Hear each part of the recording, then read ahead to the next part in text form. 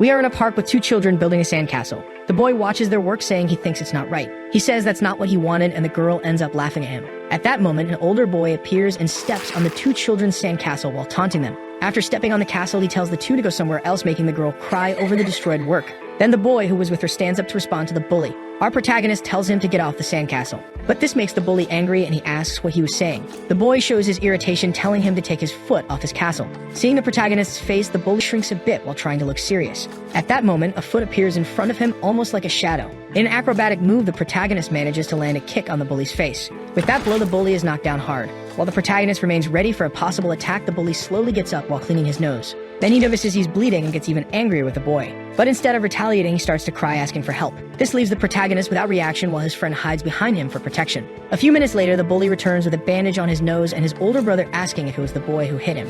Our protagonist just stares at the older brother seriously, which annoys him for not getting an answer. The older brother tries to convince the boy to talk, but he just dodges. This irritates him even more, and the protagonist mentions he never learned martial arts. While the older brother insists on trying to touch the protagonist, he just dodges everything. When the protagonist notices a gap, he lands a kick between the older brother's legs, which scares the younger one. At that moment, the younger bully complains to the protagonist about what he did to his brother. Our protagonist mentions that even without knowing martial arts, he's always been a troublemaker. Although he didn't care about those childhood fights, remembering it only became a problem when he grew up. A few years later, the protagonist was attending 5th grade at Moon Elementary School. While going to school, he ends up being called by a group of high schoolers to an alley. The high school boy asks him to do them a favor while showing a very suspicious look. Then he puts his arm over the protagonist's shoulder, saying he too was once a student at Moon Elementary. So the high schooler starts pushing the protagonist into the alley where his friends were. One of his friends mocks the high schooler, Austin, saying he had a talent for it, while the girl in the group tells him to hurry up. The high schooler looks at him with an even more suspicious look, asking if he would help them. Our protagonist turns to him and asks what they want. This question starts to irritate the high schooler, who tells him to hand over all the money. Then the protagonist says that the high school students were so poor they needed to go get it from children. At this, the group starts to laugh at Austin for being provoked by the boy and say that the protagonist was angry. Austin loses his patience and tries to deal with the boy alone. But the protagonist shows he knows how to deal with people like him. After dodging a few times, the group starts to take an interest in it, with the girl saying she was rooting for the protagonist. Seeing that this could attract a lot of attention, the other boys decide to help Austin deal with him. At that moment, the protagonist lands a knee on Austin's chin. With Austin knocked down, the protagonist faces the rest of the group, waiting to see their response. A second boy approaches, hitting him with a punch in the face, making him be dragged across the ground with the impact. A second high schooler shows irritation with the protagonist and decides to teach him a lesson. But the protagonist says he never felt fear or thought about what would happen after, as he picks up a brick from the ground. He says he knew exactly how to react, and then he uses the brick and hits the high schooler hard on the head. With two knocked down, the other members of the group are speechless while staring at the protagonist. Their leader, Austin, whom they believe would be the school leader, was knocked out with his head bleeding. This causes the others to lose their heads and go after the protagonist for revenge. But he advances against them with the brick, saying he believes he was born this way and that he never loses in a fight. The girl in the group is in shock while someone trembles beside her, begging for help, seeing everyone being knocked down by the protagonist. His brick in hand was completely stained with blood from his attacks. When the protagonist turns to the girl to find out what she intended to do, he looks at her in a frightening way. A few minutes later, at the police station, the officer asks if he was really serious that he had done all this. But the boy just remains quiet, leaving the officer waiting for some answer. At that moment, a woman arrives in the room with a coat and panting while calling for her son Seth. She apologizes to the officer while he just says it was all right, still awkward about the situation. After that, the two leave the police station without saying anything, with the woman watching her son. She asks if he was hurt, and he shakes his head no. Then she bends down to talk to Seth, asking him to promise one thing, which confuses him. His mother asks him to promise that he would no longer fight with anyone. Seth nods, agreeing, saying he had no other choice because he didn't want to see that sadness in her eyes anymore. She thanks Seth for the promise, but he remembers that at the time he didn't know the truth behind that sadness. Time passes and Seth arrives at high school, still having the same determined expression from that time. A boy opens the door with all his might while calling for Seth, clearly looking for a fight. Then he invades the room and lands a kick on Seth's back while asking if Seth thinks he's funny.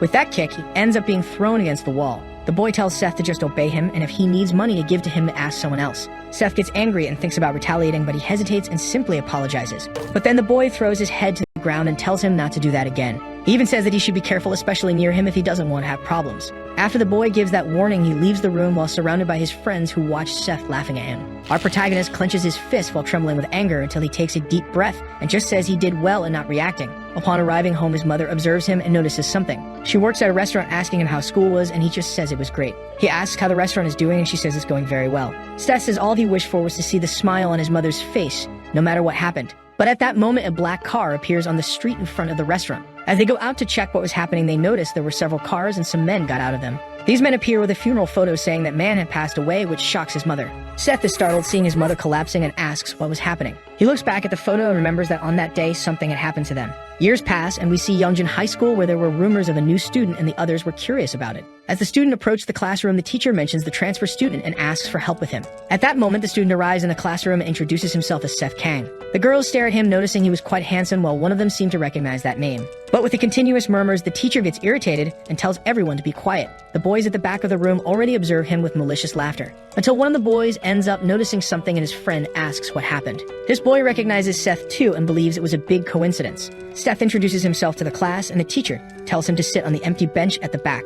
Then he approaches his desk and sits next to the spiky-haired boy who was sleeping. As he looks to the side, he notices the boy staring at him with the same malicious smile as before. He decides to give a friendly smile as he recognizes the boys, noting that they also went to that high school. During the break, one of the boys approaches Seth and mentions they were sad when transferred in high school. The boys start to surround him, saying they're going to have a great school year. But Seth gives a smile that irritates the boy and asks if he doesn't remember who he was. Our protagonist says he couldn't possibly forget who he was while showing an empty and dead smile. That face scares the boy and his friend gets angry with Seth asking if he was crazy. At that moment, the sleeping boy simply tells everyone to be quiet. He lifts his face a bit, asking if they didn't see that he wants to sleep while showing a stressed look. This scares the boy even more, who just apologizes to him. After avoiding a fight with the sleepy boy, the bully stands up saying he hasn't finished the conversation with the protagonist. Seth turns to his sleeping classmate, not understanding. The teacher opens the door trembling as he was a very old man and moves slowly to the desk. He tries to start the class until he gets confused and forgets what the planned lesson was for that day. Meanwhile, the boy continues to be outraged, thinking about Seth managing to leave him without an answer and already plans to take revenge on him.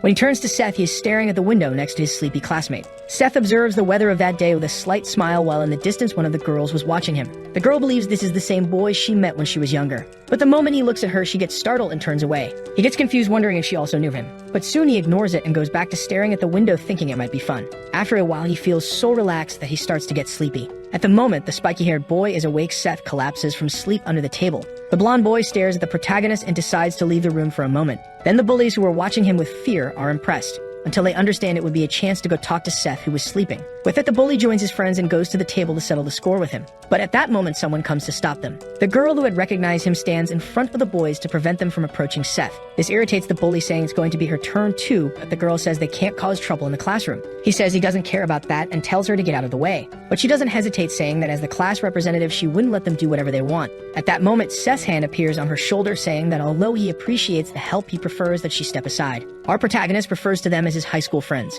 He asks if they missed him because he missed those classmates while showing excitement for a fight. While the representative watches him curiously, the protagonist begins to explain about his life, saying that he held back when he was younger because of his mother, and with that the bully already notices something different. But he also remembers his father's words, saying he shouldn't let anyone kick his behind. A few minutes later, the blonde boy returns to the classroom and notices something different there. He realizes the bullies were no longer there and goes back to sit, while Seth seemed to have gone back to sleep. The class representative tries to look at Seth without turning her face, while the blonde boy lowers his head and goes back to sleep too. Then she turns to the protagonist, who slept like a fool. Meanwhile, a boy asks the bullies about them losing to a transfer student. This boy is intimidating and stares at them with superiority while trying to confirm their story, asking for help. The bully had a bandage on his nose while saying he used to be weak in high school. But something changed in him, and with that he remembers how Seth knocked them all down with a single blow. The big guy complains to the bully Nathan, saying he should be ashamed of losing to a weakling. Then the big guy heads to their classroom and looks through the window, asking if the transfer student was there. With that, he opens the door, with everything already starting a speech for the classroom, wanting to know who the new student is.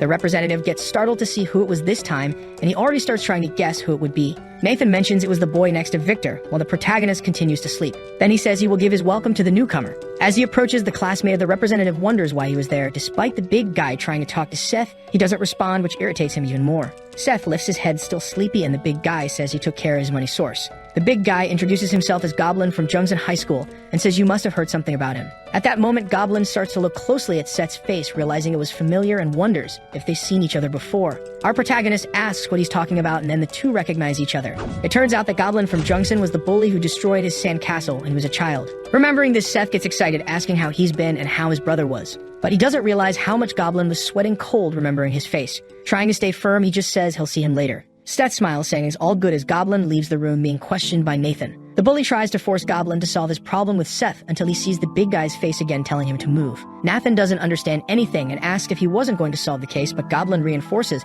that he should get out of the way. With that, Goblin walks out of the room and Nathan just looks confused and turns to face Seth, not understanding anything. Seth feels at home returning to his old neighborhood until they realize something. Both he and the representative have a slight premonition while Goblin makes a call to his older brother. Back at Seth's mother's restaurant, she asks how school was going. He says it was fun, and she already asks about their promise. Seth says he remembers he shouldn't fight anyone unless they hit him first. His mother already shows concern, and he says he would leave because he had class that day. But as he leaves the place, he is greeted by a man calling him boss. At that moment, he sighs, reminding the guy that he wasn't supposed to do that, and he had already asked him to stop. The man calls him boss again, and the protagonist repeats that he stopped calling him that after getting into the car. He asks to go quickly, and the driver continues the journey while his mother watches them. Back at school, Seth is sleeping in the classroom next to Victor. Hours pass, and so do classes, while Seth just lies on the table sleeping and the representative stares at him. While the boys talk nonsense in the room, the physical education teacher opens the door. Then the representative tells everyone to stand up for the teacher. He goes to the desk already without much enthusiasm and notices something in the room. The two sleeping in the back end up annoying him while the students get worried. With that, the teacher goes to the back of the room very angry and stops behind the two.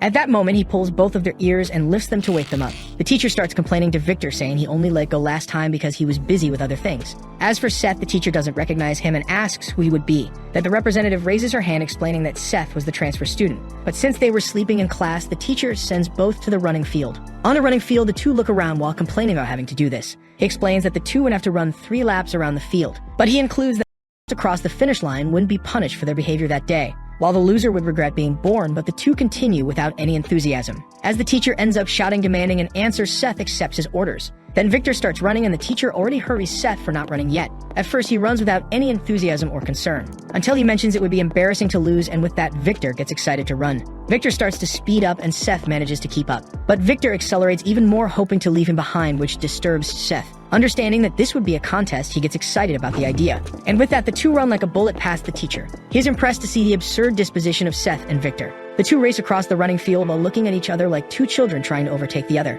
After finishing the race, both are exhausted, and Victor looks at Seth curiously, while Seth imagines it will be fun. Meanwhile, the teacher continues to be impressed to see that someone could reach Victor's level. The next day, the final round of the national team fighting selection contest was taking place. In the open weight category, a blonde man boasts that he was close to joining the team as he only lacked one more opponent. But his opponent was a huge boy who looks at him from behind with a strange aura. All the spectators are worried about it, while the boy seems to be annoyed by the man's comment, because even though he talked so much, he didn't last in the fight and was already defeated by him. After the fight, competitor Brock Chang returns to his locker room to rest, until he receives a visit from Goblin and asks what he was doing there. Goblin says that the boy from the past who beat them when they were younger was back. This phrase makes Brock scared and starts shaking sitting down, which makes his brother curious. Back at school, Seth and Victor were sent to the counseling room by the teacher, who tells them not to sleep in his class. Then he already asks Victor when his next competition would be. He says he hadn't registered, and the teacher explains that if he wants to be a professional, he should also pay attention to weight. Then he turns to Seth and asks if he's on any team. As Seth doesn't understand, he explains it's about athletic teams, and Seth says he's not participating in any. His phrase disappoints the teacher for the wasted potential before sending them back to the classroom. Arriving in the classroom, the elderly teacher tells them to sit in their places. The two look at the teacher just before lying down, and while looking at each other, they fall asleep again. At the end of the afternoon that day, Brock goes to the school to try to find Seth, wondering why right in that place. At that moment, everyone starts to spread that Brock was back at school and keeps all the boys attentive to it. He goes to the student council room where the president asks if he came back again. Meanwhile, in Seth's room, he continues to sleep, and Victor is already getting up to leave. Victor starts to run until he passes by Brock, calling him Broomhead, asking where his class was. But as he ignores him, Brock grabs his shirt, forcing Victor to answer. Then he warns that if he didn't let go, he would have problems. Brock starts to laugh, asking if he doesn't know who he was. But Victor admits he has no idea who he was, and this irritates Brock. At that moment, Victor lands a punch on the chin to make him let go of his shirt. With that, he already strings together a series of punches against his opponent. But Brock stretches out his hand, going after his neck. Brock starts pressing Victor while holding him, asking if that was all he could do. He acknowledges that Victor had potential while holding him, but he introduces himself by saying he will finish him off unless someone reprimands him.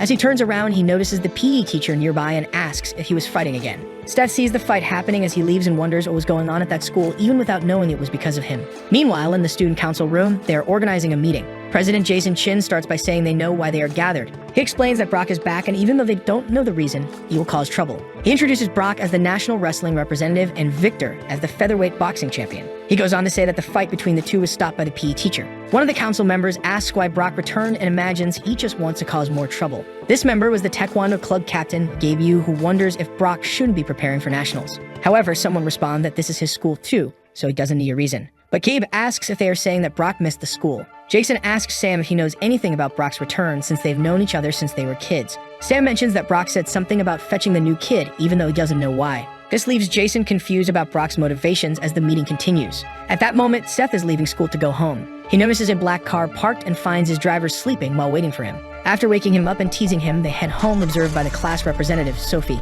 She notices Seth in the car while her friend calls her from afar. The driver asks if Seth is going to visit a place again, and he confirms. That night, they pass by his mother's restaurant and Seth watches her working, then tells the driver to keep going. They arrive at the building of a company called Sunshine Group. At the entrance, he is greeted by a man who welcomes him as the boss. Seth gets out of the car, greeted by his employees at the entrance of the building. He gets irritated and asks how many times he needs to repeat not to call him boss when he's in his school uniform. This leads to a flashback of the protagonist in front of his father's grave on a rainy day. He stares at the photo on the grave until a tall man appears with an umbrella, asking them to leave because it was getting cold. Our protagonist asks what kind of person his father was. The man replies that his father became the strongest in all of Korea with nothing but his fists. Seth asks about his mother and why he was never around.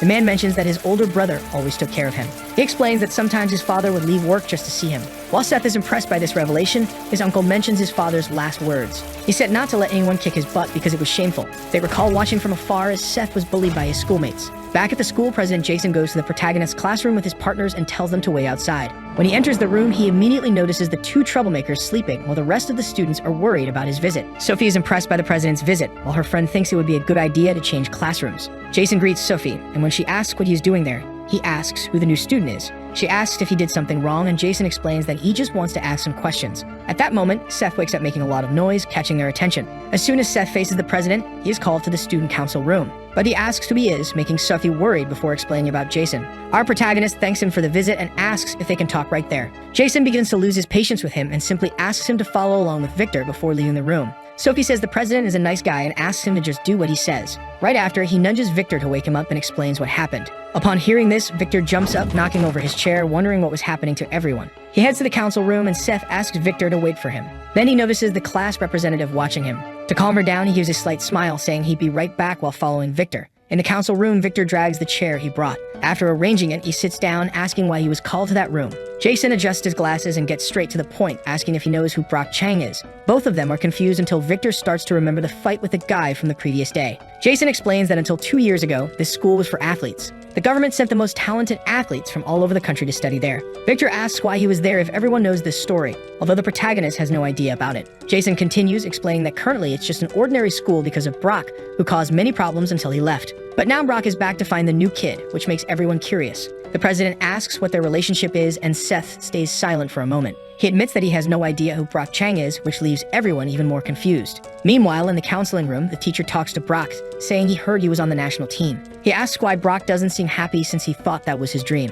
Brock simply stands up and says he's leaving while the teacher calls him for a final piece of advice. The teacher tells him never to give up on sports no matter what happens, but Brock just stares at him and leaves the room, letting the door close behind him. Back in the student council room, Jason explains what happened during Brock's time, saying several students were suspended. When he arrived to see what was going on, it was too late because Brock had taken down several students and faced Jason all bloody. Many students had athletic careers and were forced to abandon them, while Brock was nearly sent to juvenile detention and expelled. He explains that a judo team member was going to the national team but was stopped by what happened. After this incident, the school was abandoned by sponsors and became an ordinary school, with the clubs remaining intact. Jason mentions that the one who helped Brock was the teacher, preventing him from being punished and introducing him to a team. While Seth starts to tire of the story, the president again mentions that he came back because of him. Victor begins to get irritated, looking at Seth curiously about this, while the protagonist continues to understand nothing. At the end of the day, the two are leaving school while the representative waits for them outside. Our protagonist notices her there waiting, and Victor ends up giving a teasing smile. Sophie asks if he's okay, and Seth confirms,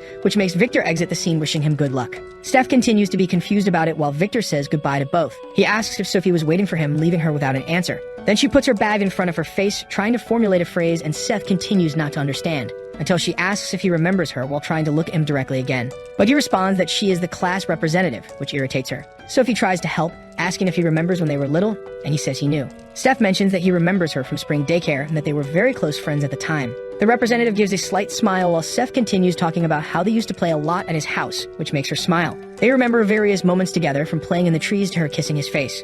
Then he says she doesn't need to worry because he wouldn't tell anyone she kissed him while pointing to his face. Seth explains that they were children, but then she becomes quite disheartened while he asks if she waited so long just to ask that. At that moment, the student council members start to leave and she complains, asking who said she was waiting for him. She follows the president and leaves with the council members, leaving Seth alone. Seeing the two talking, the protagonist believes they get along very well and just smiles. As he goes the opposite way, he remembers when they were children. Our protagonist smiles as he continues on his way until he sees the car for his ride stopped again. He finds his driver sleeping again and starts to get into the car until he is greeted by the still sleeping driver. Then, when he asks why he is always so nervous, the driver wakes up, apologizing. Again, he asks if he should pass by his mother's restaurant so he can see her. Seth says no and asks them to go straight to the company. Arriving at the Sunshine Group building in the president's office, he shows boredom with the paperwork. He starts to shuffle through the papers, asking what he should know about these matters. But his uncle asks him to speak more professionally when at work. The two stare at each other and the protagonist asks if he really needs to do this since he's not officially the president yet. However, his uncle reminds him that the Sunshine Group is the product of his father's work, and as the only son,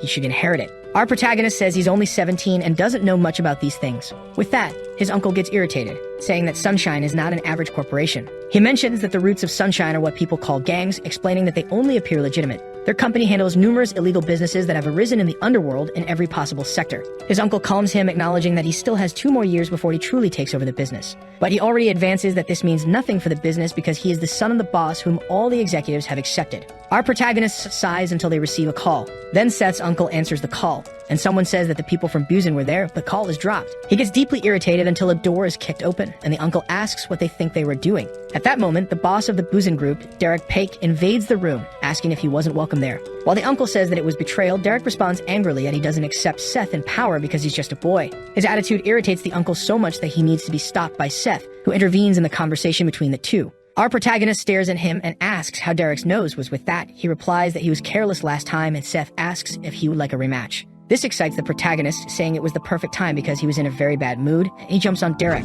Derek can't react while the protagonist approaches him, and then a noise of something being crushed is heard. The next day back at school, Seth says goodbye to the driver while Jason watches him arriving at school. The two stare at each other and Seth enters through the gate while they remain alert to Brock. Meanwhile, Brock orders his brother to bring the protagonist by any means, and then Jason notices him from afar watching the entrance. In the council room, the president explains the situation and asks them to avoid fights with Brock. Gabe gets irritated by this, asking who he thinks he is and why they should be careful with him. Sam explains that since Brock is a national representative, he has no reason to fight with them. But this only irritates Gabe even more because the current situation of the school is his fault. The president puts an end to the discussion, saying they couldn't do anything about it. This phrase makes Gabe lose his head, remembering that they all went there because it was an athlete's school that lost everything because of him. Everyone acknowledges that it was true, although they can't do much about it. Gabe gets furious and kicks the chair, complaining that he needs to recover what Brock took from him and that he would do it at all costs. Meanwhile, Goblin goes to Seth's room and finds him sleeping again. Very carefully, he wakes him up, calling him to talk outside the room. Seth says he's sleepy and Goblin says it's important, which makes the protagonist agree and go with him. Our protagonist asks if he wants to talk outside, and he confirms while Victor watches the two leaving the room. As they leave through the corridors, Sophie worries about what will happen. Back in the schoolyard, Brock is bored after defeating all the students Gabe called to help him. Brock asks if that was all they had, and Gabe gets angry with him. The athlete delivers a kick against Brock, who blocks with his arm. But at that moment, Brock grabs his leg, saying he hopes he has said his prayers. Then he pulls Gabe by the leg and throws him hard against the ground.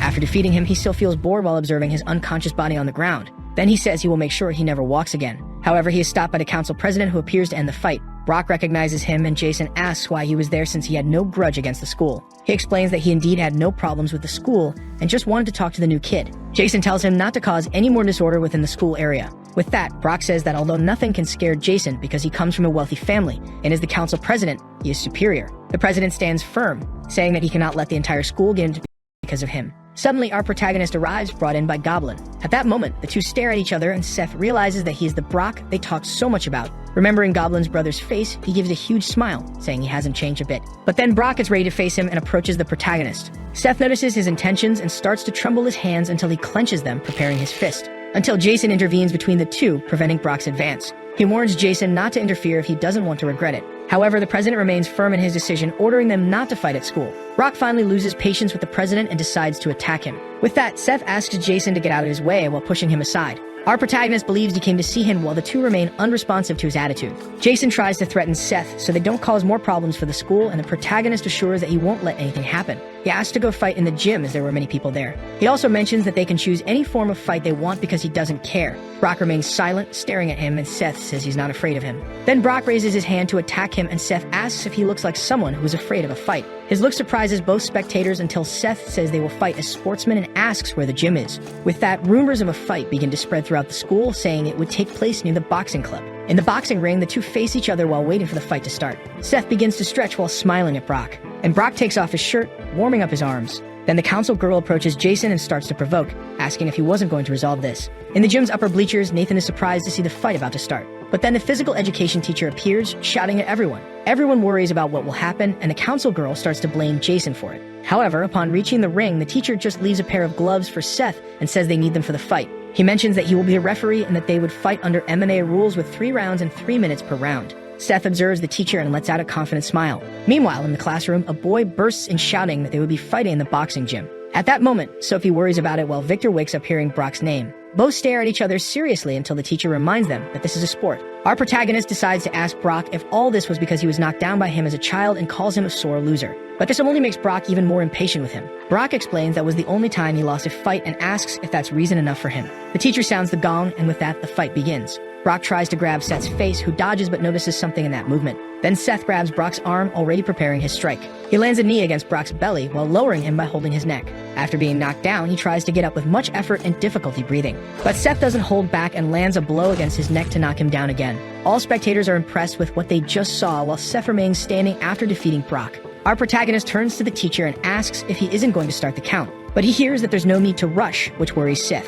When he turns around, he sees Brock trying to get up and almost standing. Brock manages to stand up completely out of breath while staring at Seth. This makes the audience go crazy because the fight was just beginning. At that moment, the class representative arrives at the gym while Seth watches his opponent. The big guy charges at Seth, who just sighs, saying he should have stayed down. In a quick move, he dodges Brock's attack and grabs his head. Then he pulls him back, throwing him with all of his strength to the ground. Seth positions himself over him, asking if he seems weak while preparing a direct punch to the face. Brock only has time to realize what is going to happen before his face is crushed by Seth's punch. Everyone is shocked by this while Seth continues to be his face until the point the teacher orders to stop the fight. After Seth stops his sequence of punches, the place is all stained with blood and the protagonist asks again if he seems weak. In the Sunshine Hospital, Brock is being treated, all bandaged up and resting after the fight. Suddenly, he wakes up with a physical education teacher beside him watching. The teacher asks if he's awake and mentions that the diagnosis says he needs to rest for 2 months. It was explained that although they managed to fix his nose, he had a skull fracture and a broken rib. He also warns Brock that he talked to his team, saying he suffered an injury during training. When he's more relaxed,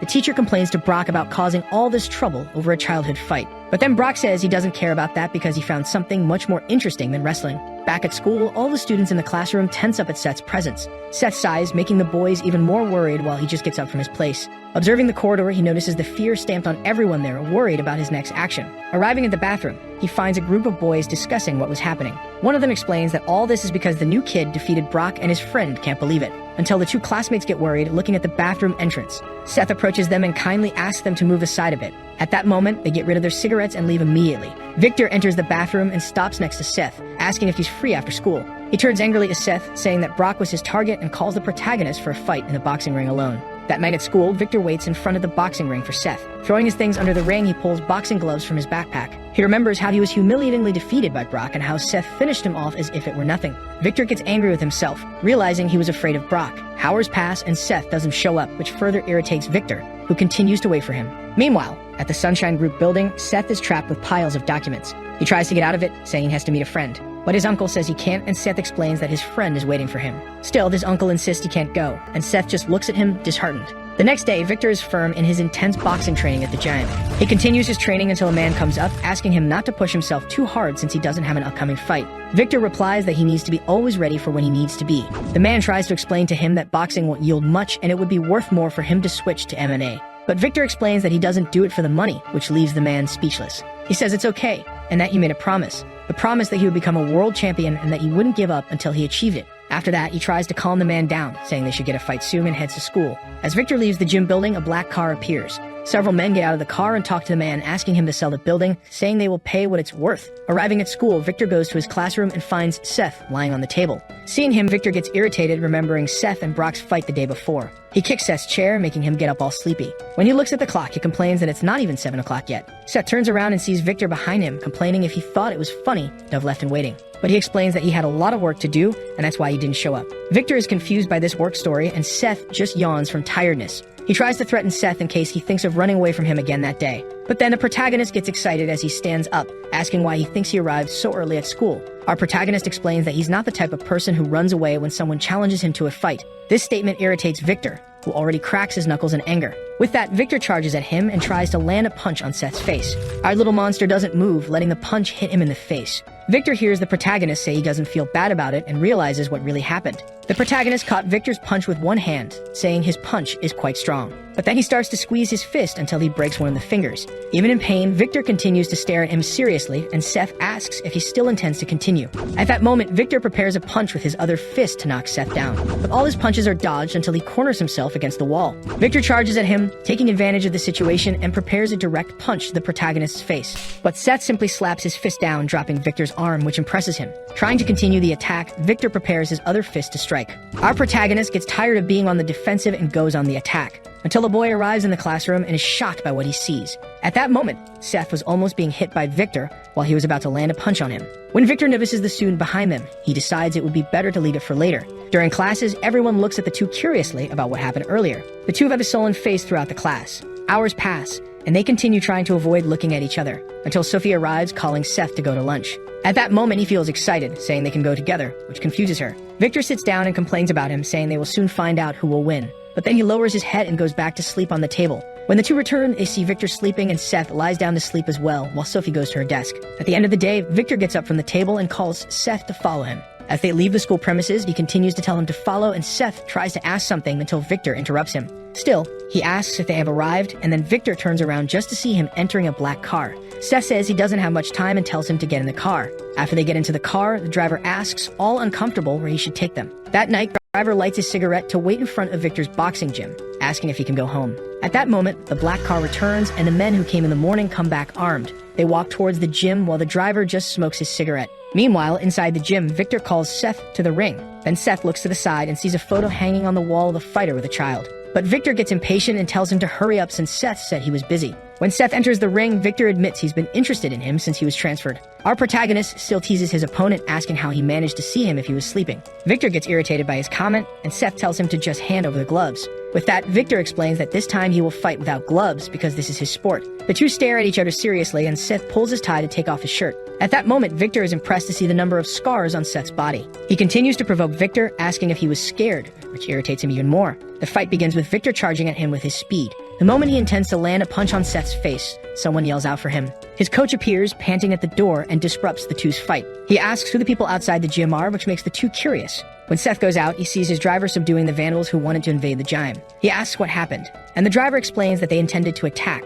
Our protagonist asks who they were and why they did it. The driver says he has no idea why, and Seth decides to take one of them to ask better. Back at the Sunshine Building, they hear that the gym has unpaid debts, and that's why they were going to settle accounts. He asks if the idea was to forcibly take over the gym building with that, but the man says they intended to buy the coach's gym. Seth asks his uncle what they should do, and he asks what the protagonist would like to be done. Back at school, the teacher says Victor hasn't arrived and asks if anyone would have any idea where he was. Everyone starts to suspect that Seth did something to him the day before, and Sophie turns around. Then the teacher just ignores the absence and decides to start the class anyway. Hours pass, and Victor still doesn't show up in the classroom. Suddenly, he appears in the room and goes to the table to talk to Seth outside. The two leave the room and leave Sophie even more worried. On the side of the school building, Victor stands in front of Seth holding an envelope. He shows it and asks what exactly that envelope was, explaining that he received it the day before. Victor comments that his and his father's debt were paid with interest, and Seth questions what he means. This irritates him, and he asks if this was Seth's doing. But Seth asks what the problem would be with that. With that answer, Victor tells Seth not to meddle in his family's problems,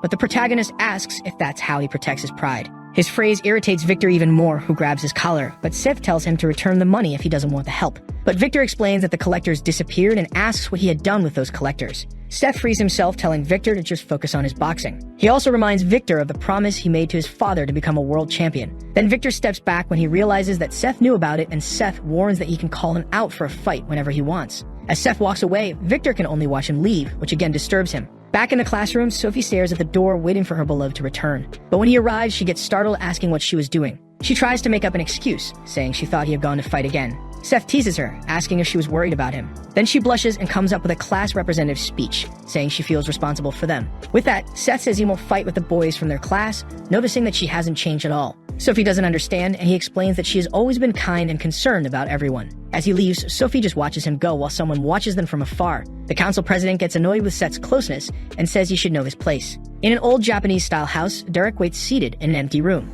A man in a half-open kimono full of tattoos asks for permission to open the door. Inside that other room was the leader of the Santu Onikai gang, Maduki Ryushin. Derek bows his head, apologizing to the leader, who only mentions that he was extremely disappointed with his subordinate. He apologizes again, trying to ask for another chance to fulfill his mission, explaining that since the heir has not yet been confirmed, they could take over Sunshine if they received help from the gang. At that moment, Ryushin breaks his pipe, hitting the ground with all his force. Ryushin praises having heard that the heir was very young. He remembers that even being very young, he was still the heir and he should be more cautious. Then he explains that they should look for what the heir's weakness is, because as he is not an adult, he must have a weakness. Derek begins to remember moments he saw Seth with his mother after his father's death and believes he knows what his weakness would be. But the gang leader already advances that he must work calmly and make sure not to fail this time. A group of boys appears in the protagonist's room led by Gabe, who is still recovering. He already yells at everyone, asking who the new kid was, and Seth introduces himself. Gabe looks at him angrily, asking if it was him who defeated Brock, and calls Seth out of the room. But this time Seth stays in place and asks if they think he's a dog to go uncalled. This irritates Gabe until Victor arrives, telling him to get out of his way.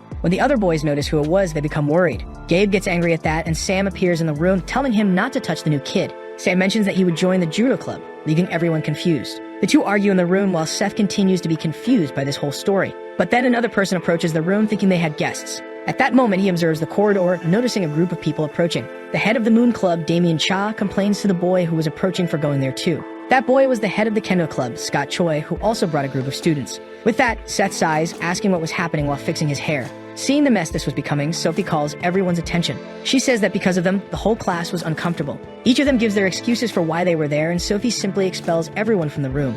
After closing the door, she turns to Seth, saying he can be more at ease now. Except she forgot the main door where they try to re-enter. Ignoring Sophie, everyone comes back to surround him to call him to the sports clubs. While Seth thinks about what he should do with these people, Sophie just tries to expel them from the room. At that moment, the physical education teacher appears, complaining to everyone. After everyone stares at each other, the teacher says he understands what happened and sends everyone to their rooms. Seeing that they wouldn't have much to do, everyone leaves the room with Gabe warning that he would come back to talk to him later. The teacher calls Seth to the counseling room, but he doesn't understand what happened. In the counseling room, the teacher remembers that they were an athlete's school and tries to ask him to join a club. Seth is confused by the request until the teacher remembers about Brock. He explains that Brock was like him in the first year, with all the clubs wanting to call him to their teams until he got involved in the fight. Our protagonist understands that the teacher wants to prevent him from causing problems, replying that he's fine. But he already advances that he doesn't have time to dedicate himself to sports. The teacher gets irritated, asking how busy he could be being a first-year boy. He believes that Seth was just joking around, and the protagonist says he's more than he seems. He also advances that those who should be there were the students, not him.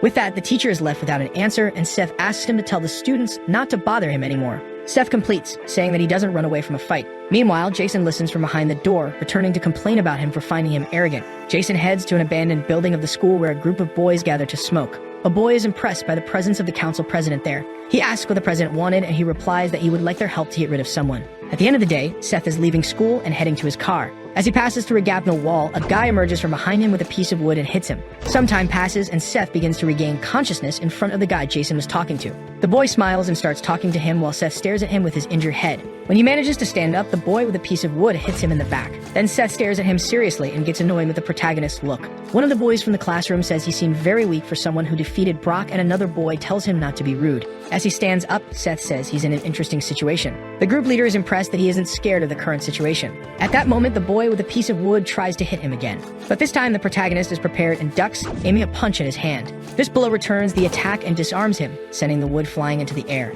With that, the group leader is impressed with the move while the boy screams in pain from the blow. His hand was completely destroyed, and Seth just says he was being too noisy. Then he lands 2 punches on him, knocking him down before asking who those people were. While the leader is speechless, Seth says he doesn't care much about who they were and just wants to resolve this quickly. The leader says he's arrogant and orders everyone to go after him, making the group surround the protagonist. Seth observes his adversaries well, and when the leader orders them to attack, they all charge at him. Our protagonist lets out a slight sigh, preparing to fight, and when he's ready, he starts knocking down his adversaries. One by one, they are knocked down by Seth's blows, while one of them tries to catch him off guard with a chain. Seth manages to free himself, hitting his face while another henchman tries to grab him from behind. But the protagonist pulls the chain boy, throwing him against his other sneaky adversary, knocking them both down. At that moment, he grabs the chain, saying it was fun, while showing a sadistic smile. The leader gets angry again, ordering his henchmen to finish Seth off quickly. Then they go to get the bats to end the fight once and for all. As soon as they start trying to hit him, Seth dodges the first attack. With that, he strings together blows on each of the aligned henchmen, getting rid of all those in his way, until he is caught by surprise, becoming immobilized while another boy approaches with the bat. As he prepares to hit the protagonist, he quickly lands a kick to the face while throwing the other against a wall. After freeing himself, the protagonist turns against the boy who immobilized him, landing a series of punches. Another boy tries to catch him off guard with a bat in hand to finish the fight. He manages to hit the protagonist's head, who stands up feeling the pain of the blow. When he sees his own blood, he simply loses his head as he turns to his adversaries. At that moment, he charges at the remaining boys from the group. Their leader is simply without reaction to what he just saw. His entire group was completely defeated by Seth, who remained standing. With that, he notices that the protagonist was the same boy who finished off his friends with a brick when they were younger. When he charges at the leader, he cowers in fear of the protagonist. Seth grabs him by the neck, asking him to tell who was the guy who sent them to do this. After settling things in the abandoned building, he returns to the school building. Meanwhile, in the council room, the president waits with two other members. Jason wonders why he hasn't received news from the group while Seth approaches the council room, until the protagonist opens the door of the room, leaving the president surprised. Seth approaches him slowly while Jason stands up, facing the protagonist. He asks what Seth was doing in that room, and the protagonist just smiles at him. At that moment, he grabs the president's neck and hits him against the table. Our protagonist asks why he was attacked on his order. But then Sophie arrives in the room to talk to Jason and finds Seth interrogating him. Seth lifts the president back up, saying he was a lucky guy. After releasing him, he heads for the door while Sophie watches him frightened. He understands what the situation was and simply heads for the door, leaving Sophie behind. The next day, she sits disheartened at her desk, still remembering what she saw the night before, and tries to turn to Seth. At that time, Seth's car arrives at the school with his uncle saying he wouldn't question what happened. But he says he would provide some bodyguards for him. Even with Seth insisting nothing happened, his uncle doesn't believe it because his face was cut from the blow he received. The two argue a bit about the situation until Seth puts an end to it, telling him not to do that. But his uncle reminds that they are having problems with the leaders of Buzan and Pohan. He already advances that it's better for Seth to be prepared while he asks only that they stay out of sight. When he arrives at the classroom, Sophie is startled to see him. Arriving at his desk, Victor teases him, saying it was a shame while asking if they had beaten him up. Although Seth explains that it was 11 against 1, Victor just says it was nonsense. An announcement comes over the loudspeakers calling Seth to the principal's office, which makes Sophie and Victor curious. Victor asks if something happened with Jason, because his uncle is the principal and his father is the real owner of the school. Already advancing also for him to be careful because it's not well known what he is capable of. When he opens the door of the room, he sees Jason with several school employees. The principal, Calvin Shin, confirms the protagonist's name and mentions that he has caused many problems since his transfer. At that moment, Jason lets a slight smile escape, knowing the outcome of this conversation. He begins to list Seth's cases of fights, including the assault on the council president. With that, he concludes by mentioning that Seth was expelled from school. The president keeps smiling until he notices that Seth just looks at that comment with a smile, asking if that was serious. Right after that, he pulls out his cell phone to make a call. In a few seconds of conversation with his uncle, he orders to buy the school he attends. Several cars start to appear in front of the school, which makes the students curious. Seth's uncle steps out of one of the cars, heading to the school, followed by their bodyguards. Calvin notices the commotion of his uncle arriving and asks what Seth had done. At that moment, the group opens the door to the principal's office. Jason tries to question who those men were, but ends up being immobilized by the driver, who tells him to stay quiet. Approaching the principal, the uncle hands him an envelope. The principal gets angry with them for invading the school, and the uncle just tells him to read the content inside the envelope. After staring for a while, he opens the envelope and is shocked to see the content. It's mentioned that the principal had been involving the foundation in illegal activities for years, and the uncle promises not to mention anything if they hand over the school. Calvin gets angry, but as he tries to complain, he is grabbed by the neck. Then the uncle mentions that he had been spending the students' lunch money for his own benefit and that they should resolve this calmly. Back at the Shin house, Calvin talks to his brother, apologizing, because he had been forced to sell the school, which angers him. His brother complains to him, asking if he had gone crazy, and all he receives in response are more excuses. He examines the documents, noticing that it was the Sunshine Group, saying they are a bunch of criminals. When Jason arrives in the room, his father asks what happened at school. Jason explains everything that happened in recent days, and his father just picks up the phone to call the senator. He asks the secretary if they had heard of the Sunshine Group. Meanwhile, at the Sunshine building, the uncle explains what was done, saying it was easy because they were guilty. Although Seth asks if this could cause problems, the uncle starts listing all the crimes they found in their records. Our protagonist is impressed with how much he discovered in one day, and the uncle remembers that since he went to that school, they were prepared. But then the uncle asks who will be the new director of the Youngjin Foundation because he believes Seth would choose the new director. However, although he believes Seth had someone in mind, he simply hadn't thought about it yet. The next day, Seth arrives at school, heading straight to his desk. As he sits down, Victor watches him curiously, who ends up noticing the look and starts watching him back. After staring at each other for a while, Victor gives up and turns his head down again. Sophie watches Seth from afar and gathers the courage to approach him again. She asks if something happened because she didn't see him after he went to the principal's office. Seth asks if she was worried about him even after seeing him that way, and she says he's a classmate. Our protagonist gives a light laugh and smiles at her, saying she didn't need to worry. But at that moment, Jason arrives in the room, bursting through the door, calling for Seth. Everyone is impressed with the president's visit while waiting for him to say something. Jason asks if Seth believed he would be afraid of a pathetic criminal like him. But as soon as Seth stands up to go to him, Jason simply slams the door shut, running away, which leaves him without reaction. Back in the principal's office, the physical education teacher knocks on the door and a man gives permission to enter. Seth's uncle asks him to sit down while he continues to look out the window. He asks if the uncle was looking for him and tries to find out how he could help. Then he requests that the teacher become the new principal of the school, as it was the order of the new owner of the school. At the end of that day, Seth prepares to leave and Jason waits for him in an alley with his friends. He explains that they were supposed to bring the protagonist to him. One of the boys is impressed that it was just about capturing a high schooler while remembering that he needed the money anyway.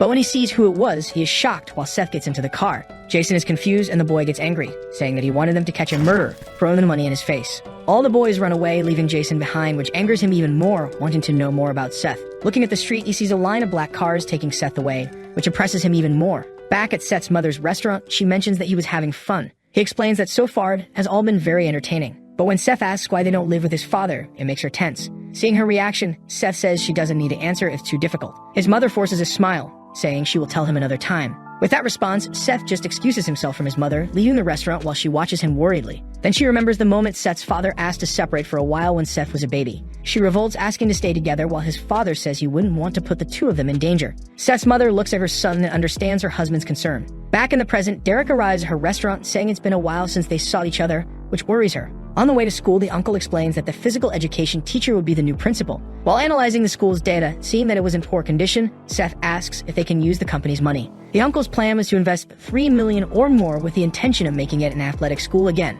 Steph wonders if it's possible, and the uncle explains that the students can help with that. He emphasizes that in Korea, money is power, and Seth remembers that they have money. Back at school, the two classmates are sleeping during the old teacher's class, until suddenly, Seth's cell phone receives a call from the head of the Buzin group. When he answers the call, he hears Derek trying to provoke him, but gets annoyed that Seth doesn't recognize him. When he tries to explain the reason for calling, Seth warns that he was in class time and hangs up the call. Seeing that he would insist on calling back, Seth turns off his cell phone. Meanwhile, in a building under construction, Derek hears the notice that the phone was not available. This irritates him greatly while Seth's mother just sits in front of him. Derek orders his henchmen to go after him, thinking that this time he will finish Seth off. At that moment, the protagonist was dreaming about Victor's spiky hair, imagining he would get hurt trying to touch it. At the end of the day, Seth leaves school, finding a silver van stopping in front of the school. Derek's henchmen get out of the van, stopping in front of Seth. Our protagonist asks who those two were, and the henchmen ask him to follow them. At that moment, the driver arrives and asks what they thought they were doing. When the henchmen turn around, they recognize the driver Rod, who gets angry with them for trying to boss his boss around. Seth talks to them again, asking what they wanted, and then one of the henchmen pulls out his cell phone from his suit. They explain that it was a request from Derek, and Seth takes the cell phone from their hands. As soon as Seth looks at the cell phone, he is startled to see his mother sitting in a chair in a kind of captivity. The henchman asks him to follow them again until he notices Seth's furious expression. Using the hand with the cell phone, Seth lands a punch on one of the henchmen. When the second one thinks of retaliating, he throws the cell phone to distract him and land a blow. Taking advantage of the punch, he pushes the henchman to the ground, still in fury, embedding 2 teeth in his fist. He holds the henchman's head and orders him to tell where they were keeping his mother. Upon finding out, all the bodyguards' cars follow to the location while Seth calls his uncle, who tries to keep him calm. Our protagonist yells, remembering that they kidnapped his mother, but his uncle tells him not to stoop to their level. Back in captivity, Derek is again trying to make a call with no success and doesn't understand why. He looks at Seth's mother, saying he has nothing against her, but he doesn't think it's right for a child to be running Sunshine. However, his mother says that Seth will do a better job than him, leaving Derek irritated. She says he's just a delinquent as she stands up from her chair to tower over him. The protagonist's mother ends up losing her smile and stares at him with a serious and aggressive look. Then the uncle reveals something to Seth that leaves him completely surprised. The protagonist is inside the car, very irritated by what they did to his mother. His fleet of cars arrives at the designated location. Seth starts to get out of the car and his uncle is waiting. Adjusting his tie, he asks where his mother is. The man turns his face, indicating that she is inside. Without thinking twice, the boy starts running. Then he goes up the stairs. Arriving forcefully, he kicks the door. His mother is serene as if nothing had happened. Surprised, Kang calls for his mother. Looking around, he realizes that all the men are lying on the floor while the woman is standing. Derek is being held by his shirt. In the background, the boy asks what is going on. Seeing that it is his mother standing, he is in shock. Suddenly, his uncle arrives, apologizing to the woman, saying that he will leave the rest to her. Terrified, the man starts screaming, begging the boy to save him. Hurt and trembling with fear, he keeps repeating for them to save him. Then the woman walks away. Bowing his head, the uncle shows his respect for her. Leaving the place, she tells her son to go as they need to open the cafe. Frightened, he looks at his mother while she remains serious. Sometime later at the cafe, Seth asks about what happened. Dodging the question, his mother asks what he means by that. Curious, he asks how she managed. Smiling, she replies that it is a secret, which leaves the protagonist even more confused. However, she makes it clear that she will tell him everything when the right time comes. But the boy says he doesn't understand. Happily, she says that he doesn't need to understand because she is still his mother no matter what happens. After her response, he just stares in silence. Outside, the driver is smoking calmly. Getting out of the car, the uncle arrives. Quickly, the driver bows. The uncle is watching the two. Suddenly, he starts getting very angry. Remembering the past when Seth was still a baby, his mother was playing with him using a yo-yo. However, she hit the boy's head hard. He falls to the ground, startled. He starts crying in despair and keeps crying a lot and screaming. His mother tries to calm the baby. Playing with the yo-yo again, she almost hit him, but the boy manages to dodge. But as he has no control over his body, he falls to the ground again. Picking him up, she begins to hug her son. His father shakes his head watching the scene. In the background, the uncle observes everything in silence, as if he had a secret. Back to the present, he is with the driver outside the cafe. Breaking the silence, he calls Rami, the driver. He reveals that the Yakuza were behind all the rebellion that happened in Busan. After the answer, the man remains silent. Irritated, he curses the Yakuza group deeply. The uncle tells Rami to take better care of the boss, and the man bows, saying that he will, and says that he can keep the gun in his hands. Laughing, the man is happy with this news, thanking the uncle for that. Changing the subject, he asks the driver if there is someone they can send to the school. He explains that the leader of Santu Onikai, named Midaki Ryushin, is going after the boss and that they need more bodyguards. This catches the man's attention. Then he continues saying that he needs to find someone capable of pretending to be a new student. Sometime later at Sophie's house, she is a little upset while eating. Her father watches his upset daughter. Curious, he asks if something happened to her. The girl responds that it's nothing. Concerned, her father says that if someone is bothering her, she just needs to say, and he will handle it. Laughing, she says that he is a prosecutor and shouldn't say such things, and her father replies that the most important thing is that his daughter is okay. But the girl says it's not a problem, so he doesn't need to worry. This catches the man's attention. Staring seriously, he says that it seems like something happened. Sophie says nothing happened and asks to finish eating. Annoyed, the man remains silent, while his daughter fills herself with yogurt. Sometime later, on the girl's apartment balcony, her father is on the phone. Talking to Jason, he says he is Sophie's father. On the other side of the line, the president of the council says he was about to call the man. Then he explains that there have been some issues with the new student, and he was wondering if he should inform the father or not. Quickly, the man becomes irritated, gripping the balcony. With much anger, he asks him to tell everything that happened. Meanwhile, in front of the cafe, Kang's mother asks where her son is. The man responds that he is at home. On the ground, she asks if he wants anything, and the uncle says no, he just wanted to say he's sorry. Standing up, the woman tells him not to worry, and the uncle says they will take her home, as it's still not safe. Smiling, she asks if he has already forgotten. Then she comments that she will stay away from her son out of love, and that the man just needs to focus on Seth. After that comment, he remains silent. At his home, the boy is sleeping, tossing and turning constantly. But then he gets up as he can't sleep anymore. The boy is very scared, wondering where his mother is. Jumping to Rod, the driver's story, let's see who the man is. He is someone who has a hobby of racing. Sometime later, at a dojo,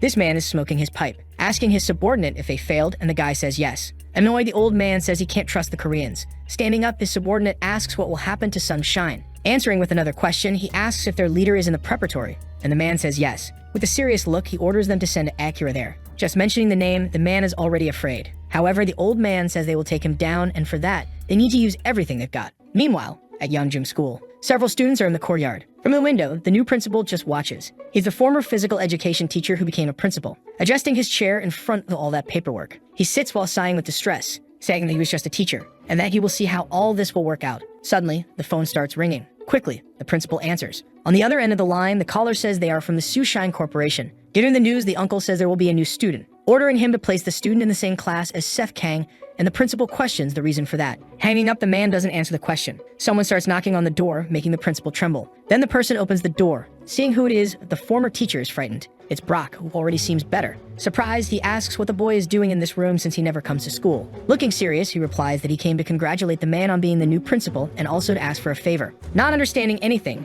he asks what favor he wants. Lowering his head, he asks to let him join the school because he wants to graduate. This leaves the principal very confused, not understanding anything that is happening. In the school hallway, a student is walking. Inside the classroom, the students are listening to the teacher, who quickly says they have new students, leaving everyone confused. Looking to the side, she says he can come in. Then the man opens the door. Everyone in the room is silent. When the new student turns around, all the others are surprised and scared. The teacher asks him to introduce himself. In a casual manner, he says his name is Brock Chang, leaving all the students in shock. Annoyed by the noise, the teacher tells them to be quiet and asks the other new student to come in. The other new student begins to enter, standing side by side with Brock. Introducing himself, he says he is Jun Kim, saying it's a pleasure to meet everyone, and the girls fall in love with the new student's appearance. Jealous, the boys in the room are bothered by this. Nervous, the teacher adjusts her glasses while asking if these students are really in high school. Turning to the front of the class, she tells the students to take the empty seats at the back of the room. Brock goes first, and as he walks, many students are frightened. The two new students walk towards the back of the room, leaving everyone uncomfortable. Arriving in front of the protagonist, the man just stares.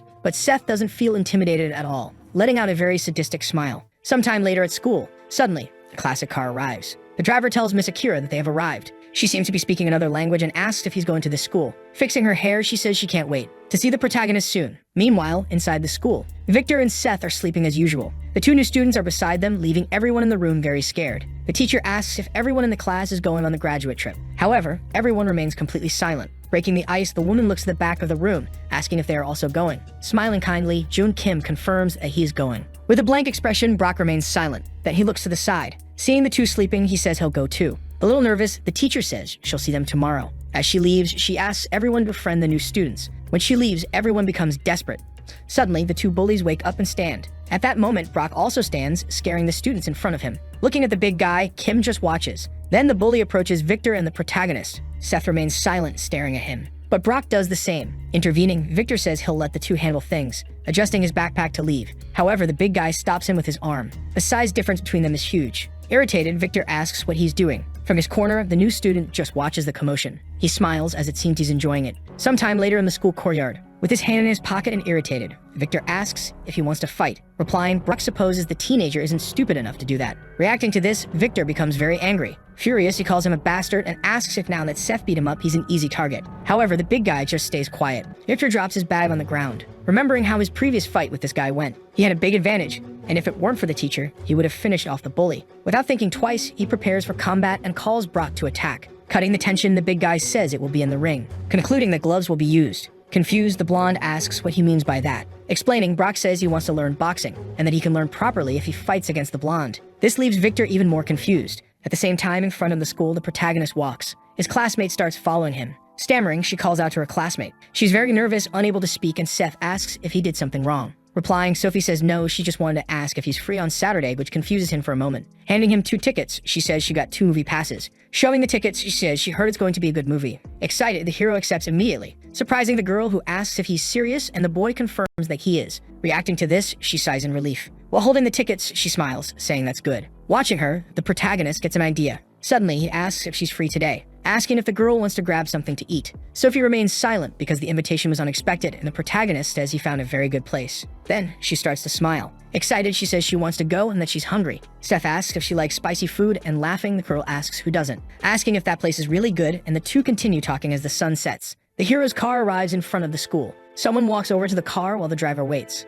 Then they knock on the door to get his attention. Seeing who it is, the driver starts to roll down the window and asks what will happen if the boss finds out. But the mysterious man says not to worry. It's the new student, Jun Kim, who says their boss is going on a date. Totally confused, Rodney doesn't understand what he means. Changing the subject, the student asks if he has a cigarette. Annoyed, he asks for a cigarette, saying pretending to be a student is suffocating. Irritated, the driver asks if he's crazy for wanting to smoke in a uniform. Looking down, he says the man is right. Laughing, Rodney starts to light his cigarette, and Kim says he's really bad. While smoking, he asks how the school is going. Calmly, Kim says they're just kids. However, the driver says nothing can happen to the boss, and the new student tells him not to worry about that. Showing a hidden blade in his sleeve, he says the driver already knows him. Later that night, in the boxing gym, Victor is fighting Brock. He punches while Brock defends, but quickly, the speed begins to increase. Brock continues to defend, but now with difficulty. While hitting, the blonde notices an opening and prepares to strike, landing a direct blow to the big guy's ribs, who feels a lot of pain, looking to the side. Without realizing, another blow approaches, this time near the face. With no time to react, he takes a left hook straight to the middle of his face.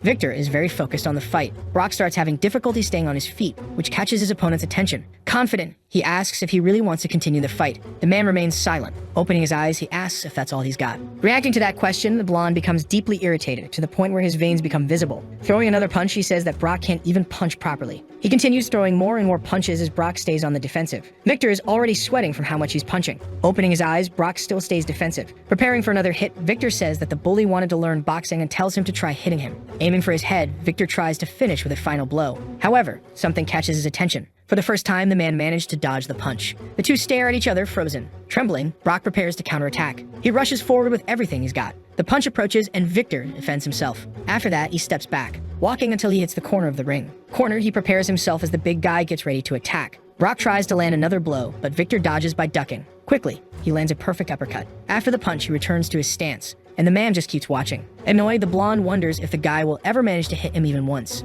Interrupting his thoughts, Brock asks what he's doing and tells him to attack. Hearing this, Victor becomes deeply irritated and calls him a bastard. The two rush at each other with full force. Meanwhile, in the movie theater, the potential couple is watching what seems to be an action horror movie. Sophie is trembling with fear. She grabs onto the protagonist's jacket. Cleverly, he places his hand over hers. Noticing the physical contact, the girl looks down. In response, she pulls back shyly while the boy just laughs. Sometime later, the movie ends. Everyone starts leaving the theater. Seth and Sophie are leaving the room as well. He asks if the girl liked the movie, and she says yes. In turn, the protagonist says he liked it too. Smiling, she says she's glad to hear that, and that she's heading home, but interrupting her, the new student asks if she doesn't want to grab something to eat. After the question, she seems confused, and the boy asks if it's not normal to eat after a movie, and if that's not how dates work. Stammering, Sophie asks if this is a date. Suddenly, he grabs her hand. Happily, he says he knows the perfect place. Inside the Sunshine building, they're in a restaurant. The girl starts looking around. Leaning in, she whispers, asking if the place is expensive, and smiling, the boy tells her not to worry and to eat. A waiter comes to the table, placing all the silverware and plates. She then thanks him for it.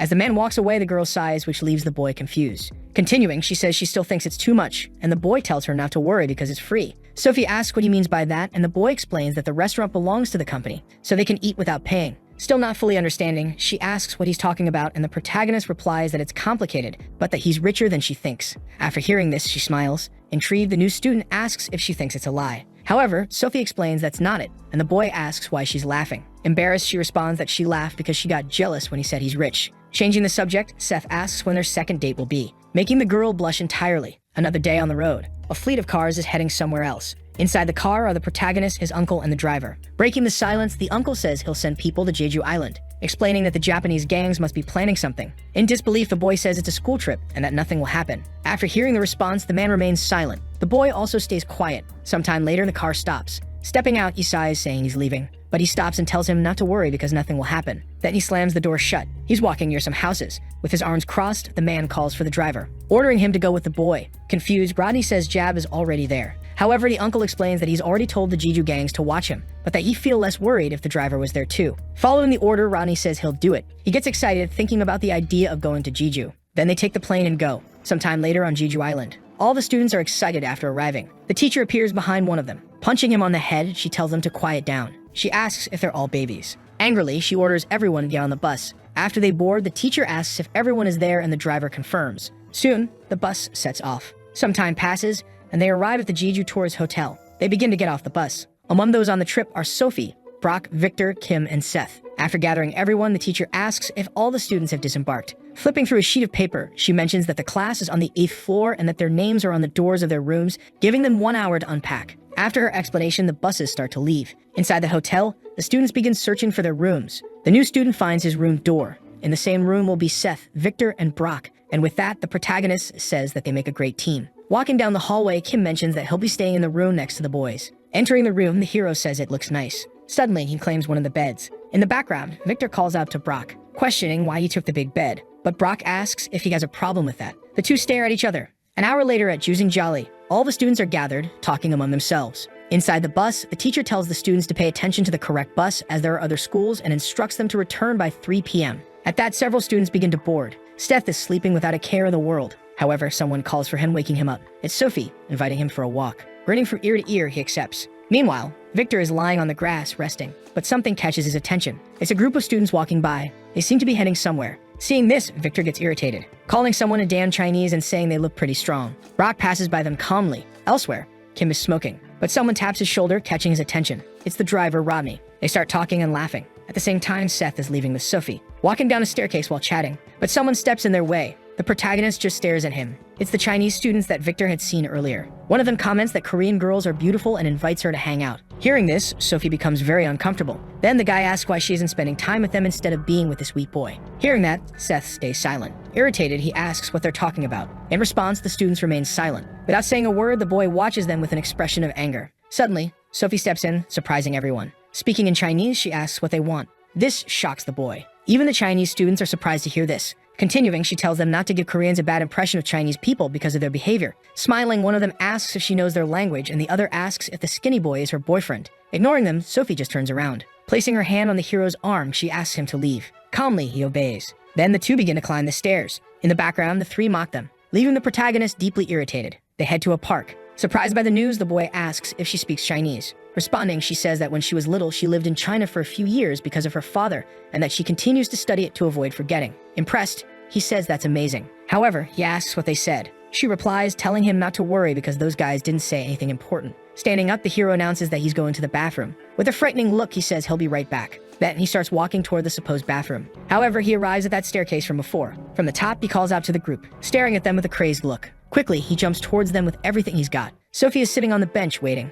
The boy returns, explaining that the bathroom was a bit far and she says it's okay, asking what they're going to do now. Pointing to another spot, he says the view is amazing nearby and invites her to go take a picture. Soon, they head there while laughing. A man arrives at the scene surprised. Seeing his colleagues lying on the ground, he asks what happened. Approaching one of them, he punches him in the head to wake him up, asking what really happened. Nervously, the guy says a Korean boy defeated the group. Irritated, their leader asks if he's not ashamed to lose to a Korean. He continues, saying they will catch this Korean now. Looking back, he orders his henchmen to split up and find him. Nearby, two students are walking together. Suddenly, something grabs their attention. Two Chinese students arrive, kicking and asking if they were the ones who attacked their friends. As one of them prepares to strike again, his colleague says it's obviously not them and tells him to keep looking. Wandering around, they find Victor sleeping. Confident in his find, the man says there's a Korean boy right here. The group begins to approach and surround the boy. Quickly, one of them kicks him. Waking up, Victor asks what they're looking for, but the man says it's probably not him. Standing up, irritated, he asks again what they're looking for. He questions who they think they're staring at. Smiling, he asks if they want to fight. Excited, the blonde begins to get up. However,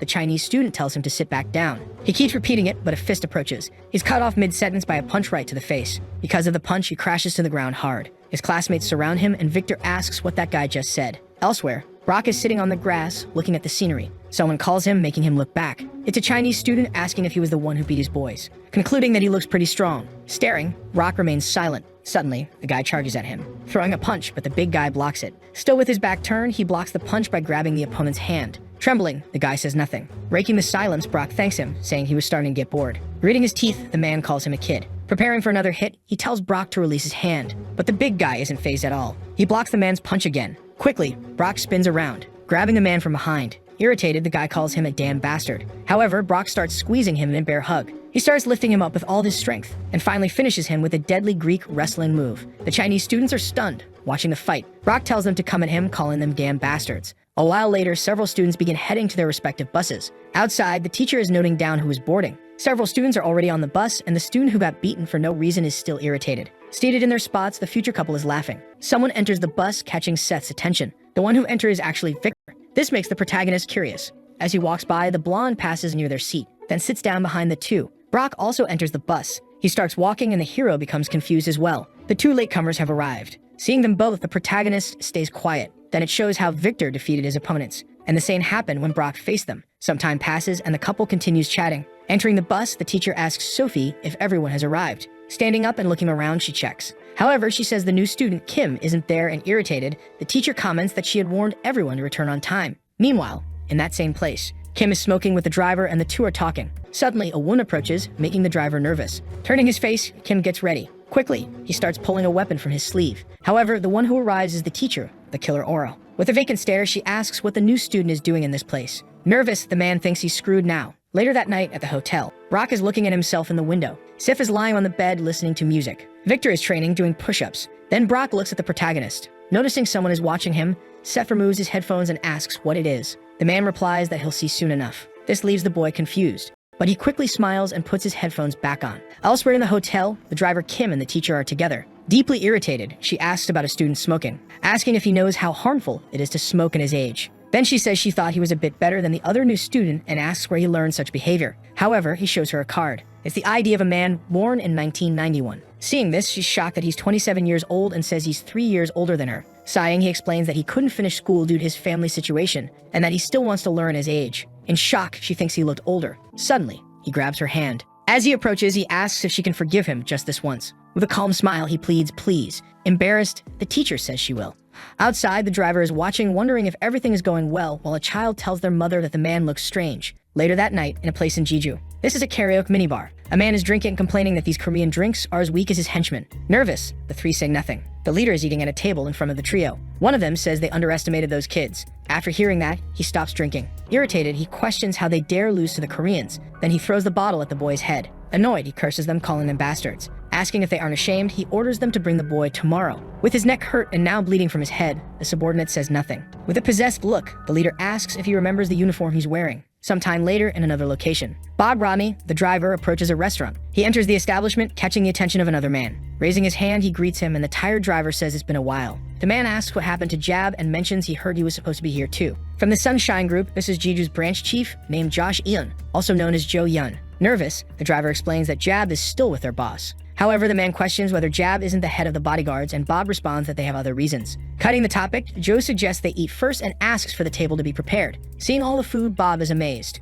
The man tells him to eat and mentions that it's Jeju fish, so Rodney thanks him. While eating, Bob is overjoyed by the explosion of flavors. Seeing this, the man is pleased too. Then he comments that it must be tough helping such a young boss, but the driver replies that it's not. The man in turn says he heard Derek brought the boy in. Bob says nothing as his mouth is full. Smiling, the man says there's something else. He mentions that Derek said he was beaten by the driver, which makes Bob start choking. Calming the situation, the man says it must be tough and that he should eat while he can. After eating a lot, Bob sighs, almost bursting. He thanks him for the meal. Then he says that it must be nice. The man doesn't quite understand what he means. Continuing, Bob says it must be nice living in a place with such good food. Hearing this, the man is confused. Suddenly, he begins to smile. Sighing, he says that Jeju used to be great, but now it's being invaded by the Chinese, and there's a lot to do.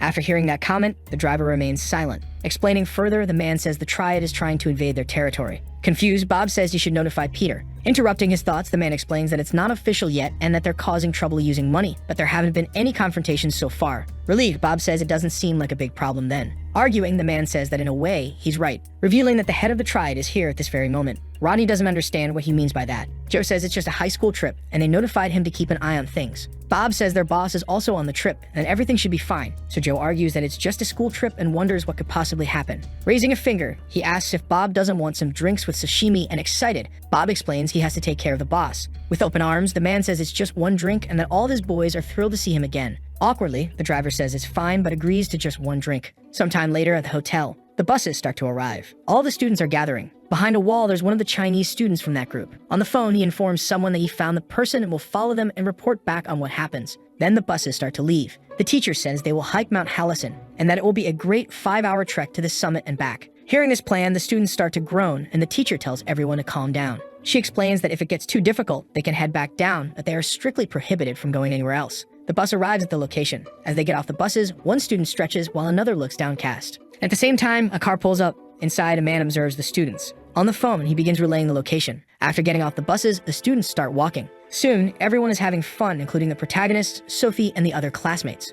Among them, the Chinese students are also present. Victor and Brock are walking together. Suddenly, someone appears, catching their attention. It's a large group, and one of them says they are here to get both of them. Seeing this, Victor becomes confused. Elsewhere on the trail, Seth and Sophie are walking and chatting. However, a man appears, catching the boys' attention. He says they need him to follow them. He explains that their boss is waiting for him. The man is with a large group as well. Annoying, Sophie asks what they want this time. The man responds that they aren't here for her and that she should stay quiet. Sophie starts to reply, but the protagonist places his hand on her shoulder, asking her to head back before him, leaving her confused. Meanwhile, the man just waits for a response. Glaring with anger, Seth says it looks like they're here for him. Speaking in Chinese, the man says he wants to get started.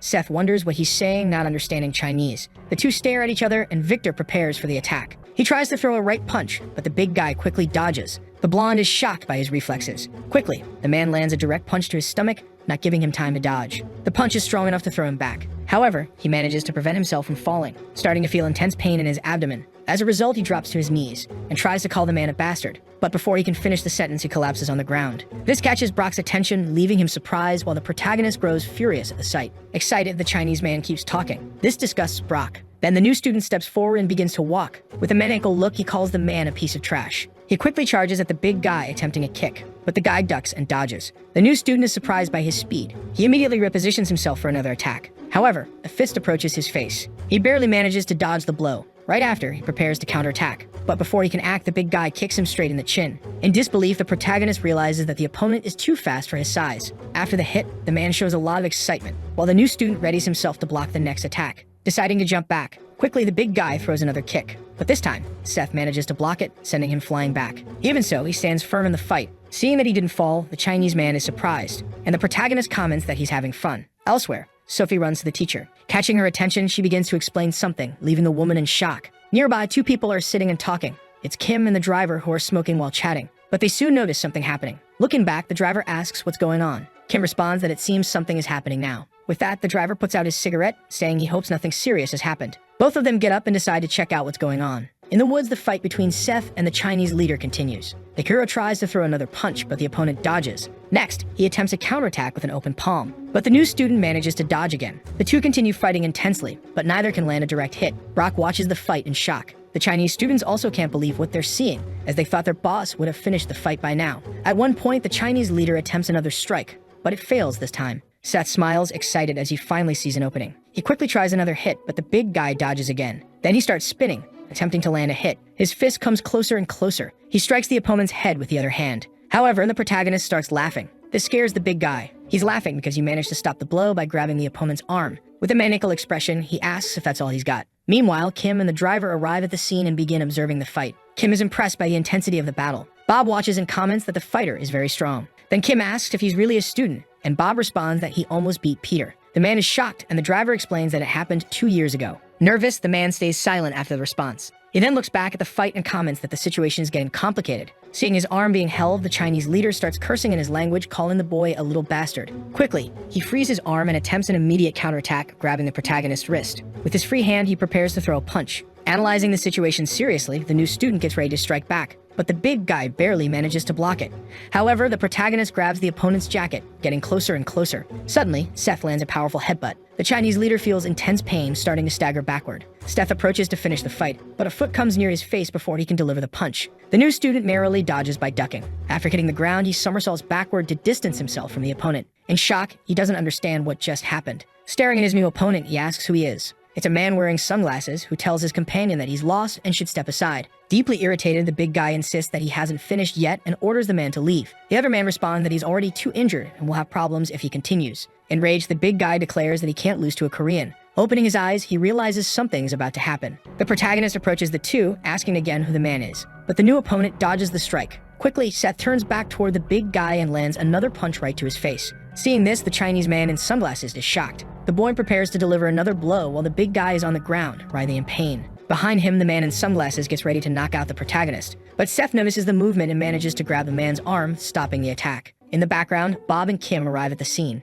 Kim is visibly furious, and Bob just follows. The three face off at this moment. Then, the driver begins pulling something from inside his jacket. It's some kind of strange weapon. Kim also pulls a weapon from inside his sleeve as he walks toward the adversary. Confused, the man with sunglasses asks who they are. The trio is now ready for the fight. Suspicious, the new student remains silent and looks at Kim. The Chinese man with sunglasses also stays quiet. Breaking the silence, the boy says this is a mess. Annoyed, he says that the two are making it look like he lost to that bastard. He then looks at the Chinese man with hatred. The man in turn gets a bit nervous. Without hesitation, the boy charges at his new opponent, trying to land another punch. But the man narrowly dodges again. Quickly, the protagonist grabs his ponytail with his left hand, pulling his hair hard. Then, with his free right hand, he prepares to strike, landing the punch squarely on the Chinese man's face. The blow is so strong that he starts bleeding profusely and is thrown back, crashing to the ground. After the punch, Seth stares at him. Sometime later at the Sunshine Group headquarters, the uncle and the protagonist are sitting in the room in silence. The man recalls the hero's statement about not causing any trouble, but the boy remains quiet listening. Looking back, the man reprimands Kim and Bob for not keeping an eye on the boss.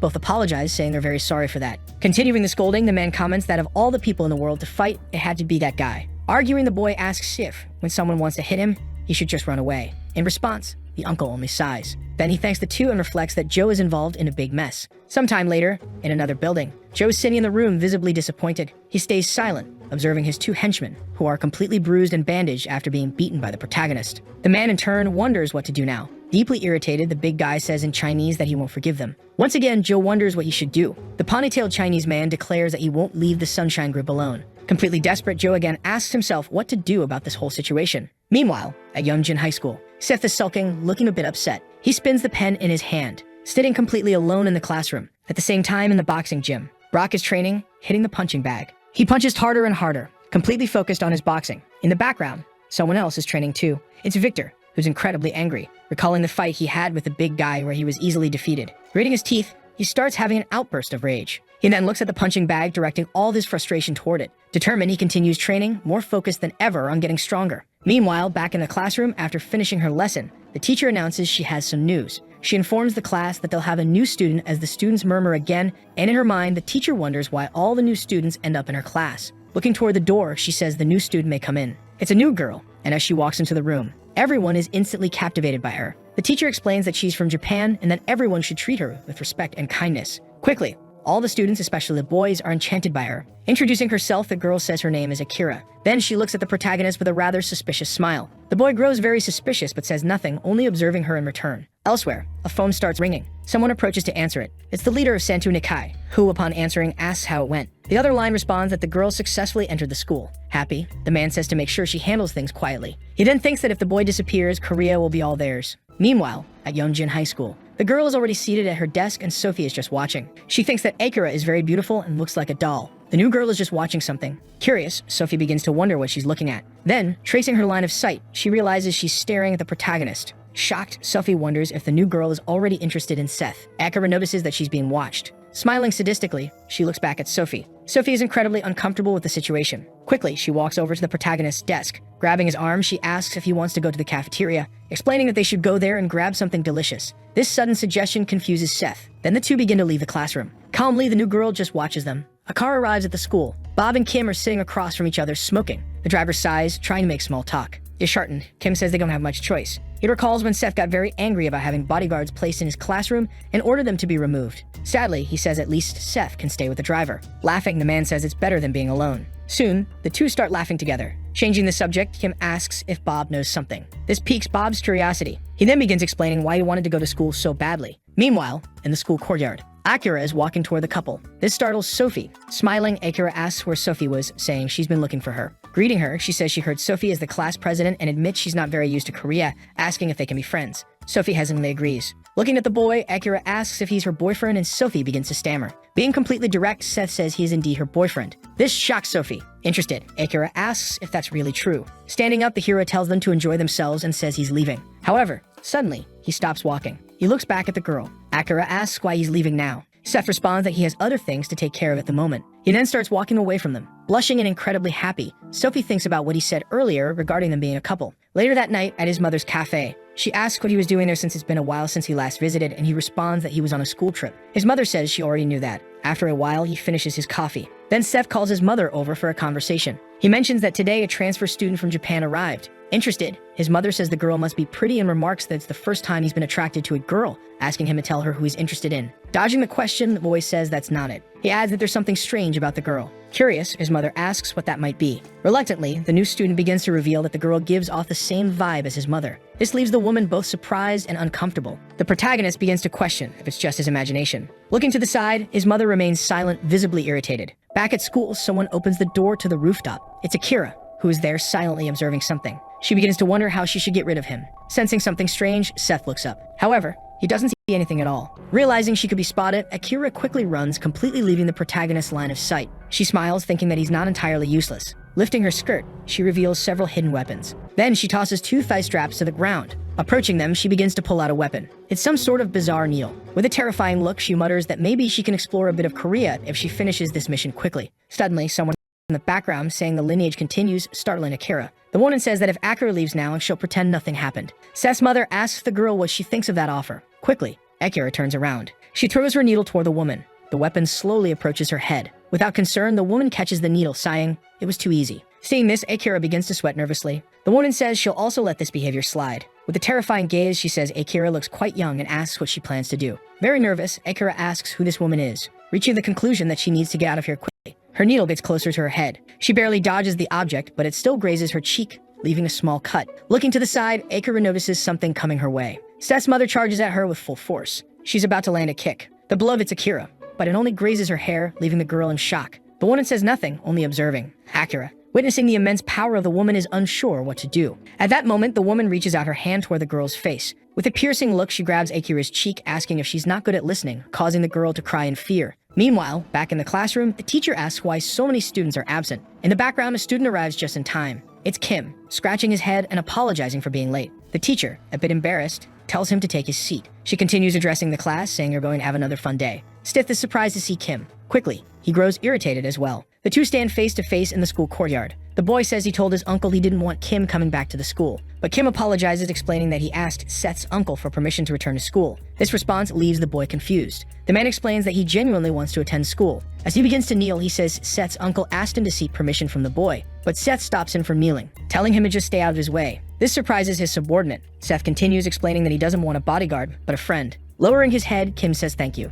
However, Seth grabs his jacket, telling him that if he's going to be so formal, he should disappear. Nervous, the man begins to sweat profusely. Then the boy tells him to relax. After the conversation, Seth begins walking away. The man just watches and eventually smiles. Back on the rooftop, Akira is very nervous. She starts to look behind her. The woman tells her not to even think about running. With a chilling aura, she orders Akira to take her to the leader right now. In the classroom, the teacher is explaining the lesson. In the back, the boy is just trying to catch some sleep. Later, he lifts his head. Bored out of his mind, the time slowly passes. The teachers switch, and the lesson continues. Finally, the day comes to an end. Seth is exhausted from the monotonous routine. He stands up to finally leave. In the background, Sophie watches him, worried about how he's acting. Outside, the protagonist heads toward his car. Bob welcomes his boss, asking where he'd like to go, and the boss responds that he wants to head to his mother's cafe. Sometime later, they arrive at the location. However, Seth sees something that leaves him slightly confused. It's a sign saying the cafe is closed due to personal reasons. With that, he quickly grabs his phone. He decides to call his mother, but she doesn't answer, with a message saying the number cannot be reached at the moment. The boy thinks something doesn't seem right. Back with the two, Akira is very nervous about the woman's presence. She then takes her to the place where her leader is. The lady tells her to stay here without thinking of escaping, and she simply obeys. Upon arriving, the woman begins to open the door. She sees two men in formal attire. One of them says this area is restricted, and she replies that she's here to see the boss. The bald man then asks which gang she belongs to. Annoyed, she says she can't waste time talking to him. Then she glares at them angrily. Both men are startled by her expression. The bald man begins to reach for something inside his jacket. However, there's no time as the lady quickly knocks both of them out. They both fall hard to the ground. After the blow, the bald man is badly hurt and irritated. He quickly pulls out a device from his jacket and presses a red button. The lady continues walking to meet the boss. She reaches a room and opens the door. Inside, she sees a man in a fully tattooed kimono, who asks who she is. The lady remains silent. Irritated, the man asks if she's going to answer. In response, he snaps his fingers to call his associates. Several men armed with blades appear. On the other side, there are also several men, but this time with firearms. He questions what a woman is doing alone in a place like this. Reacting to his comment, the lady just sighs. With a murderous aura, she says that anyone who attacks her with those weapons better be prepared to die. Just that response leaves the man completely terrified. The conversation continues, and she reveals who she really is. She tells them to pay close attention because they're after her son. The tattooed man stays silent, listening. Frustrated, the lady starts adjusting her tie, asking if they're ready to begin. Sometime later at the boxing gym, Victor and Brock are training. Both seem tired from the workout. Moving in, the big guy prepares to throw a punch. He tries to land a right hook, the blonde dodges. He readies his counterattack with a left punch. The big guy manages to block it as well. However, quickly the blonde's right arm moves toward his head. He lands a punch on his face, but Brock also manages to hit the blonde's face. It feels like a tie. Victor steps back after the hit. Both stare at each other, wondering what to do next. In the background, someone asks why they haven't gone to school. They both look curiously at the question. It's Seth, saying he missed them. He says it looks fun and asks if he can join. Both look seriously and say nothing. Brock starts taking off his gloves. Then he steps off the ring, drawing the attention of both. Confused, the new student asks if he's not going to fight. The big guy tells him to wait because he's going to beat him up soon. The boy just smiles in response. Then the blonde throws his gloves toward him,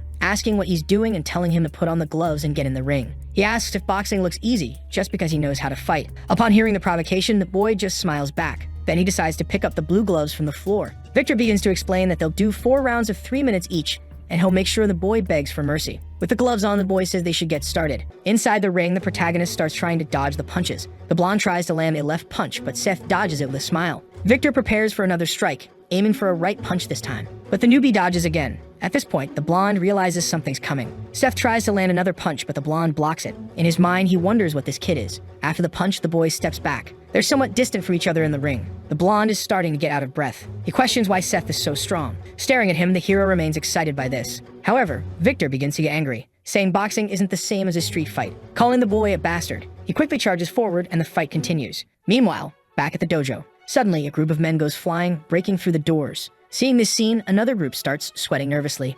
She simply defeated several men around her. This left everyone very scared, as she seemed to be just an ordinary old lady. One brave man charges at her with his sword. However, he quickly gets punched in the face. He falls hard to the ground, joining the others. A bald man also charges, shouting for her to die. Reflexively, the woman looks back. The bald man is holding a sword, ready to stab her. However, he ends up hitting something else. Shocked, he realizes he struck his companion instead. The lady had used one of the fallen henchmen as a human shield. Furious, she gets ready to punch again, but the woman's hand approaches his face. Without mercy, she strikes both of his eyes. With great force, she begins to push them, throwing the bald man to the ground as well. Without hesitation, she glares at everyone around her with a murderous aura. After that, she begins to stand up. Nervous, everyone starts to watch her carefully. Behind her, a man with a gun tells her not to move. Another one then starts to shout. He rushes at the woman with the blade. He tries to land a direct hit on her, but the woman dodges by ducking down. Quickly, she sweeps the man's legs, throwing him upward. In that moment, she notices the knife one of them used earlier. She kicks it. The knife is launched towards the man with the gun. With great force, it strikes him straight in the chest, piercing him. Meanwhile, the lady has already taken down another one. With one hand, she grabs his sword, delivering the fatal blow to another opponent, or defeating them with just one sword strike. She is now covered in blood, but still doesn't say a word. Looking down at the body of the man she just defeated. After all this humiliation, she finally speaks. Just by opening her mouth, everyone around her becomes terrified. With a murderous aura, she says she will slit the throat of anyone who tries to stop her. Elsewhere, two men are talking. The blonde man questions why they aren't having a drink. In response, the other says the ambassador has no reason to drink with the prosecutor. However, the man says they've been friends since university, and that good friends can share a drink. But the other tells him not to say nonsense and asks what the real reason for the visit is. Then he asks if Sophie hasn't told him. He explains that it's about his school as he placed his brother in charge, and the thieves took it from him. However, the man responds that there's nothing illegal about that. Irritated, the blonde man asks if he's saying they should leave things as they are. However, his friend asks what he wants. In a fit of rage, the blonde man says he wants everyone to know who they mess with. The prosecutor responds that there's nothing illegal about the Sunshine Company, and that even if they investigate, they won't find anything. The other laughs, saying they're a group of gangsters, and that they'll know their place once they find someone stronger. Then the prosecutor says they won't find anyone willing to go against the Sunshine Group, and the ambassador responds that maybe not in Korea, but he sent his brother to Japan to clean up the mess. Hearing this, the man remains silent. Soon after, the ambassador continues, saying that it must be the biggest gang in Japan. Confused and irritated, the man asks what he's trying to do. Excited, he responds that he doesn't want to make it a big problem, and that he just wants to get rid of a few people. Then the other starts to rise from the table, saying he follows the law. As he leaves, he comments that he'll pretend he didn't hear any of this. Hearing that, the ambassador starts to get very angry. Cursing him, he says that he made him a public prosecutor, and that this is how he repays him. Back at the dojo, the massacre is over. The lady is somewhat relieved after all of this, even defeating a tattooed man who was covered in scars. Sitting in front of the painting of Japan, the old man just watches, asking what is happening. Confused, he wonders who this woman is. His eyes widen as he sees something coming. It's the lady who noticed the man's movement. She charges with a sword. Then she strikes directly at the painting of Japan. The old man is terrified, realizing he was nearly hit by the sword. With a frightening aura, the woman says that if he ever touches her son again, she will surely kill him. Sometime later at the protagonist's school, with crossed arms, he looks upset about something. Sophie is very worried, looking at him. At that moment, the bell signaling the end of class starts ringing through the megaphone. Seth begins to rise from the table, and Sophie heads toward him. She calls for his attention, saying that he doesn't need to go to school today, then asks if he wants to eat something. With a friendly smile, he replies that he's sorry, but he needs to go somewhere else right now. He begins to leave, and the girl is left confused. He tells her that he'll buy her something nice next time, and that he's sorry. In silence, she just watches him without saying anything. Outside the school, Seth walks to his car. Then his driver asks if he wants to return. The protagonist tells them to head to his mother's cafe. Upon arriving, the boy steps out of the car. Entering the cafe, he's surprised to see his mother doing well. She says hi and asks if he had fun at school. Perplexed, the boy asks where she was. She responds, saying she had some things to take care of, then asks if he was worried, and the boy says it's obvious he was. Soon he mimics someone else in the place. He points a finger and asks if she is who he thinks she is. His mother, explaining, says that the girl will be working part-time, and that she heard they were classmates. But Seth just leaves, staring without understanding anything. He looks at the girl in a friendly way. He asks if she'll be back tomorrow, and she confirms that she will. Seeing this, the protagonist can't believe the coincidence. At the same time, somewhere else in the city, a scarred man asks what he's saying. This is the boss of the great three-headed phantom, Midoki Ryonosuke. The man arrives with a briefcase. He places it on the table, then opens it, revealing a large amount of money. The boss stays silent, looking at the money. He responds that it won't be easy to get rid of Sunshine. Then the blonde man asks what he means by that. He explains that they follow rules and are on the same side. Confused, the blonde doesn't understand anything he said. Continuing, Midoki says that's not the important part, and asks what they can do for his group. The man replies that their boss said he would help them do business in Korea. Observing, the boss says that opening businesses is something they can do too. At that moment, the blonde man asks what he wants, and the leader says he wants something that makes a lot of money. For example, helping to transport goods to Korea, and if they do that, they'll handle the rest. This response leaves the man shocked. Responding again, Ryonosuke says they'll undo the Sunshine Group's business, and that the man stands to benefit the most. Smiling, he says he'll give them plenty of time to decide. Glancing at the psychopath, he invites him to try the hot springs. Meanwhile, in Jeju, someone is beating Josh Yun. He's been beaten in every possible way, completely battered and exhausted. Suddenly, someone arrives at the scene. This is the branch manager of the black group Mandoy, whose name is John Lee. Jian just stares at the man, completely broken. John tells him that even though he's from the black group, he asks if it isn't boring to do this all the time. And his man responds that if that's how he feels, he should have said so. He quickly states that he's not here to negotiate with the group, and asks again where the man who hit his brother is. At night, at the Sunshine Group, inside the president's office, the uncle is watching. He seems somewhat thoughtful. Suddenly, the phone starts ringing. He goes to it and picks it up. Answering, Joey starts to contact him. At that moment, the uncle is surprised by the call, lying on the ground being held by a bald man. He begins to speak. One of the men from the group takes Joey's phone, then orders them to bring the man who hit his brother, because if they don't, they'll destroy the group. Hearing this, the uncle starts to get angry. He then asks who is speaking on the other side of the line. The man says he's the leader of the Mando's group, named John Lee. In response, the uncle says that from now on, if he dares to lay a hand on Joey, he won't leave Korea alive. Hearing this, the man asks what he's talking about. At the same time, a little bird perches on a tree near the school. Seth watches calmly. Few people have arrived in the classroom so far. Opening the door, Akira enters the classroom. Looking at the protagonist, he suddenly stands up from his desk, walking in her direction. As he approaches the girl, he says he needs to talk to her. They both start climbing the stairs. Meanwhile, Sophie follows them, because it's Seth and Akira, and she asks where the two are going. She is hiding behind the door leading to the rooftop. Peeking through the crack, she says she should be following them. Annoyed, he asks what she's looking for. Nervous, Akira questions what he means by that. The protagonist explains that it's strange and asks how she ended up at his mother's cafe. The girl replies that it just happened. Not believing her, he asks if he looks like an idiot, asking what relationship she has with his mother. Cornered, she says nothing. And that alone irritates the protagonist a lot. Trembling all over, the girl begins to answer. Crying, she says it's because his mother is causing trouble. Still peeking through the cracks, Sophie is shocked. Besides her, the hero himself is also in shock. Appearing on the rooftop, Sophie calls out to the boy. When he sees who's there, he's also very confused. Meanwhile, back at the dojo, Rigo arrives and opens the door. He wonders why no one is guarding the gang's entrance. Then he opens the door, calling for Ryujin. But he's shocked when he sees. Sitting on the ground, the old man is silent. As he walks in, the man asks what happened. Smiling, the old man questions what he's doing here. Ryunosuke responds that he has a favor to ask of the Chan gang, because they need to get rid of Sunshine. Sweating and nervous, the old man responds that not here. This response leaves the man very confused. Trembling with fear, the old man tells him to do whatever he wants, because they've finished with them. Annoyed by the response, Miduk just stays silent. At the school headquarters, all the students are leaving. Sophie walks calmly. However, she comes across something that catches her attention. It's the captains and club leaders who want to recruit. The captain of the Taro Kendo Club, the head of the Judo Club, Sam Choi, the head of the wrestling club, Damien Cha, and the head of the Kendo Club, Scott Choi. Irritated, he asks what they want. Yu calls him arrogant, telling him to just be quiet and follow. Hearing this response, the protagonist starts laughing. Then a guy with a crazy expression, watching everything from the window, is Jason, the student council president. Deeply irritated, he asks if the protagonist thinks he'll let things stay like this. Sometime later, inside the gym, even surrounded by the four captains, the protagonist remains calm, asking what they want. Annoyed, Gabe calls him an arrogant bastard. Bothered by the comment, Seth asks why he's being called arrogant and asks if he did something. In response, the man says he has a big mouth and is acting arrogant just because he beat Brock.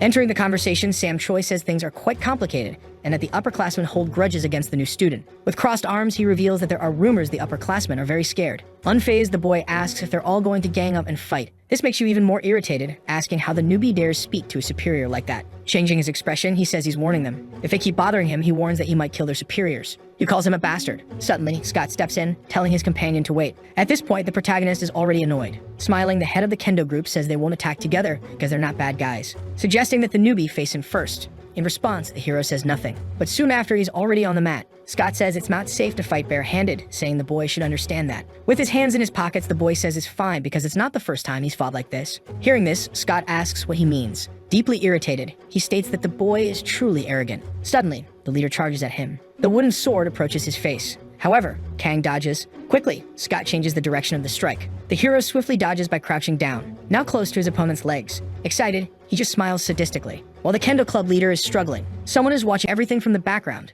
It's Jason, who curses the four of them as stupid bastards and says he told them all to attack the boy immediately. Someone appears by his side. Turning his face, the president is startled. Looking at Kim, he asks who he is. With arms crossed, Bob says this is the gym where the boss was, and that scares Jason. Continuing the conversation, Kim says that fights are always fun to watch. Confused, Jason starts to get even more irritated. Back to the previous fight. Kang manages to land a solid punch on his opponent, strong enough to break the wooden sword. After the hit, the opponent begins to fall. At that moment, the newbie senses someone coming. It's Yu from Taekwondo arriving with a flying kick. However, the boy easily dodges. Then he bumps his back into someone. It's Damien Shaw, the head of the wrestling club, who grabs him forcefully, saying that they didn't call them here to play sports. Looking back, Kang gets irritated. Gabe approaches, saying you're going to mess him up badly. Excited, the boy says that sounds good. Quickly, he headbutts Damien's nose with the back of his head, grabbing the blonde by his jacket. Surprisingly, he throws him towards Yu, who reflexively dodges his companion's body. He had to put in a lot of effort to avoid it. Suddenly, he realizes the hero is coming. Seth moves in to deliver a powerful punch, landing a punch right in the middle of Gabe's face. It's a punch so strong it knocks the man down to the floor. After this hit, he stares at the remaining two. Seeing this, the head of the judo club and the head of the kendo club become frightened. Along with them, Jason also can't believe what he's seeing. Happy, Kim comments that Seth is holding back against the students, and Bob says that during his fight with Mako's hammer, Seth broke all of his teeth. Then Kim asks if he remembers Axe, who had his eye messed up by Seth, and laughing, Rodney responds that he does and that he almost wet his pants. Laughing hard, he says the boy basically destroyed Axe, and that he was just a bit smaller at that time. Recalling the story, Kim mentions that Axe used knives, but even that wasn't enough to win. Bob says he would have had to choose the right weapon, which surprises his colleague. While listening to everything, Kim begins to sweat. The student council president has a defeated expression on his face. Gabe Yu has been completely defeated. Seth looks down at his opponent. As he stares at him, he smiles like a madman. But he quickly changes his expression and looks to the side, glaring at the judo club head, who, after seeing all this, is extremely nervous and terrified. Trembling, he says he didn't want to fight the boy, but the newbie tells him to come attack already. Suddenly, he starts to sigh. With a terrifying aura, he warns them to leave him alone from now on. Then he turns to leave. However, someone calls his name and he stops. Turning around, wanting to know who it is, it's Kim waving for his boss, while the driver Bob looks concerned.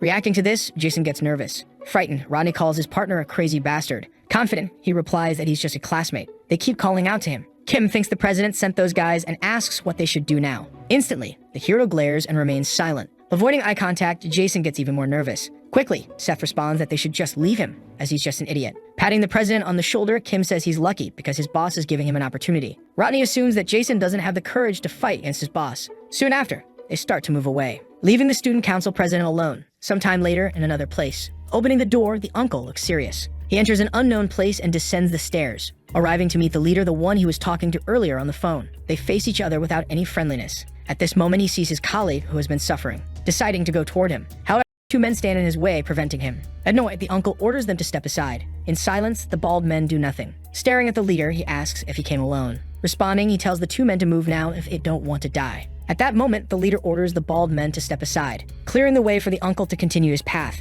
Kneeling in front of his partner, he asks if he's okay. Battered, he smiles, saying he can manage, but asks him to keep it a secret because the situation is embarrassing. In response, the uncle remains silent. From afar, the leader asks why he's complicating things so much over a mere student. Still kneeling, he replies that the reason is that he's not just any student and warns that he'll let the leader live since he didn't hurt Joe any further. Hearing this, the leader becomes extremely angry. As he stands up, the uncle says that his courtesy toward the Black Mandoas group ends right here. In turn, the man says that Sunshine is big in Korea, but it's a small company compared to the rest of the world. At that moment, the uncle asks if he got permission from his boss and if he knows what kind of company Sunshine is. Very irritated, the man responds that this is a personal matter. However, the uncle tells him to ask his boss and says that if he wants a war, then he will get one with pleasure. Raising his voice, the leader states that he came to take the boy who beat his brother and asks why he's complicating things. Taking off his glasses, the uncle comments that the boy he's referring to is the same one who left his face like this. Seeing his opponent's face, the man is surprised. In fury, he says that if the uncle wants to meet the boy, he must beat him first. Curious, the man stays silent. Concluding, the uncle says that if he loses, he'll go home and never return to this place.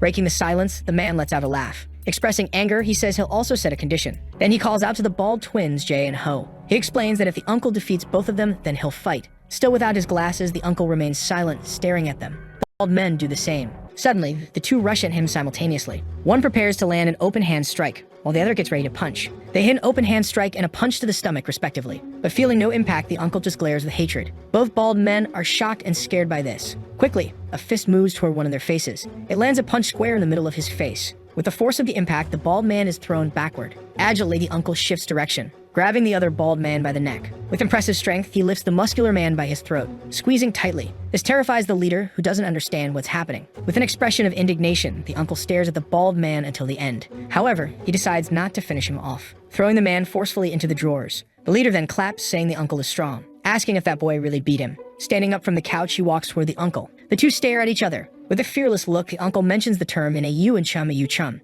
asking if the man knows what that means. Seething with rage, the uncle remains silent. Losing it, the leader shouts that it means there's always someone better than the best. Suddenly, he charges at his opponent, delivering an elbow strike, strong enough to push the large man backward. Pleased with the result, the leader laughs. However, he quickly realizes something is wrong. Seeing that his opponent is still standing, mocking, the uncle asks if that's all he's got. Surprised, the man wonders how the hit didn't even hurt. Then the uncle questions the saying better than the best, saying that's what they call a frog in a well. Suddenly, someone yells for them to stop. Both fall into complete silence. a man walks up to the two who are fighting. He respectfully greets the uncle, saying his boss sends his regards. Irritated, the leader asks why he's there. At that moment, the Chinese man Chun starts whispering. After hearing him, the leader gets even more irritated. Apologizing, the man asks for the uncle's forgiveness, and if permitted, they would like to leave, explaining that their boss will want to compensate for this incident. However, the man from Sunshine remains silent without responding. Changing the subject, the uncle says they won't be leaving now. As he exits, the leader makes it clear that he'll be back. The uncle then says that next time he comes, he'll kill him, and tells him to deliver that message to his boss.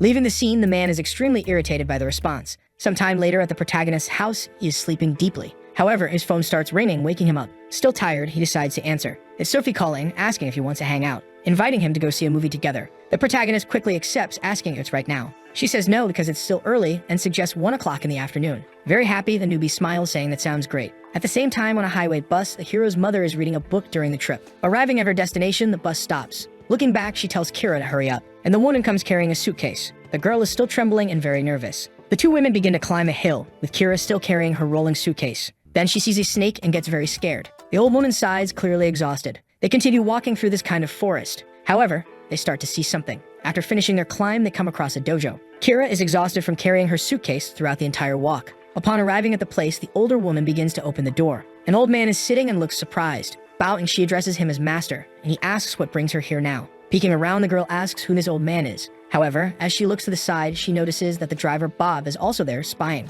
Surprised, the old woman looks at him, commenting that he's grown a lot and calls him little brother. This leaves the man a bit confused. Then she turns to the girl, grabbing her attention as well, telling her to wait there and do nothing. Nervous, Kira quickly agrees. Back to the protagonist, he arrives at the cinema for his date. Embarrassed, he asks her if he made her wait too long. But Sophie assures him that he didn't and asks if he slept well. Changing the subject, the hero asks his friend if there's something she wants to watch. The two start looking at the posters. Sometime later, Seth is holding posters for a movie called Witch. Meanwhile, Sophie has posters for a movie about a kitten. Showing each other their choices, they both remain silent. Excited, the girl mentions that they haven't watched something like this last time, and suggests they see the kitten movie since she likes cats. Suddenly, someone calls out to her. Lifting her head, she's surprised. It's her father, who is there for some reason. Seemingly calm, he stares at the nudie, who, in turn, has no idea what's going on. Curious, Sophie asks her father why he's here now. Then the man asks if they can watch the movie later and invites them to eat something. The three of them head to what seems to be a conventional restaurant. Sitting at the table, the father tells his daughter not to worry and to eat as much as she wants. Embarrassed, she asks why he's doing this.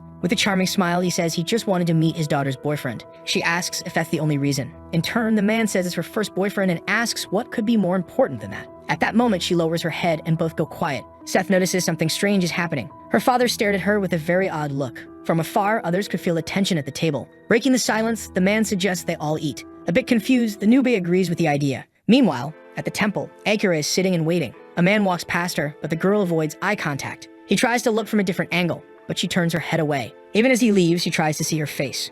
Nervous, the girl asks what's going on. Soon, she notices someone approaching. It's that same man who came to see her again, already bothering her. Frightened, she asks where she is. At the same time, inside the temple, the old man says the girl outside has killed many. Then the woman says she has healing powers as well. Surprised, the man asks if that's true, and the lady says she was hoping to leave the girl in his care for a while. Annoyed, the man responds that he had a purpose. Arguing, she says that everyone has the right to protect the power they were born with. Mocking, the man says the one who said that is the same person who gave up being hair for a man. Hearing this, she remains silent. Bowing, she apologizes. Stroking his beard, he explains that she's the best in training in every way, and that no one is better than her, so she should take care of it. At this, the woman asks if he intends to send his student away from the temple. However, he questions how he could keep him in the mountains. Again, the protagonist's mother says nothing. Staring at her, he says she can go and he will watch over the girl for a few days. Receiving his positive response, she begins to rise. Thanking him, she bows to her master. Back to the meeting between the future son-in-law and father-in-law, both remain quiet at the table. Irritated, the newbie says if he has something to say, he should just say it already, mentioning that he didn't send Sophie away for nothing. In response, the father says that the boy knows what he does. This leaves the boy completely confused. Smiling, the father explains that what he does isn't that important. Getting irritated again, he makes it clear that the protagonist's identity is far more important. Sophie stays completely silent after the comment. Continuing, the father says he heard that Seth is the heir to the Sunshine Group and that 90% of Korea's companies work for his company. The newbie is somewhat surprised, but still says nothing. Surprisingly, the man says he won't reveal this to his daughter, which leaves Seth completely shocked. However, he explains that if his daughter stays with him, she could be in danger. At that moment, he pulls something out of his jacket. It's a photo, which he places on the table. The photo contains 3 individuals, and he explains it was taken at Incheon Airport. He comments that he's only helping for one reason and that this will be the last time. Standing up, he says that if there's even the slightest chance his daughter is in danger, Sunshine will disappear without a trace. After saying that, he simply leaves. Holding the photo, the protagonist looks at it. Something feels very wrong about this situation. Sophie arrives, noticing that her father is no longer there, and heads toward the newbie, who calls her over. At that moment, he crumples the photo so she can't see it. Curious, the girl asks where her father went. Trying to stay polite, Seth explains that her father said something important came up and he had to leave. Saying this, he hides the photo in his pocket. Completely irritated, she questions why her father embarrassed her, and then left, as now they can't watch the movie. Quickly, Seth suggests they go watch it now. Delighted by the comment, she asks if they really can, and the boy replies yes. Taking her hand, Sophie tells him to hurry. Both are very happy with the date. However, the protagonist still feels something is off. After the movie, they're walking and she asks if the film wasn't wonderful, to which Seth responds that it was good. At that moment, she blushes and starts to laugh. Then she says she can go home alone from here. Feeling very happy, she thanks him for watching the movie together. In response, the boy says he had fun too. Sophie says goodbye, telling him she'll see him tomorrow. They wave at each other. Soon, she heads home. Quickly, his ride arrives. Trembling, the boy grabs his phone. He decides to call his uncle. At the hospital, his uncle is watching over Joey, unaware of his phone ringing. He's staring at his companion, who is severely injured. However, it's impossible to see his reaction because of his sunglasses. The call goes unanswered. Frustrated, the boy calls for his driver. Throwing the crumpled photo to him, he asks him to identify who the people are. With great skill, Bob catches the photo, opening it and smoothing it out. Upon seeing the picture, he is startled and shocked. Not understanding, Seth asks if he recognizes these people. Bob confirms that he does. Very irritated, the newbie questions who they are. Beginning to explain, Bob says they are part of one of the biggest gangs in Japan, called the Three-Headed Phantom Gang, and that the people in the photo are the worst of the three heads, including the leader of the main gang. His name is Miduki Ryunosuke. At the same time, elsewhere, an old man is deep in thought. Those two Chinese leaders are completely defeated. Turning around, the elder explains that he had already told them not to be reckless. This is the head of the Black Group, part of the Mandu gang. His name is Mung Lei. This leader is, in fact, his son. He explains that his brother was humiliated. Retorting, Mung Lai says that this stupid incident isn't enough for him to attack Sunshine. Confused, his son asks if this is just a stupid incident. Suddenly, his father yells, calling him an idiot, which leaves him completely startled. He asks if he doesn't know why the gang has left Korea alone all this time. Perplexed, the man asks if the Sunshine Group is really that big. His father then explains that the Sunshine Group isn't the real problem. The problem is that she is there. Returning to the past, he begins to explain. He is gathered around many people. As he stares at another man, likely his opponent, suddenly, someone appears atop a shipping container. Looking up, the man becomes very nervous. Then a woman arrives along with his opponent on a night with a full moon. She has a very strong presence along with a dangerous look. Just remembering this makes the old man tremble nervously as he runs his hand over a scar, which was likely caused by her. After that, he begins pacing around the room, placing a hand on his son's shoulder, who was previously irritated. With a serious look, Mum Lai suggests that his son avoid stepping foot in Korea for now. This suggestion leaves his son very confused. After that, Mum Lai begins to leave the room. At the school, the big guy apologizes to his brother, saying it's his fault. But his brother reassures him that it's not his fault at all. Still feeling beaten and regretful, the big guy expresses his anger and says he'll do whatever it takes to get revenge, telling him to trust in him. The next day at school, Seth seems a bit troubled by something. He's sitting on the couch talking to someone. In his mind, he recalls his father-in-law's words. If there's even the slightest chance she's in danger, Sunshine will disappear without a trace. Remembering that phrase makes him extremely irritated. Someone is outside that room, just observing. It's the person who's been deep in thought. In a flashback, Bob tells Kim that some guys are following their boss and Jake isn't answering, asking Kim to keep an eye on Seth until Jake returns. Fidgeting with his weapon, the man thinks about this. Quickly, he gives a strange smile. Casually, he says he always does this. Back in the present, he continues watching his boss. However, the boy seems to have improved and noticed.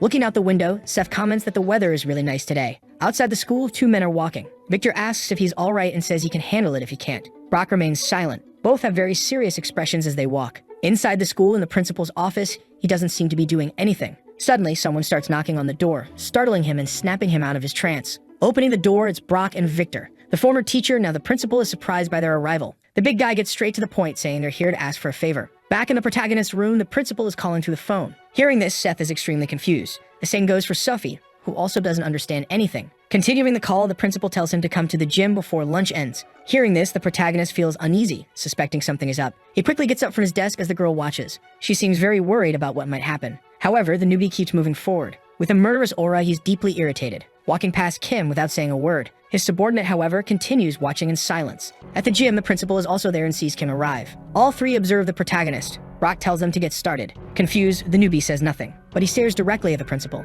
asking what all of this means after all. Explaining, the man says the big guy wants a rematch and asks what Seth thinks of that. However, the newbie just continues to stare, giving no response. Intervening, Victor explains that Brock is just asking for a rematch and asks if Seth isn't the type to run from a fight. Smiling, he tries to provoke the boy. Seth smiles back, saying Victor is right. With a maniacal expression, Seth says it doesn't matter what the reason is. Kim heads toward the gym as well to see what's going on. He arrives to continue his observation in total secrecy. Meanwhile, The new student is stretching. This is right when the principal tries to hand him gloves. However, the newbie insists he doesn't need them, saying that wearing them makes it feel like they're playing a sport. This catches the principal's attention, as it is indeed a sport. He explains that there are rules. Seth tells him not to worry, as there won't be anything for him to be responsible for. Casually, with his hands in his pockets, he walks up to his opponent. Irritated, he says he's been waiting and lunch is almost over. Focused, Brock stares back, ready to start the fight. Quickly, he goes for the first strike. However, the new student has been patiently waiting for this very moment. He dodges with ease. Seeing this, the big guy is very surprised. Trying to counter, the new student also throws a right punch, but his opponent manages to dodge it. At that moment, the two stare at each other. Then they continue their seemingly ruleless fight. Elsewhere, a man in a trench coat and tie tells his boss that they found the person. His boss smiles, saying it's time for them to go, stating that they can't waste any more time. Back to the fight, Brock is very focused, charging forward with everything he has against Seth. Quickly, the boy lands a punch on him, completely altering the trajectory of Brock's strike. He's very excited about this fight. Swiftly, Seth lands a left punch on his opponent's face. The impact sends Brock stumbling backward, losing his balance. However, he still hasn't fallen to the ground. Seeing this resilience, the newbie is surprised. A clenched fist approaches him. Brock attempts a downward punch trying to hit him, but the newbie manages to dodge. The two are in a somewhat balanced fight. Nervously, the principal continues analyzing the fight. He remarks that Brock is indeed strong. Recalling the time when Brock was a first-year student, he managed to defeat all the upperclassmen who came to challenge him. However, the principal grows even more nervous as he thinks about Seth Kang, wondering who the hell he is. Both prepare to throw their next punches. The big guy tries to land a punch, but it's dodged. Seth tries to hit Brock's head, but it's also dodged. With his left hand close to his face, he stares at his opponent. Suddenly, Seth readies his right hand for a punch. Alarmed, Brock notices the movement and tries to do something to defend himself. Kang lands a punch with his left arm, but Brock manages to defend and block it just in time. While blocking, Brock simply observes him. His opponent has a psychotic expression on his face. Suddenly, the bell rings, catching the former teacher's attention. However, Kang continues throwing punches while Brock blocks. Seth is clearly excited by the fight. Intervening, the principal tells them to stop immediately, explaining that lunch is over and they should finish after class. However, doesn't like that idea at all. They lock eyes and Brock is visibly exhausted. Turning away, the newbie begins to leave. Then he calls out to Brock with a smile and says that he'll hear from him soon. This statement leaves Brock shaken. In the background, Victor silently observes their fight. Though quiet, he's certainly nervous about what he's seen. Elsewhere, a man with a scar on his face is on the phone, saying that they're ready. On the other end of the line, the person says they'll take care of the rest, so there's no need to worry. Once it's done, they'll be generously rewarded. The gangster says it's time to get to work. He's sitting in the backseat, with his driver accompanying him. He's in a black car that looks a lot like the protagonist's. However, behind him is a fleet of buses. Holding a cigarette, he says they need to finish this job as quickly as possible. Sometime later at Incheon Airport, the defeated leader starts leaving, accompanied by his brother, who got beaten earlier, along with his brother's henchman, who also took a beating on the same occasion. Holding the photo in his hand, he asks where Alvin is, and the Chinese man with sunglasses responds that he was at a school with a team. Shaking, he looks at the photo of the protagonist. Filled with anger, he mutters, "We lost this time." Meanwhile, inside the school, Sophie is silent, looking back, clearly worried about her romantic interest, Seth. The new student seems troubled by something as well. Outside the school, Bob is smoking. This time he's alone. Suddenly, he notices something strange happening. A car, along with a group of buses, arrives in front of the school. However, they pass right by the place. Seeing this, the driver is confused, wondering what's going on. These men park the buses and cars somewhere a bit nearby. Soon, they exit the vehicles and begin to run. Judging by the number of buses, it seems like a lot of people. Still smoking, Bob silently observes. The henchmen begin to gather to carry out their mission. Their leader then steps out of the car wearing a genuinely happy expression. Seeing this, the driver becomes instantly suspicious. Throwing his cigarette to the ground, Bob approaches and the man notices his presence. Confused, the bald man asks who he is, but Ronnie remains silent. He stands face to face with the bald man along with many other henchmen behind him. Opening his mouth, Ronnie says, "Open up." Perplexed, the man asks what he's talking about. Quickly, the driver moves closer, grabbing the henchman by the shoulder. With a serene and calm expression, he begins pulling the man by his jacket, attempting to slam his head into the fence. The henchman begins to get nervous. Suddenly, Bob pulls something out of his pocket. It seems to be that odd weapon. Instantly, he readies his weapon for the fight. With his demeanor completely changing, he stares down the bald man.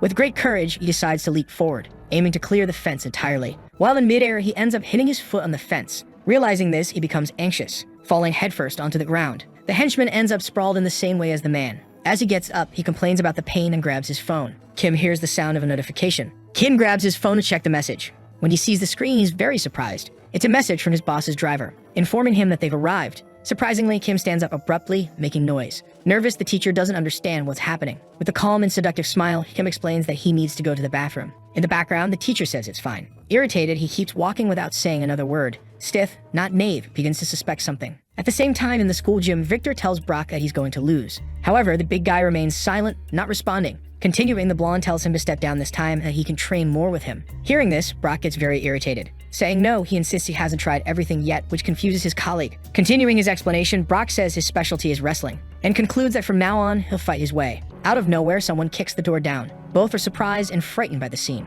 The man who broke the door walks into the gym, carrying a baseball bat, accompanied by several other henchmen. Thinking about it, Brock and Victor just watch angrily. The man gets their attention. Showing them a photo of Seth with Sophie, he asks if this boy is here. The man next to him says that obviously Seth isn't here and suggests they search elsewhere, and offers a reward of 10,000 for whoever finds him. The man agrees and they start to leave. However, one of the students calls out. Turning around, the man asks what they want. Brock asks why they're looking for that boy. Confused, the man with the Vegeta-like hairstyle doesn't understand the question either. Looking to pick a fight, Victor and Brock move toward the men. The henchmen are searching all over the school for the newbie. Many of them are gathering on the first floor. They begin splitting into smaller groups to make the search more efficient. One of the groups starts heading toward a staircase. However, someone shows up to block their path. It's Kim, the now loyal subordinate and friend. Annoyed, he asks what the three-headed phantom gang is doing here. One of the bald men asks who he is. Without hesitation, he replies that he's from Sunshine. Suddenly, Kim leaps into the air. Clearing all the steps in one bound, he lands in front of the henchmen. They're standing very close to each other. Kim comments that he could get expelled from school for this. Quickly, he stabs one of the bald men in the stomach with a knife. Then he gets ready to strike again. Without any mercy, he lands multiple stabs with his weapon. After all the strikes, several men fall to the ground. A flood of blood follows, terrifying those nearby. Kim declares that thanks to them, he'll be expelled from school. In the classroom, the teacher is explaining how to properly translate sentences. Seth is sitting with his eyes closed, listening to side conversations. Sensing that something's wrong, he becomes restless. In the principal's office, the man is slacking off once again. Suddenly, someone kicks the door wide open, startling the man. With a smile on his face, the mobster asks if he's the new principal. Walking into the room with his entire gang, he says it's a pleasure to meet him. In shock, the principal stands up, asking who they are. Taking charge of the situation, one of the henchmen steps forward. Quickly, he appears behind the principal as if he teleported. With one hand, he forces the principal back into his chair. Nervous, the former teacher simply stares, not understanding what's going on. However, the mobster pulls a photo from his pocket to explain everything, demanding that the principal bring this boy immediately. It's a photo of Seth Kang. Confused, the principal repeats the new student's name. The monster confirms it's him, ordering that they bring him or else he'll die.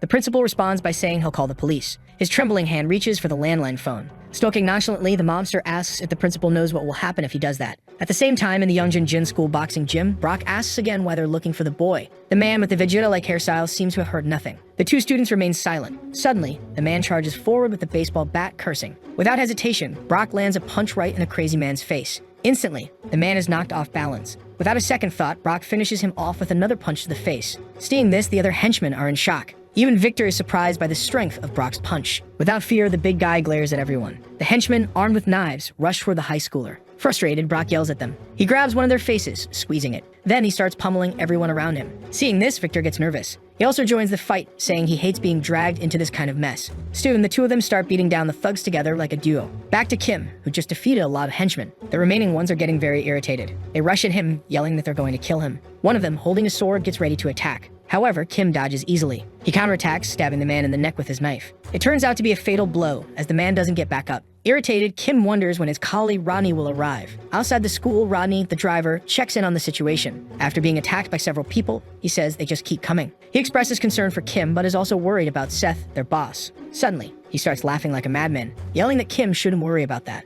Quickly, Rodney charges toward the rest of the henchmen. In the classroom, Seth hears the sounds of the chaos outside. The noise echoes through the room as well. Suspicious, he's eager to find out what's going on. Back to Kim, he prepares to counterattack. One of the men attempts to stab him, but Kim dodges and throws his knife into the man's arm. The thug ends up stuck and hanging from a locker. Moving swiftly, Kim grabs the man's knife. Charging forward, he delivers the final blow to the man's chest. Kim appears slightly fatigued from all the fighting. More henchmen arrive at the scene, and Kim starts to feel the pressure. A camera monitoring the situation catches a thug yelling or cursing. Suddenly, a blonde thug kicks Kim in the face, sending him crashing to the ground with a flying kick. In the classroom, Seth stands up, confusing his teacher. Sophie looks at the protagonist, curious about what's happening. As he heads for the door, he says nothing. Looking at the teacher, he tells her not to let anyone leave the room. With his hands in his pockets, he descends the stairs. Soon, he spots something. Someone is lying on the ground, defeated, and he realizes there's a fight going on. A group of men is surrounding his subordinate, Kim. Sweating, Kim is left with only a knife to defend himself. The newbie silently observes. However, as he glances to the side, he notices something useful. It's a fire extinguisher. The thugs are closing in on Kim with their weapons,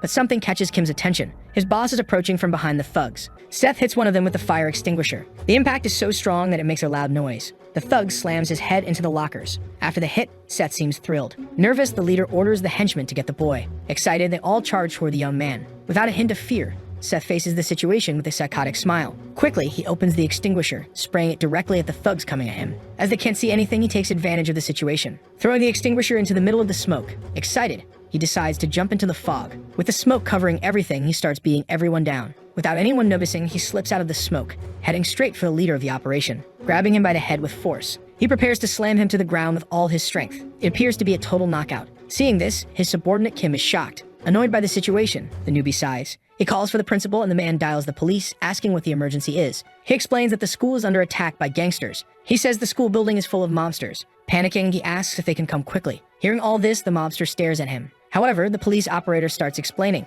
saying that due to the election ceremony, there aren't enough officers available. Continuing, the operator says they'll send the closest police agents as soon as possible. They hang up on the principal, who's left in shock, repeatedly saying hello. His trembling hand realizes he's in serious trouble now. Chip, the mobster, simply smiles at him. Suddenly, one of his subordinates calls out, announcing that they finally found the boy. This news makes Chip extremely happy, filled with excitement. Meanwhile, Seth has just defeated most of the henchmen. However, a few still remain. These remaining ones are nervous, but ready to fight. Wanting to get out of this situation, the newbie asks if they have contacted his uncle yet. His subordinate responds that he hasn't answered yet, but left a message. Hearing this, Seth becomes extremely nervous. Afraid, his subordinate apologizes profusely. However, Seth says that whatever happens, this seems to have gone way too far. The subordinate responds that his safety is the top priority at the moment. Hearing this, Seth remains silent for a moment. Changing the subject, he tells them to take this fight outside, and his subordinate agrees. Outside the school, Bob is handling things in his own way. A man approaches him from behind to attack. Without even needing to turn around, Bob strikes him. The man goes limp and falls to the ground as Bob says, "Time to go on a roaming run."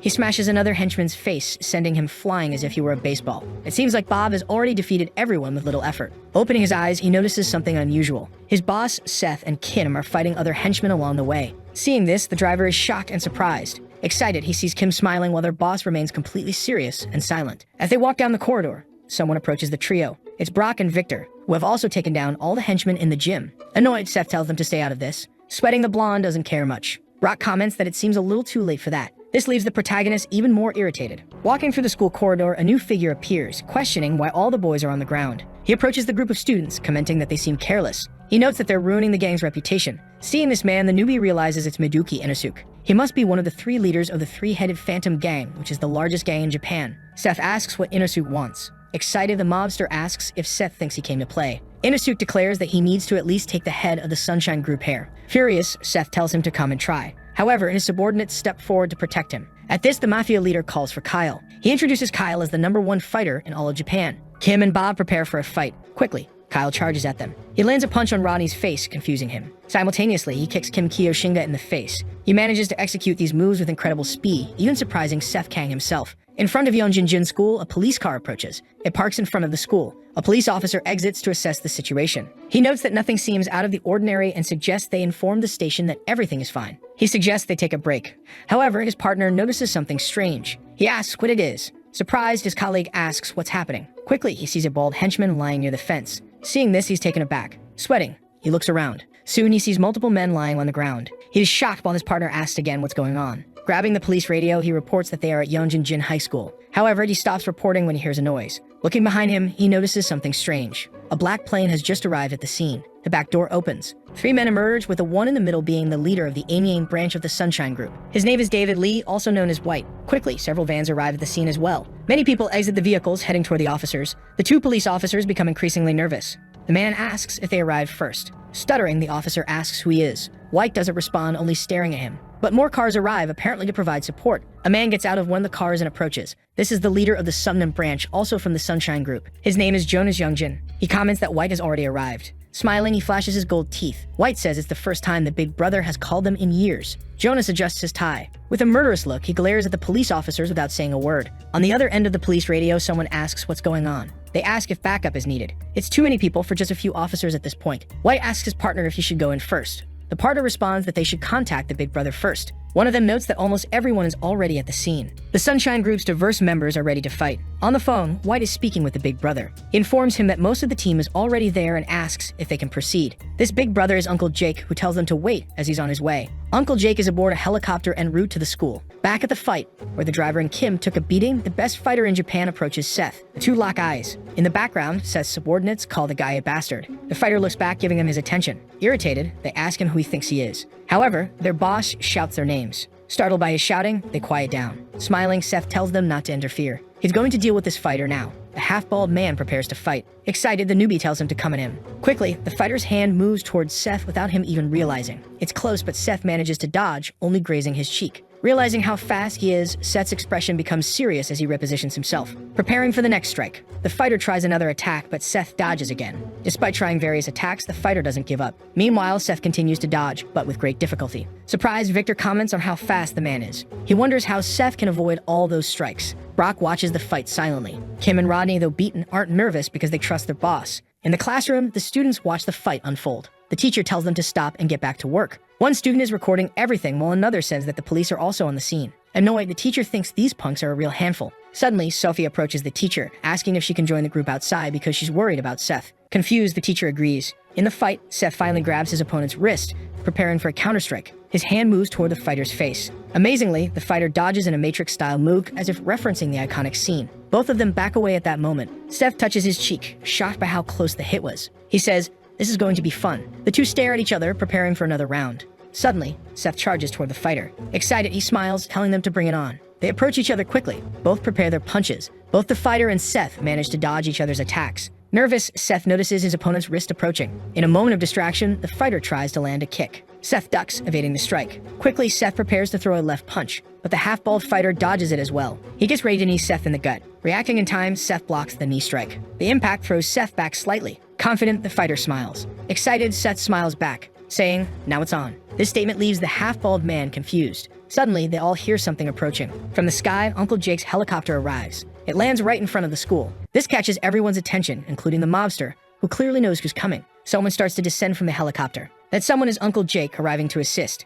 Several people begin moving as well. The area is now full of Sunshine Group's subordinates. In shock, Victor asks what's happening. Uncle Jake steps ahead of the crowd. He bows to Seth, addressing him as Sir. Instantly, everyone present begins bowing as well. In the classroom, the students are confused. They ask what's going on and why everyone is bowing. The two police officers outside are also confused by the whole situation. Nearby, a group of Chinese gang members are on top of a building. But one with the ponytail asks his brother if it was Seth who defeated him. His brother confirms. Then the man asks if he thinks he can win if they fight again. His brother remains silent. Looking at his other partner, the ponytail guy comments that things have gotten a bit more complicated. He asks what they should do now. The man with sunglasses responds that there are too many Korean police officers around. He suggests they retreat for today as well. Smiling, he says he wants to see how everything turns out first, because it's gotten interesting. A voice suddenly interrupts, asking if it's really as fun as he says. Instantly, the three men turn around to see who it is. To their shock, it's Seth's mother standing in the middle of them. The man is stunned, realizing he hadn't noticed the woman's presence at all. With a terrifying aura, Seth's mother stares back at the Mafia leader. After everyone arrives to help, Kang tells them not to interfere. However, Uncle Jake starts to protest, but Seth insists that he needs to win this fight fairly. Jake falls silent after hearing his response. Two men watch the protagonist through the security cameras. They comment that everyone fell into the trap like rats. Irritated, one of them asks his subordinate if he thinks Seth will lose. Jake responds that this is not the kind of situation they're dealing with, urging him to look around. Numerous men are already lying defeated across the school grounds, and many are down near the buses as well. Seeing all of this, Kang remains silent. His subordinate approaches the boss, politely asking to leave the rest to him and to stop things from escalating further. He tells Seth that this fight is his own, asking if he understands that. After hearing this, Seth remains silent and watches. Facing the mafiosos, Seth apologizes for keeping them waiting. He asks them to continue from where they left off. The half-bald fighter says nothing and looks back, noticing the arrival of more people. Overjoyed, the Mafia leader orders him to finish off the boy. Obeying the command, the fighter charges towards Seth. Seth clenches his fists, preparing to fight. Quickly, the fighter closes in on Kang. Suddenly, a voice yells for everyone to stop. Both the hero and his opponent freeze at the shout. Everyone present is shocked by the voice. It's Seth's mother, who arrives, shaking up the scene. Everyone is left speechless by her appearance. The moment she arrives, the Mafia leader immediately falls silent. She looks at a security camera without saying a word.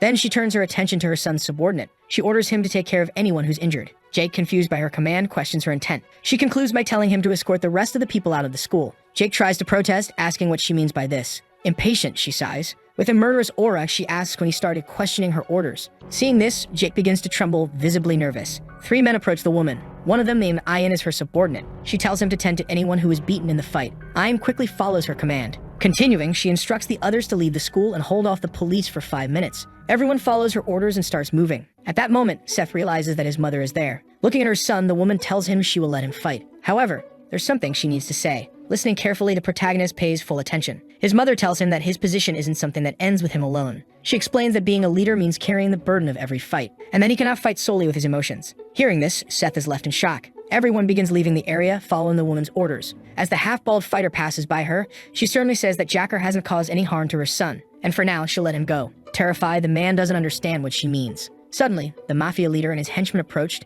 demanding to know who she thinks she is. He yells that he won't let some random person interfere in their business. He insults her. Knowing the man's full name, she gives him two options. The first is to gather all his people, get on the bus, and leave in silence. Hearing the first option, he immediately starts cursing at her. Without hesitation, she slices a part of his neck, while stepping on his henchman with extreme ease. Seeing this, the man is in complete shock. The woman warns that if they interrupt her again, she will kill him. She asks if he understood. Everyone is stunned and frightened by her words. The Mafia leader is deeply irritated but stays silent, clearly afraid. After this, she begins explaining the second option, which is that the half-bald fighter and Seth will fight. Hearing this, Seth is surprised.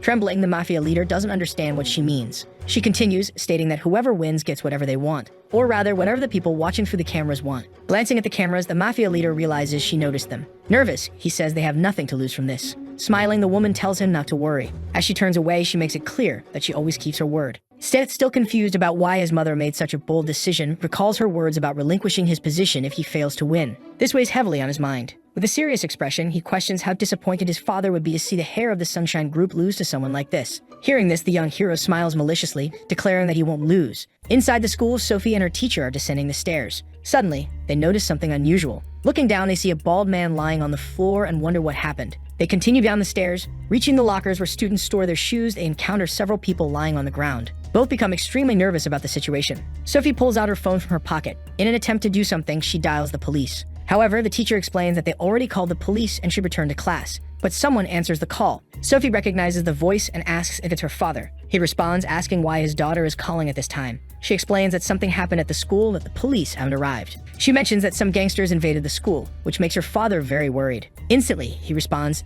"Daddy's coming." Nervous, the teacher suggests they hurry back to class. At that moment, several people enter the school. Sophie notices the arrival of some men. One of them, who belongs to the Sunshine Group, notices her as well. They approach the two girls. Frightened, the teacher asks who he is. Confused, the man doesn't respond. He kneels near a body and checks for a pulse. Suddenly, he opens his jacket, revealing several medical tools stored inside. Taking out a scalpel, he says the person is still breathing. Nervous, Sophie can only think about her boss, Seth. Meanwhile, outside the school, the Sunshine Group's subordinates are securing the perimeter. Kang and his opponent stand face to face.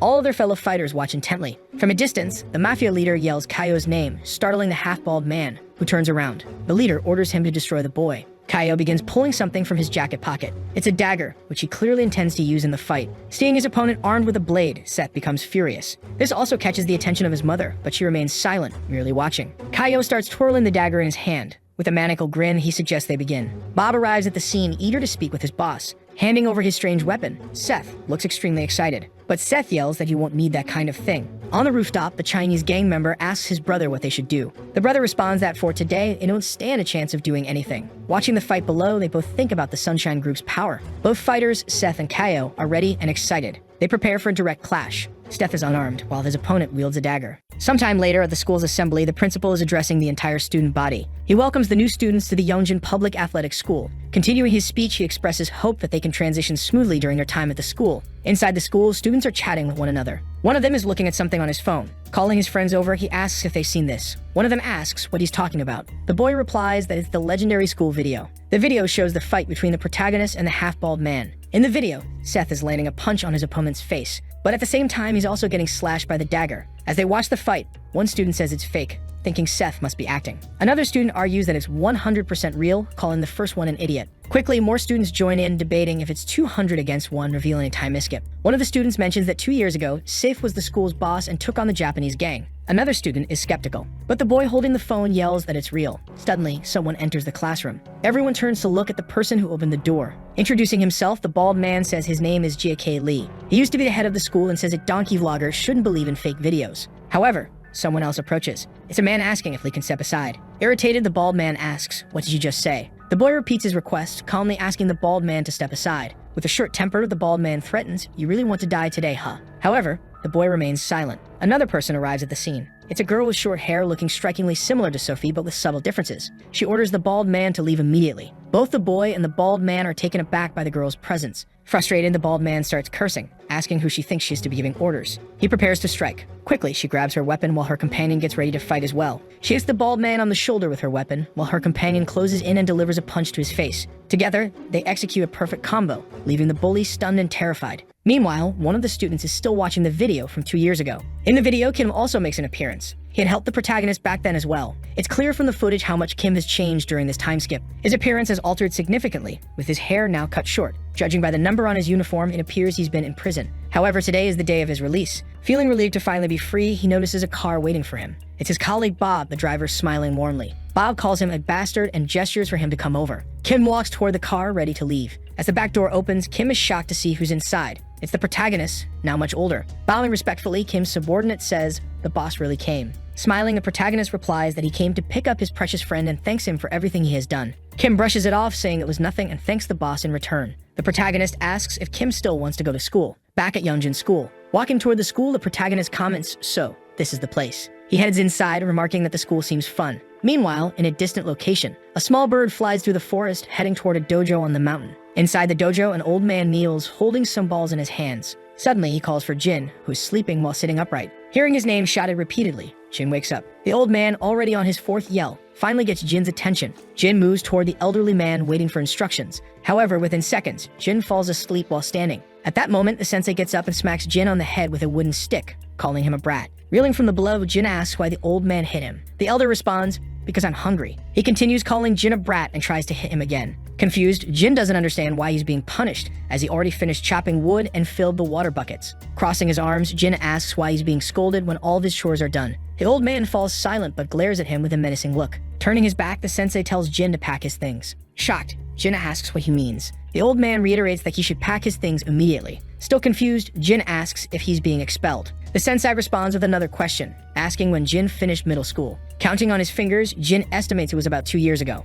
The sensei says that Jin should at least try to finish high school. This revelation leaves Jin completely stunned. He asks for clarification, and the sensei explains that not only should Jin take the exam to skip ahead in high school, but he should also attend school. Jin, now speechless, remains silent. Sometime later, Jin heads to the city. He's amazed by the architecture of the place. Humming a tune as he skips along, he makes his way toward his new school. Soon he's impressed by the sight of it. Entering, he notices posters for the National Boxing Championship featuring Victor, and also posters for the American Martial Arts League from the Chek Group. Walking through the corridors, he heads toward classroom number 5. Inside, a man is writing on the blackboard, introducing himself as the new teacher. "My name is George Wu, and it's a pleasure to meet you all." He continues, explaining that, as many know, the school has now become an athletic school. He's heard that there are a few aspiring athletes in the class. Asking those students to raise their hands, the 3 main students in the class do so. George acknowledges that sports are important but reminds them that they still need to focus on their studies. Just then, the boy from earlier appears at the door, curious about what's happening. The teacher looks at the new student and asks, "Who are you?" Embarrassed, the boy explains that he believes this is his class. Surprised, the teacher realizes it's the transfer student's first day. The boy then explains that as a transfer student, this is his first time attending school. He recalls his old man telling him that he should greet his teachers properly, and thus, it doesn't feel like just another school day for him. George, the teacher, walks toward him, stating that they need to check things thoroughly. He asks the boy to take his seat in the chair. Happily, the boy complies. As he looks around the classroom, he's a little surprised by everything. Introducing himself, he says his name is Jin and that this is his first time attending school. The class is shocked by this information, asking if it's really his first time. He confirms, explaining that he graduated by passing the exam to skip middle school. Hearing this, the students grow curious, while Jin smiles. He holds a piece of paper with something written on it. Glancing around to ensure he's in the right place, he heads toward a 2-story house. Confident that this is the right location, he rings the doorbell. The intercom grants him access. The door opens and he steps inside, spotting a woman. It's the protagonist's mother, who smiles and says, "You've arrived." The man is overjoyed to see his sister. She jokes that after all, he didn't get lost. With his arms crossed, he retorts that while he may have come from the forest, he's not stupid. His sister laughs, telling him he did well. She leads him inside as he removes his shoes. They calmly ascend the stairs. Curious, she asks how school was, and he responds that it was fun. Surprised, she says that's wonderful. When they reach the 2nd floor, she opens the door to a room. She tells him that this will now be his room. Jin is amazed at the room his sister has given him. She explains that it used to be her son's room, though he lives elsewhere now but attends the same school. Jin is puzzled by this news. As she leaves, she tells him he'll see her son soon. Smiling, she suggests that he put his things away and follow her. In the house, there's a passage leading to a basement, resembling a secret cellar. As they walk down, it's quite dark, so she carries a candle for light. When they reach the bottom of the stairs, she asks him to wait. She lights additional candles to illuminate the area better. Seeing the room clearly, Jin is surprised. The basement is filled with various weapons. With a mischievous smile, his sister asks why they haven't tested her little brother's abilities yet. He doesn't understand what she means. Continuing, she asks him which weapon he'd like to use. Ignoring her question, Jin warns her that she'll hurt herself this way. Shocked, she stares at him. Jin explains that as the successor of their clan, he was taught from a young age never to lose. They lock eyes after this revelation. She responds with a laugh, saying that it looks like she won't be going easy on him. Meanwhile, back at school in a study room, the students are gathered around a large table. One student is missing. His close friend, Sophie Kim, who is now the student council president, is worried, feeling his absence. She explains to the gathered club leaders that she's called them together for one reason. Mike Ham, the new captain of the Taekwondo club, says he's exhausted from training and suggests speeding things up. Paul Kwok, now the captain of the judo club, agrees, adding that the boxing and martial arts club captains aren't present either because they're busy with competitions. After these statements, a heavy silence fills the room. Nervous, Sophie doesn't say a word. Suddenly, the door opens. It's Victor Chu, now the president of the boxing club and the reigning IBF Asian champion. He walks toward the meeting table, drenched in sweat from what appears to be a training session. Apologizing for being late, he smiles. Sophie smiles back, saying it's fine and that the meeting has just started. Victor pulls up a chair to sit down. However, Sophie quickly asks what happened to Brock. Victor explains that Brock has a competition next week, so he's been training for it. Surprised, Sophie asks if it's a new competition. Victor confirms and then asks why they're having this meeting now. Sophie reminds him it's about recruiting freshmen who aren't involved in sports, questioning if he forgot about the freshman recruitment next week. Victor, a bit shocked, admits he did forget. Interrupting the conversation, Mike Ham, the president of the Taekwondo club, yells out. Annoyed, he demands they stop chatting and get to the main topic. Seeing this outburst, Victor stays quiet. Sophie, the student council president, apologizes and says they'll begin now. She explains that the main point is that the principal asked for a favor, which is why they are all gathered. Before starting, she makes it clear that clubs are strictly forbidden from forcing freshmen to join. The second rule is that all clubs should avoid entering unnecessary competitions. Furthermore, if there are any tests or extremely intense training, it must be carefully considered. However, Sophie doesn't fully explain the third rule and the meeting ends shortly after. She tells everyone that's all for today. As she finishes packing up her materials, Victor remains seated silently at the table. Noticing his presence, Sophie asks if he's going to exercise. Victor replies that he is, but there's something he needs to ask first. He inquires if she's received any messages from that boy. Hearing the question, Sophie starts trembling, shaking her head as she says no. Victor then asks if she's heard anything about him returning to school. She replies that she hasn't seen him in a long time. Smiling, Victor tells her not to worry, reminding her that Seth promised his mother he would graduate. Nervous, Sophie recalls everything that's happened, particularly the terrifying memory of Seth's mother. She remembers how violently she was saved by Seth's mother. The memories of that event cause her to tremble more, breaking out in a nervous sweat. In the background, Victor notices her anxiety and asks if she's all right. She quickly responds that she's fine and hurriedly excuses herself, saying she'll leave first. Watching her leave, Victor sighs, sensing that something even stranger is going on with her. He begins to recall the final fight. He remembers when Seth saved Sophie from a gangster, ruthlessly beating the man. Stiff was in the middle of delivering a brutal beating to the leader, but his mother stopped him from finishing the job. Victor had witnessed everything personally. These memories are somewhat bitter for him. His expression hardens as he clenches his fist. Later that night, Jin is staying at Seth's mother's house. He stares at an egg in his hand. Meanwhile, the lady is washing the dishes. Looking at her brother, she asks if he didn't like the food. Rubbing the egg on his head, Jin responds that it's not bad. Curious, she asks why he isn't eating, and he explains that this is the first time anyone has ever cooked for him. Hearing this, she smiles. She tells him to get used to it because he no longer lives in the forest. Laughing, Jin agrees and thanks her for the meal. He takes some rice and seems to enjoy it a lot. Smiling, Seth's mother tells him to eat and grow stronger so they can fight again. However, Jin's reaction isn't entirely positive. He starts trembling. Amused, she asks if he doesn't want to. With a mouthful of food, he says he does, but there's a catch. He asks if she's okay with that. At this moment, she glances at the bruise on her arm, likely caused by their previous sparring session. Trembling slightly, she says she doesn't know how long it's been since she used her full strength. Jin falls silent after hearing this. Meanwhile, at Sophie's house, she arrives home from school and announces her return. Her father is sitting reading the newspaper and greets her. She comments on him being home early this time. Her father explains that it's election season and their company needs to behave appropriately during this time. Sophie then asks if he's had dinner. He replies that he has, as the maid prepared it for him. Sophie asks if he'd like some tea, and he says yes. Curious, her father asks how school is going and if it's been difficult. As she prepares the tea, Sophie says school is the same as always. Her father asks if she's decided what she wants to do in the future. Sophie admits that she's still unsure. Bothered, he asks if she's not interested in law anymore. Sophie respectfully replies that while she admires his work, she doesn't want to be busy all the time. Hearing this, her father begins to reflect. He apologizes for not taking better care of her. Sophie tries to clarify her earlier statement to her father, saying that she doesn't mean to upset him but wants to find something more enjoyable to do.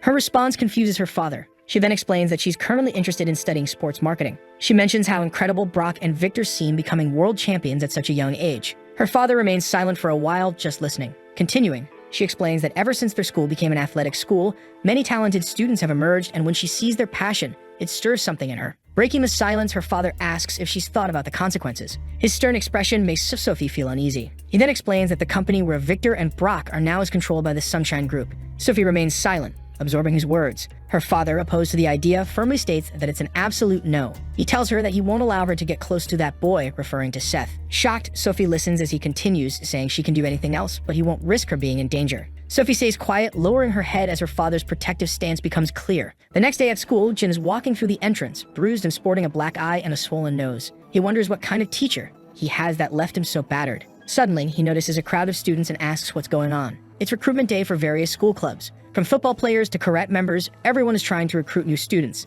Excited, Jin thinks to himself that this is going to be fun. Behind him, a tall student approaches and politely asks for some space. Jin greets him, saying, "Hey, you sit next to me, don't you?" Shy, the tall boy bends down and nervously says hello. Curious, Jin asks if the boy is part of any sports club since he heard that everyone at the school has to pick at least one sport. Embarrassed, the boy admits he's an athlete from the class. Confused, Jin asks what being a class athlete means. Suddenly, a bald-headed student approaches, demanding they move out of the way, calling them trash. Both Jin and the tall boy are stunned by the insult. Annoyed, the bald student asks them again, "What are you looking at? Do you want to get beaten up?" Jin, wearing an innocent expression, doesn't seem to understand. Repeating himself, the bald student tells Jin to move and stop staring at him. The tall boy, nervous, swallows hard and stays silent, sweating. Trying to be friendly, Jin asks, "Are you in our class?" "Nice to meet you, friend." This infuriates the bald student, who feels disrespected by being called friend. He grabs Jin's shoulder and, cursing, asks, "Who said I'm your friend? You're gonna die." However, Jin still doesn't fully grasp what's happening and says nothing in response. Leaning into Jin's ear, the bald student demands that he follow him.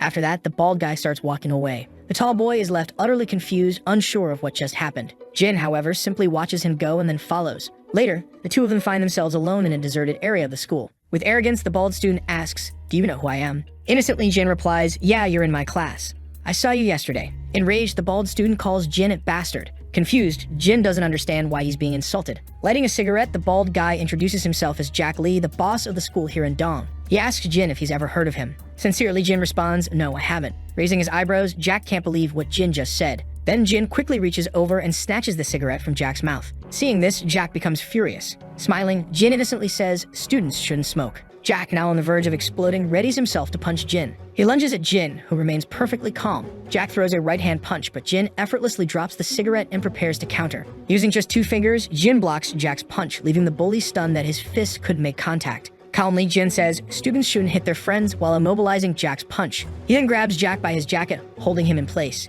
Extremely irritated, Jack starts cursing furiously. Suddenly, someone yells for them to stop. Both Jin and Jack turn around to see who it is. It's Henry Chang, the school's student council president. He calls out to them, accusing them of being bullies. Jin, puzzled, questions if he's really a bully because, in his mind, a bully is something entirely different from what he is. Desperate to clarify, Jin says, "I'm not a bully." Henry introduces himself, saying he's Henry Chang, the student representative of the school. Henry Chang, standing with authority, tells them that being around ensures they follow the school rules. He adds that he's also the head of the wrestling club, boasting that he placed 5th in the winter competition. He insists they shouldn't underestimate him just because he came in 5th, explaining that he only started wrestling last year. This leaves Jin even more confused. Henry then reveals that he's also the younger brother of the famous Brock Chang, which immediately intimidates the bald student. With a superior attitude, Henry asks the freshmen if they understand now. The bald student lowers his head, admitting that he barely knew who Henry was. Watching all of this unfold, Jin is left completely baffled by the situation, especially since it's his first time at school. As Henry looks at Jin, he criticizes his bad attitude and instructs him to visit the student council room during recess.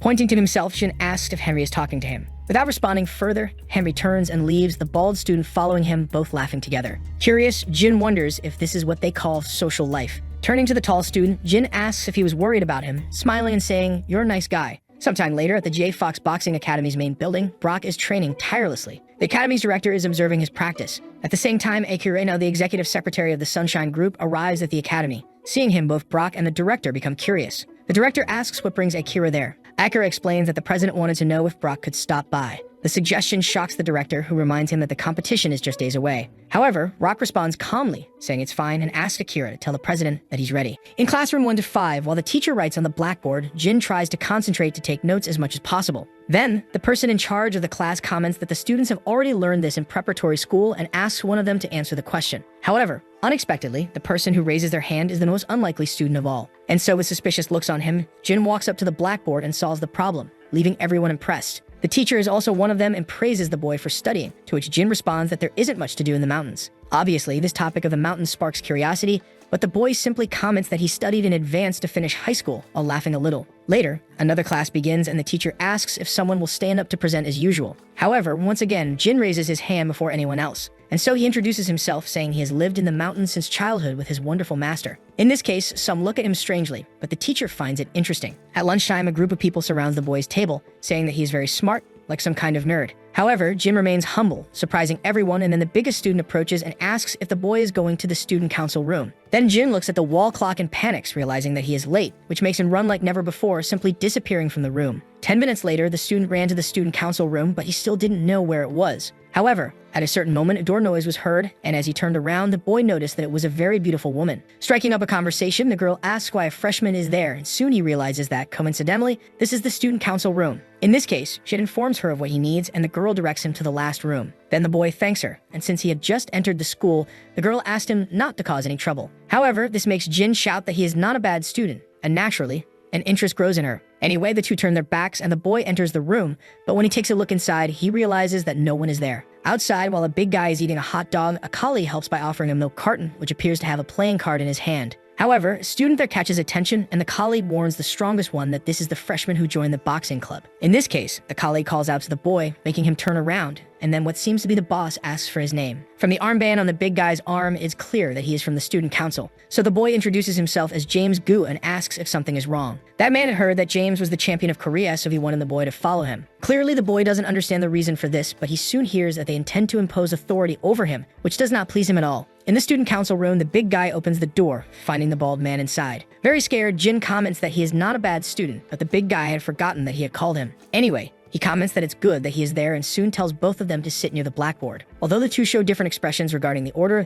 they comply with the request. Then the council member asks the newcomers to listen carefully because this school has strict rules regarding violence. And as soon as this topic is brought up, the boys begin to take it seriously. As both have probably heard about the incident 2 years ago, since then, the council has approved a new rule together with the administration. Therefore, today, if they want to fight, they need the student council and the athletic captain to approve a match in the ring. And it turns out that the person in front of them has the authority to approve these fights. That is, if the reason for fighting is legitimate, but before he can finish, James interrupts the council member's speech. And while trying to understand the situation, the boy suggests that the big guy fight him because he hates it when people talk too much. Obviously, everyone is surprised and the boss's friend comments that James is being very rude. In this case, the boy asks if a meddler wants to fight in the leader's place, which makes him furious. Anyway, the boy doesn't care, but the council member makes a point of saying that he is Brock Chang's brother. However, James clearly doesn't care and simply asks if the younger brother will approve a fight with the older one. Upon hearing this, the assistant shouts, questioning whether the newcomer doesn't know who Henry's brother is. But James is aware and states that he came to this school specifically to defeat Brock and Victor, which leaves the two very surprised.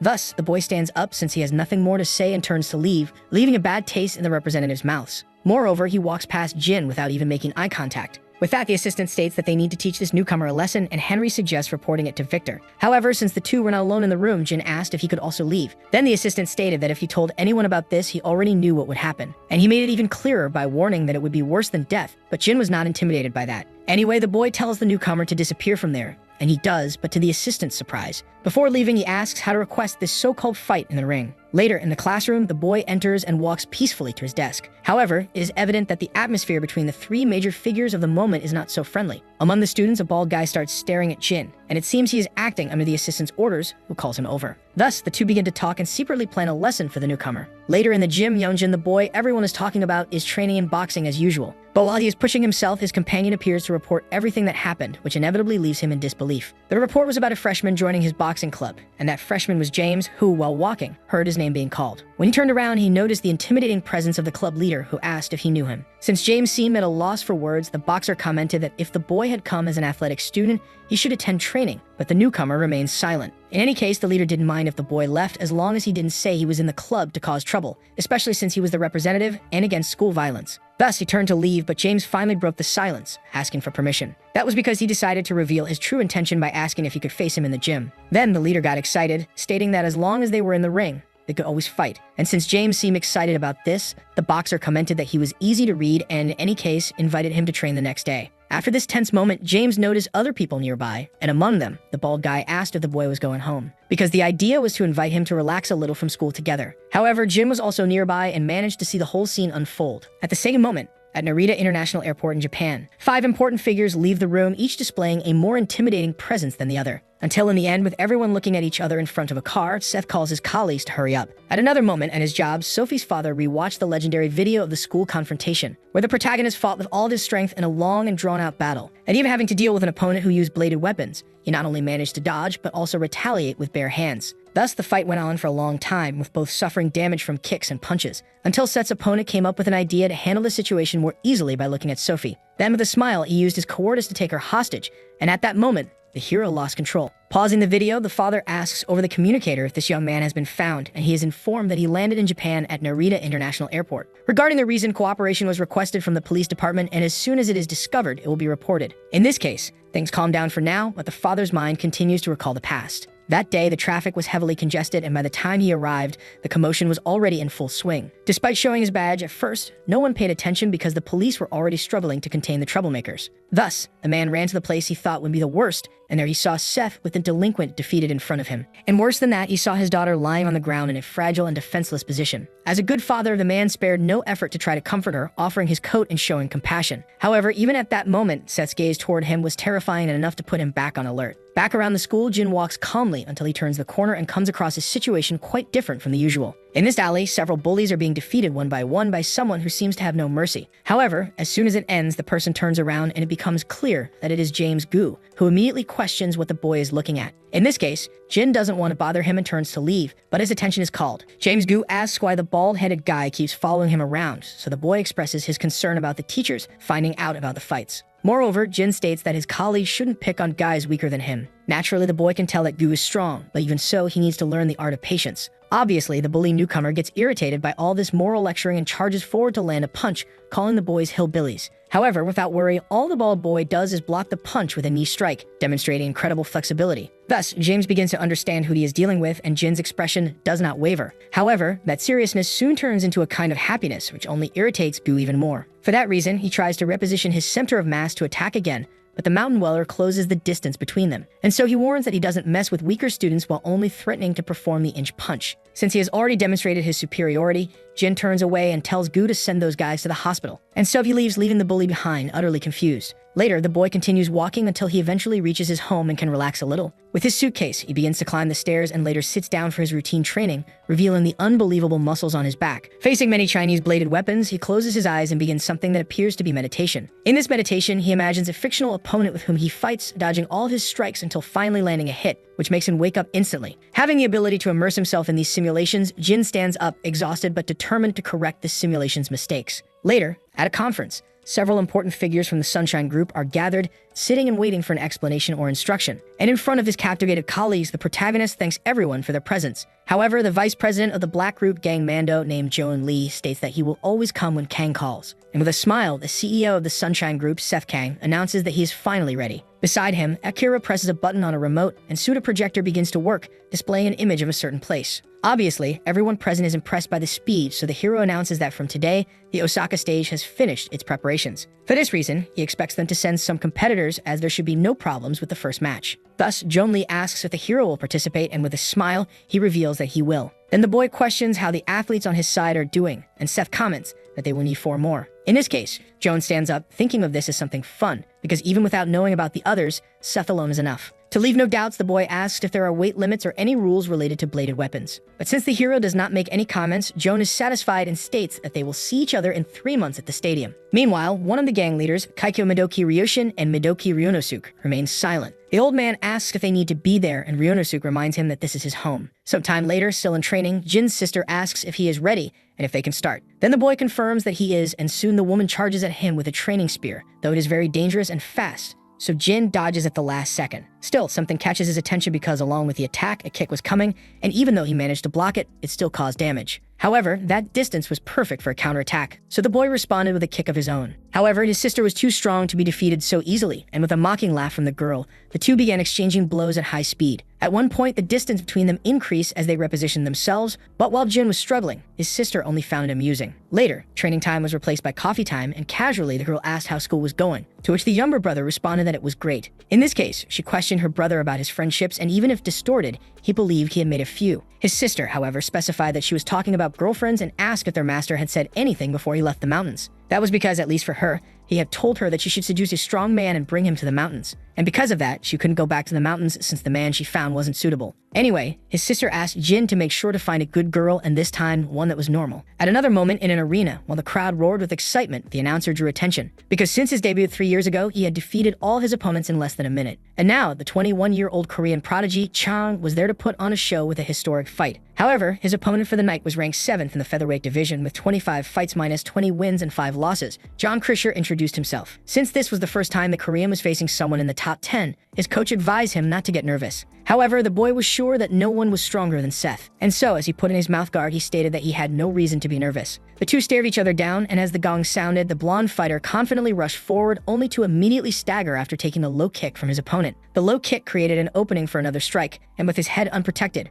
Brock seized the chance to land an uppercut. Then, with another downward punch, he slammed John Krischer into the ring floor with ease. Naturally, the crowd went wild, and to further humiliate the blonde fighter, Brock spat next to him before walking away. Then, as his final request, the boy asked his coach to move him up in weight class because the fights were too easy. This entire fight was being broadcasted on a TV in the protagonist's hall. So Seth called Akira over and with a satisfied smile, asked for the boy to be added to the list. At Yongjin Public Athletic School in the same classroom 1 to 5, a few boys were talking about Brock's fight from yesterday. Everyone had seen it and agreed that it was insane. But anyway, the boy was going to knock out the champion soon. Suddenly, Chuli appeared in the room with an injury, sending chills down the students' spines. Then, very irritated, he asked why he was being stared at and quickly dispersed everyone. Along with him, other important students entered the room and passed by the bald guy, heading to their seats without any trouble. However, another person entered and was someone Jig Lee didn't really want to face. Even so, he decided to look, but when he noticed Pooh standing behind him, he trembled with fear, and the boy ordered the bald guy to leave him alone. The events of the previous day were still burned into his mind, so he didn't have the courage to respond to the intimidation. Thus, Jin appeared once again, telling James Gu to stop picking on weaker people. The remark caught both of their attention, even though the boy had said it innocently. Either way, Gu was already very irritated with these moral lessons and clenched his fist, leaving Jin confused. But a girl quickly caught on to the situation. Since nothing happened, Jin cheerfully commented that his new friend wasn't a bully. However, the girl from earlier walked up to James, and the boy immediately asked what she wanted. After analyzing him for a bit, the girl mockingly asked if Gu had been beaten up by the bald-headed guy. To her, everything pointed to that, but Gu warned her to watch her tongue. At that moment, the girl became sure of her assumption. While James tried to intimidate her, she simply told him to look at his hands. Because despite his serious expression, the boy was trembling intensely. However, instead of continuing to mock him for that, the girl understood and decided to take care of Jin. Later in the cafeteria, as everyone gathered at the tables, Jin eagerly prepared to eat. However, his classmate stood beside him with an absurd amount of rice, leaving him stunned. Anyway, the two start eating as if they were competing, and within a few seconds, they finish everything, even making Jin's stomach puff out. However, to his surprise, his friend gets up and goes to the cook to get more food. In this case, Jin admits that he lost, but at that moment, the girl from before joins the table, saying hi.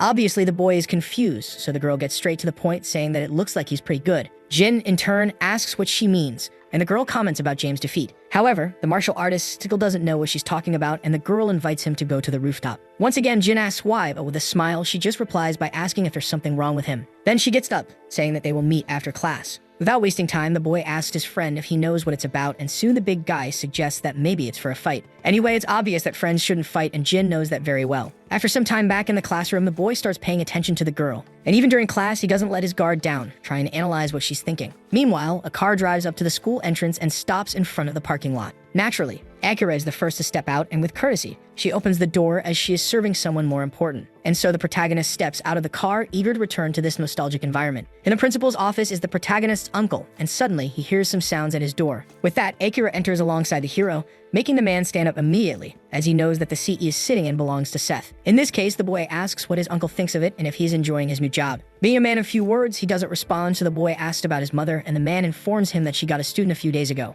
Once again, the two stare at each other for a while until the boy questions the paperwork. However, the uncle doesn't care, and this attitude surprises Seth quite a bit, but in any case, he tells him to keep it that way. Thus, the protagonist starts changing into his new clothes, adjusting everything carefully. However, since this is the same uniform he used to wear, it brings a nostalgic feeling to Seth. After a few seconds of silence, the uncle asks if his nephew will continue with the plan, and Seth's look alone is enough of an answer. In this case, the man makes it clear that finding him is impossible, but Sid finds it very annoying that both he and his mother are acting like cowards. Besides, the boy doesn't think that finding his father's killer is such a wrong thing. However, his uncle tries to break that illusion by saying that even the triad couldn't stop him. But with a confident smile, Seth states that that's precisely why he's doing his best. Even so, the uncle doesn't think his nephew is strong enough, but just as he says that, a metal drawer goes flying and crashes into the wall. The man is clearly frightened but tries his best to maintain his composure. Then the hero reminds him that criminal finished off his father before he ever got to meet him, so he orders his uncle to stop interfering in his life. Later, while leaving the school, Jin hears someone calling him a hillbilly and turns around to see.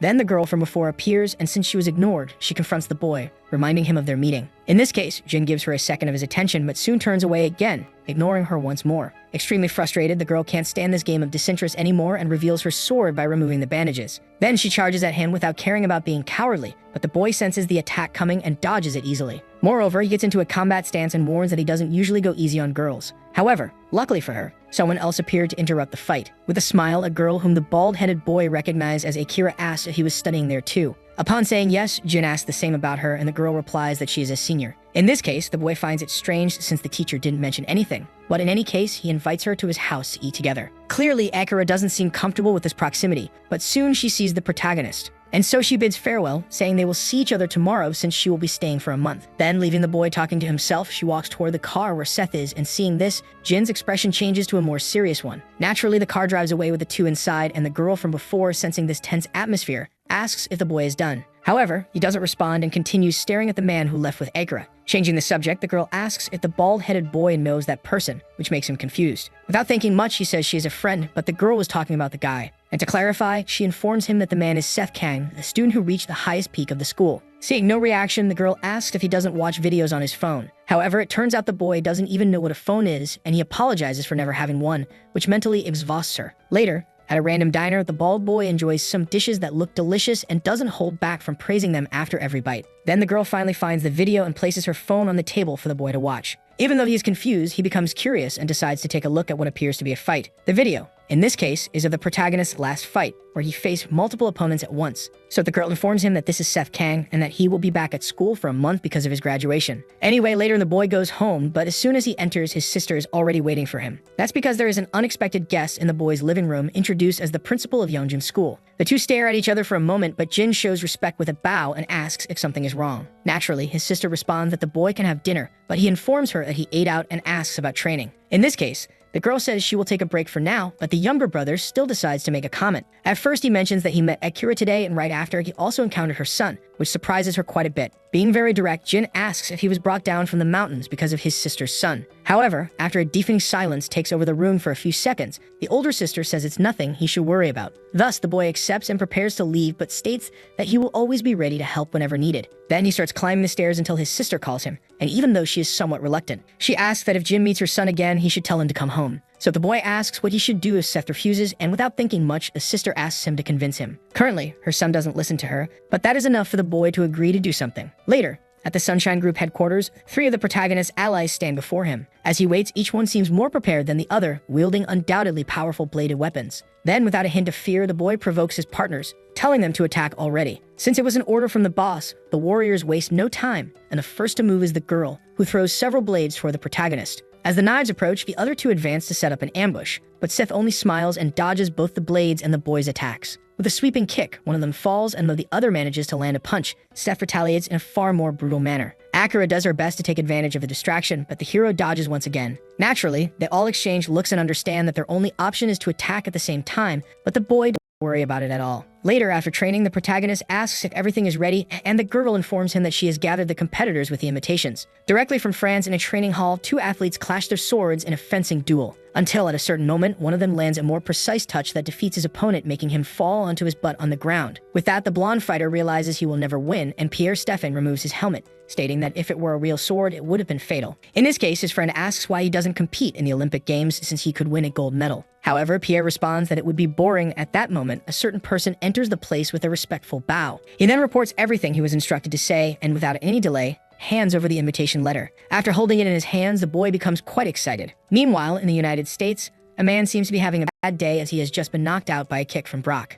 After that, the fighter appears a bit unmotivated, and soon his coach hears his phone ringing. Upon answering, everything is explained over the phone, even without the physical presence of the invitation. In this case, after hanging up, the coach informs Brock that the boss wants him to return, and without much thought, the fighter understands. At the same moment in Japan, the messenger from the Sunshine Group also arrives there. He quickly enters a dojo, greeting Master Oscar, as it has been a long time since they last saw each other. Back at school, as the students walk toward their classrooms, a luxurious car drives by, making noise and startling some students with its roaring engine. Clearly, they are annoyed at someone so inconsiderate passing through. However, when the car door opens, it turns out to be none other than Seth Kang himself. And in response to this unexpected opportunity, someone suddenly appears. With a serious expression, Jin simply asks to talk with the protagonist for a moment. Clearly, this request makes Seth a bit thoughtful, and soon all the people around them show some concern. For that reason, the hero doesn't respond right away, so Akira shouts in concern, questioning what Jin is trying to do. Additionally, she explains who this boy is to satisfy everyone's curiosity, which only leaves Seth even more surprised. As the two stare at each other, a crowd gathers around them,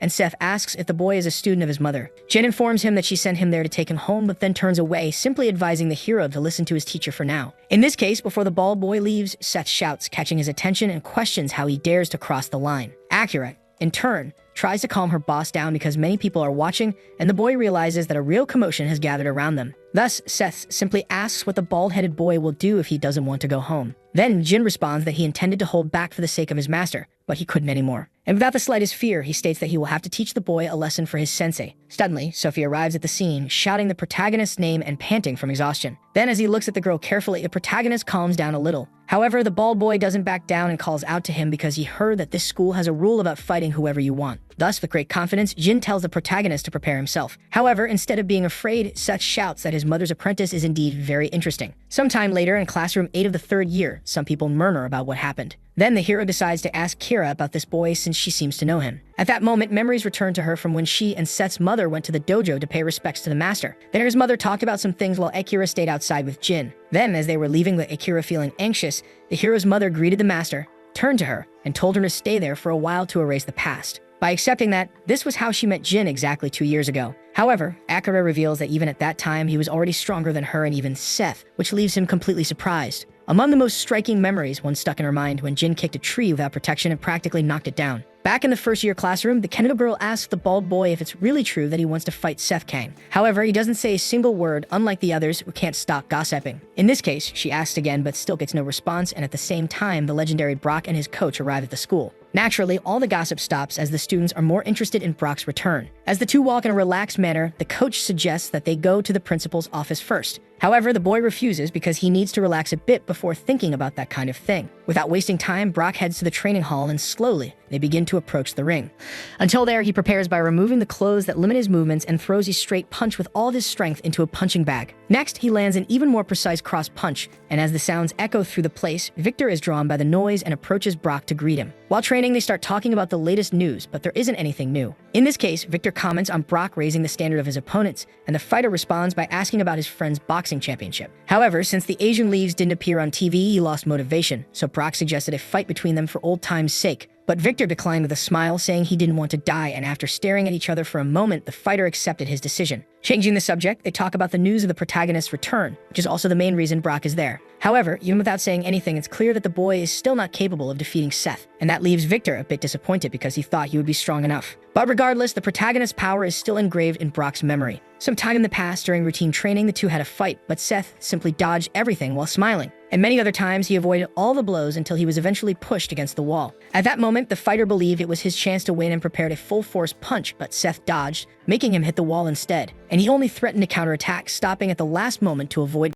damage. With his usual confident smile, he wished Brock good luck in his competition. Keeping that in mind, the fighter knows that if he himself is a monster, the protagonist is something much worse. In this case, Victor suddenly remembers something worth mentioning because the protagonist got involved with the strange guy. So he says they will fight soon, and then it's a freshman, which naturally piques Brock's interest. Later in the 1st year classroom, some students talk about going to a cyber cafe. However, one of them asks if his friend didn't hear that the mysterious guy from their class is going to fight the boss, which despite seeming unreal is actually happening. At that moment, before the confrontation, an unexpected person enters the classroom, causing surprise among the students. Wasting no time, Brock walks up to Jin and asks if he is the one who will fight Seth. After staring at each other for a moment, the fighter places a hand on Jin's head as a way to provoke him. Then the boy asks why the big guy is touching him without his permission. Brock is trying to teach the boy a lesson in humility before he faces Seth. However, suddenly his arm is easily pulled by someone, leaving him very surprised. And then the bald boy's friend tries to explain that fights are not allowed there. Given this, Brock asks who the student in front of him is, which only makes him even more nervous. Then he decides to continue, but Jin simply places a hand on the fighter and politely asks him to stop.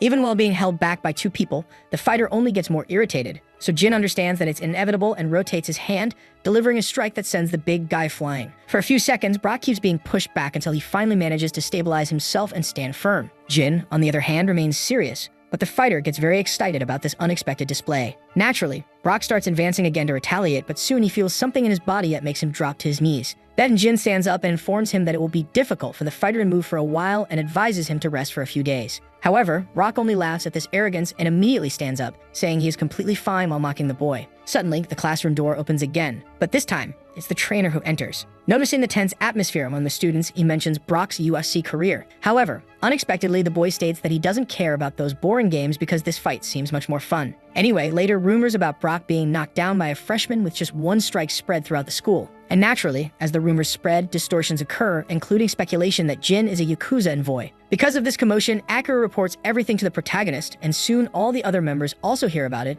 as the news even reaches the principal. Back in classroom 5 of the freshmen, the atmosphere there is completely tense due to Jin's presence in the room. And even though he doesn't want to cause any trouble, the only one who comes to talk to him is his friend from before, who asks if he's okay. With that, a smile appears on the boy's face, and he admits that maybe he isn't doing so well. However, the rumors don't stop, and at a certain moment, the student council appears to disperse the gossipers. Henry, who is in charge, enters the first-year classroom already very stressed and comments that he always knew the bald guy was a troublemaker. Either way, he hands over a clipboard that his brother asked him to give to the boy. On it, there is a document that Henry asks Jin to sign, and after taking a look, he sees that it's a consent form confirming that the previous fight was officially approved. Obviously, Jin has no problem signing it, but asks for another one for the student council to provide. Upon hearing this, Henry asks why, hoping that the bald guy doesn't want to fight him. And to his relief, the paper is because Jin will have a match against Seth Kang later. Sometime later at the school's boxing gym, the coach questions what his athlete is doing. With a certain disappointment, he asks if Brock thinks he has time to fight all the students there. This really leaves the coach disappointed, but the fighter insists that this guy is special. And while taking off his shirt to show the result of the last punch, he comments that Seth must already know.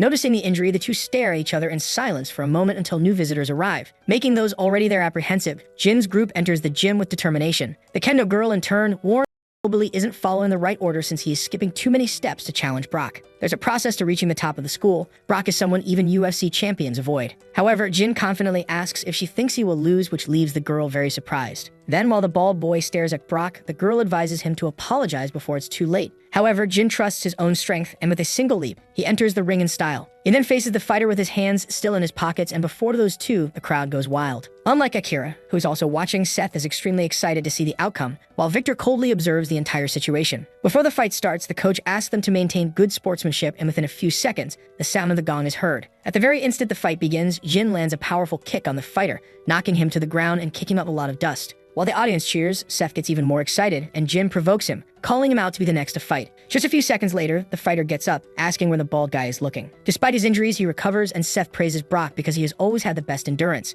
Without wasting time, the UFC fighter charges forward, trying to grab the boy, but Jin continues dodging every single time until one hand finally grabs onto his jacket. Then another manages to grab his leg, making it possible to execute a technique that brings the bald guy to the ground in submission. Even in this position, Jin doesn't seem worried, but the fighter doesn't care about the oddness and attacks with everything he has. The sounds of punches landing are enough to bring agony to the audience and concern to Seth. The fighter keeps attacking until the coach decides to intervene, but at that moment, Brock realizes the reality. Because beneath him was Jin, completely unharmed, who simply asked if he was done. And since he didn't hear a response, he changed his expression and announced that now it was his turn. Not understanding what was happening, the fighter tried to attack again, and the strike came very close to the bald guy's face. However, before that, Jin landed a knee strike on his back, and after Brock lost his stance, an extremely fast punch followed straight to his face. This made him fall face first onto the ring, forcing him to use his hands and knees to keep himself from collapsing. Naturally, even though the fighter isn't knocked out, a second takedown makes the crowd go wild. And this time, the protagonist doesn't seem very satisfied with the fighter's performance. Even so, he gets up once again to continue fighting. At the moment, he turns to attack and raises a high kick aimed at Jin's head. Jin simply dodges by jumping over it and counterattacks with an incredibly powerful punch. Brock tries to stay on his feet at all costs, but the bald boy closes the distance between them, and he lands that same strike from before, this time with full force,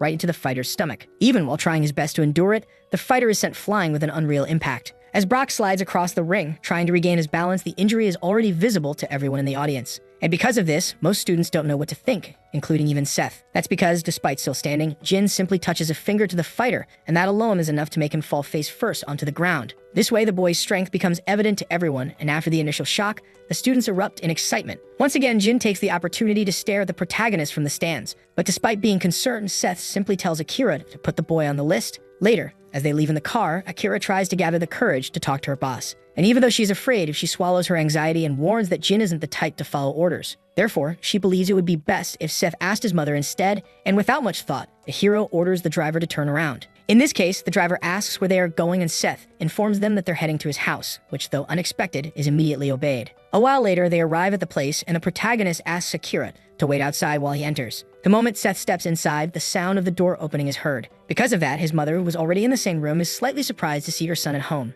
Without wasting time, Seth walks straight to the table and sits down in one of the chairs. Then he asks her who that bald kid is, the one she brought home, causing a heavy silence. However, suddenly, his mother states that if he manages to defeat him, she will finally tell Seth the name of his father's killer. In front of a mountain somewhere far away, Joan tells his companions to wait there. Then he begins passing through a festival happening on the mountain, and after making his way through, he reaches a stunning location at the top, where the dojo is. However, the boy doesn't seem very confident about being there, and the reason becomes clear as he approaches his master. Joan bows deeply, offering the proper respects to Master Wang and introduces himself as a member of the Black Group. Upon turning around, just the master's gaze is enough to send chills down his spine, and Wang asks if the warning wasn't given, and if the boy's father didn't tell him what would happen if he ever appeared before him again. In this case, fearing for his life, Joan tries his best to apologize as respectfully as possible. However, there was something he needed to say, so the master thought for a moment and stated that this information would decide whether Joan would live or die today. Shaking in fear, the boy announces that they are organizing a competition where many strong people will participate, betting their lives on it. But the master starts approaching and strikes the boy's throat with an unreal force. Just the mere fact of being included in a competition among weaklings sounds like an insult, and all that power was delivered with just 2 fingers. In this case, Joan quickly informs him that one of the competitors is the successor of the Sunshine Group, and now this is valuable enough information for the master to let go of the boy. With this, Wang asks if that martial arts girl will also be there, but the boy isn't sure. So for a while, the master reflects on whether it would be worth participating in the competition. Later, at the Sunshine Group headquarters,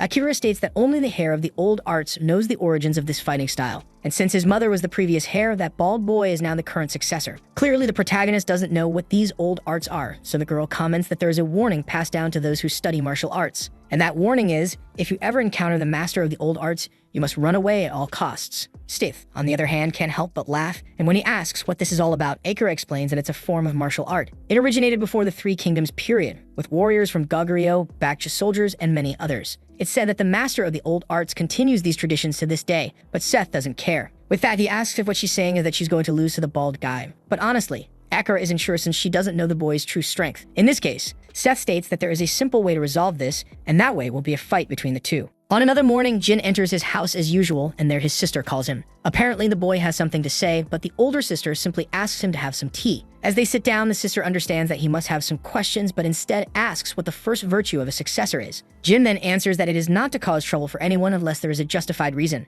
Naturally, this answer is correct, but the sister reveals that she broke that rule. So, with the younger brother's full attention, she begins to explain about her son, but doesn't even know where to start. A long time ago, the girl visited the city, and wherever she passed, she impressed men with her beauty. At that time, she begged her master until he finally allowed her to leave the mountain. Naturally, she fell in love with the city at first sight, but suddenly, a person was sent flying. And behind that person, a group walked toward her. It was at that moment that she met him. For a brief moment, their eyes met until some cars appeared, blocking the road. From those cars, an enormous number of criminals emerged, and after looking at each other for some time, the group from before reacted. A fight broke out with the girl caught in the crossfire. It was definitely brutal. And at a certain moment, one of the men threw a blade at Seth's father's blind spot. However, even without having time to defend himself, he was saved because the girl blocked the blade with her own hand. Even without knowing him, she decided to make that risky move, cutting herself with the blade to the man's surprise. Meanwhile, Seth's uncle retaliated against the man who threw the knife with a punch that left him completely finished. Naturally, the fight started to turn in their favor, and the girl was finally able to drop the blade and leave. However, before she left, Seth's father became curious about her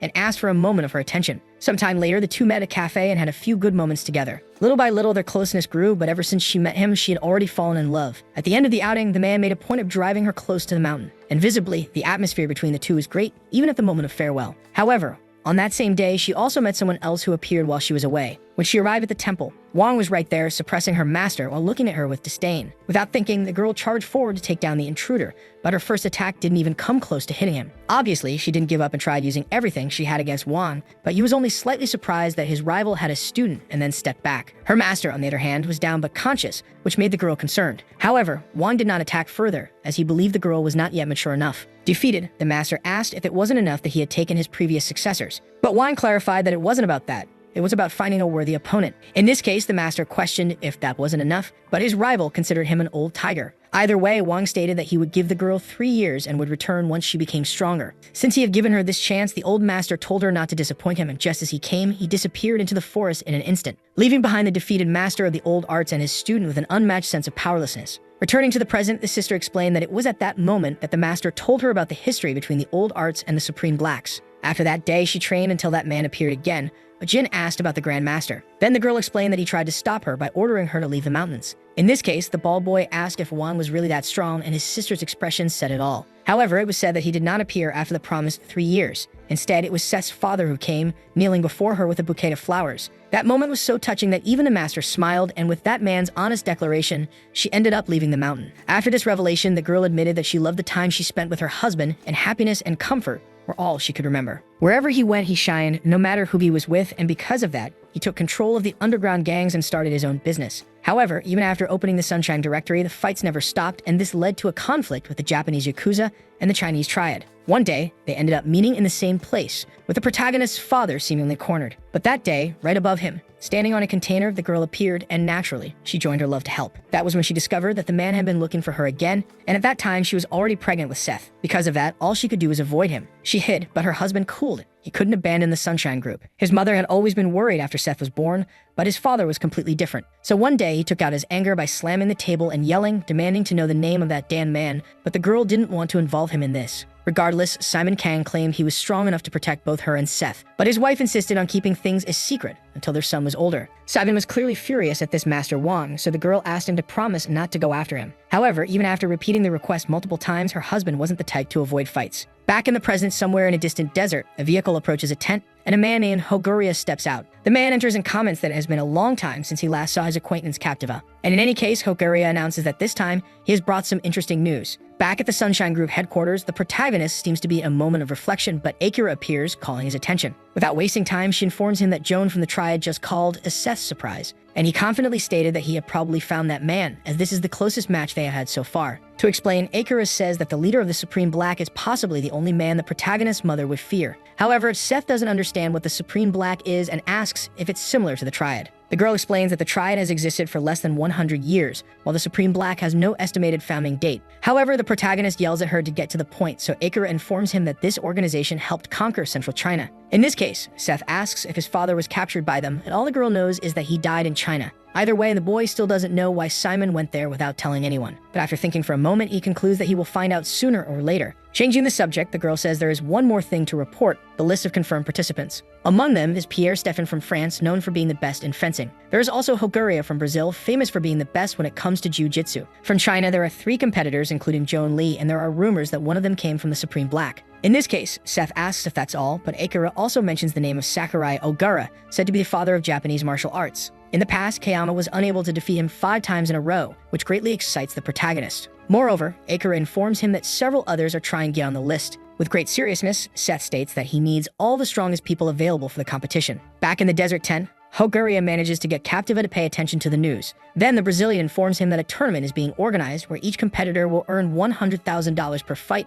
and if they win all of them, they will receive a $2 million bonus. More importantly, the most crucial rule is that finishing off opponents by accident is allowed, even using weapons. Upon hearing this, Captiva stands up inside the tent, revealing his arsenal of bladed weapons strapped to his waist. And without hesitation, he leaves with his Brazilian friend, heading to this so-called competition together. Later, at the Sunshine Hospital, Victor is tending to his old friend, who is lying on a stretcher. Then, when Brock wakes up, the two stare at each other in silence for a while until the boy informs him that his organs and ribs are damaged. Even so, the fighter tries to get up, but Victor suggests that he stay still. Brock starts feeling agonizing pain as he tries to move, because after what happened, he will have to rest for at least 2 months. Even now, the memories of the fight with Jin return to his mind clearer than ever, and the fighter remembers every blow he took while failing to land a single hit. Both on his face and chest, the attacks were brutal until that last one hurt him in a way he had never imagined. Victor, in turn, asks if Brock knows who that guy is for his friend to have lost. But upon receiving no response, he comments that it's depressing, and that being the case, he announces that he will face the bald guy. However, he asks his colleague not to worry about his well-being because he will use boxing. Sometime after school, Henry watches over the entrance as a member of the student council, until suddenly Jin's footsteps make him break into a cold sweat until he finishes passing by his side. At that moment, however, a girl with a camera calls the student, making him question what she wants. Then she comments that she prefers a smile and introduces herself as Kathy Yoon, a reporter for Daily Sports. Wasting no time, she states that she heard about Jin's victory over Brock and therefore wanted an interview. However, Jin claims he has nothing to say. simply leaving the girl behind with a feeling of defeat until suddenly, Victor appears by her side and she shifts her focus to him. Yet again, the reporter is ignored by the boys, but upon looking more closely, she realizes that the two are talking. And naturally, knowing what's going on could lead to a better story. Back at the boxing club, punches upon punches are thrown at the punching bag alongside precise dodges, until James notices he is no longer alone and stops for a moment because Victor has just arrived. With a certain level of respect, he greets the club leader, but is startled to see that the boxer has brought a guest, none other than Jin. Within seconds, Victor locks the place and hands a pair of gloves to the bald guy. However, Jin asks what is going on because he was called to talk, but Victor claims that men talk with their fists. And although it irritates Jin, that was not the boxer's intention, so he stated that he just wanted to check the difference between them. Even so, Jin didn't understand why he should help, but Victor put his pride aside and asked politely. From a distance, through one of the gym windows, everything was being captured by the reporter's camera. Without wasting much time, each one moves to their side of the ring, and the club leader starts putting on his gloves while Jin holds his. Then Victor asks James to help the bald guy with the equipment, and although he doesn't want to, who asks the boy to raise his hands and then fits the gloves for him. Jin, for his part, still doesn't understand what's happening, but James says the bald guy should feel honored to fight against a boxing champion. Either way, Victor announces that he is ready and asks to get it over with before classes start. Before anything else, the boxer asks if this is the bald guy's first time in the sport and explains that there will be 3 rounds of 3 minutes. Also, James will manage everything as the referee, so Jin understands and calls the boy to get started right away. With that, Victor gets more excited than ever and orders the bell to be rung. The moment James strikes the gong, both prepare and the boxer tries to make the first move. However, even being extremely fast, none of his jabs hit the target, and besides that, not even his straight punch comes close to the bald guy. In this case, the boy tries to close the distance between them to attack from above, but Jin repositions himself and dodges effortlessly. Clearly, Victor becomes quite frustrated for failing to land a hit, and suddenly, a kick approaches. However, Jin stops at the last second and apologizes upon remembering that boxing is a sport that only uses hands for the fighter's luck. Outside, the journalist continues capturing every moment with her camera and soon pulls out her phone as well to get more footage. Even so, she doesn't know who that boy is to be resisting so much, and with less than 10 seconds remaining, Victor gives it his all. However, nothing changes because Jin keeps dodging everything as if it were nothing. Then, with 5 seconds left, Victor tries to land a powerful straight punch, but the bald guy manages to grab his hand. And so, by throwing it aside, an opening is created for a direct hit to the boxer's face. However, before the punch can do any damage to Victor, the gong rings, indicating the end of the round. So Jin stops his fist at the last second. And even though that 1-minute break felt like a miracle for the boxer, everyone was more terrified than relieved by the rookie's power. Sometime later, the protagonist's car heads to the school, and from inside, Seth steps out alongside Akira, his expression clearly determined. Back at the boxing club, in the second round, Victor tries a different strategy by using his footwork. However, even prioritizing technique, his blows don't land, and Jin's presence in front of him only makes his fear grow. Sensing this aura, the boxer doesn't think twice before stepping back, and for a moment, the two just stare at each other. Once again, outside the gym, Kathy is amazed by the footage she's capturing. But at that moment, the protagonist appears, asking what she's doing there, which obviously startles her at being caught. Kathy comments that they scared her, but she pays no mind to it, saying that she's a reporter working at the moment. Because of this, she even asks if the two could go somewhere else, but Akira instead asks for the reporter's camera. And after not getting an immediate response, she orders the girl to hand over the camera. Obviously, Kathy refuses and starts bragging, saying that she is the famous sports reporter, but at that very instant, Akira snatches the camcorder from her hand. The movement was so fast that the reporter barely saw when she lost the object, and meanwhile, Akira took the opportunity to remove the memory card. In response, Kathy yells, questioning if he knows who she is, but the two simply turn away and leave. Still, the girl insists that this is unforgivable and that she will tell the principal. Then Akira decides to respond to leave no doubts and clarifies that the man in front of her is the owner of the school. It took her a long time to reflect and understand the situation, but even in disbelief, she realized that the boy was Seth Kang from the Sunshine Group. Back in the ring, the bald guy starts landing his first counterattacks, though still without much effort. Even so, Victor has to give his all just to stay on his feet, and suddenly, a strike that seems more powerful than the others approaches. Despite keeping his guard high, the straight punch, using techniques from the old arts, breaks through the boxer's defense and sends him flying. However, even with Victor trapped against the ropes and disoriented, Jin was just getting started as he closed the distance to unleash a powerful uppercut. But James, who had been witnessing everything, signaled for them to stop fighting, explaining to the boxer about his competition next month. So if he suffered too many injuries, everything would be over, and Jin naturally understood the situation. Victor, on the other hand, still couldn't believe he had lost in a fair and clean fight in his own discipline. Meanwhile, Jin starts taking off his gloves, still not completely relaxed in the environment, until suddenly, he spots the figures of 2 people outside the gym, and among them is Seth, who locks eyes with Jin the moment they see each other. With emotions running high, the protagonist tells Akira to open the door. Though reluctant, she forces herself to do it, despite her height not helping much, and holds it open for Seth to enter. Then the protagonist walks in with short steps, and once in front of the ring, he shows his excitement by smiling and asking if it's his turn. As Victor looks extremely surprised, Seth asks if there's a problem. but Jin interrupts, telling the protagonist to step into the ring, which only increases the tension among everyone. However, Seth refuses and instead tells the bald guy to come down, to his surprise, because the ring will be too small for both of them to fight. Moreover, the protagonist tells the rookie to take off those gloves, and after thinking about it for a moment, Jin does so. While Seth can barely contain his excitement, the gloves fall to the ground and the boy jumps out of the ring, standing face to face with the son of his master. And with a few more steps, the two stand mere centimeters apart, and then Jin asks what the rules will be. But true to the protagonist's personality, scoffs at the question and asks if they really need them, making the bald guy feel a bit pressured. So he simply suggests that they get started right away, and without any warning,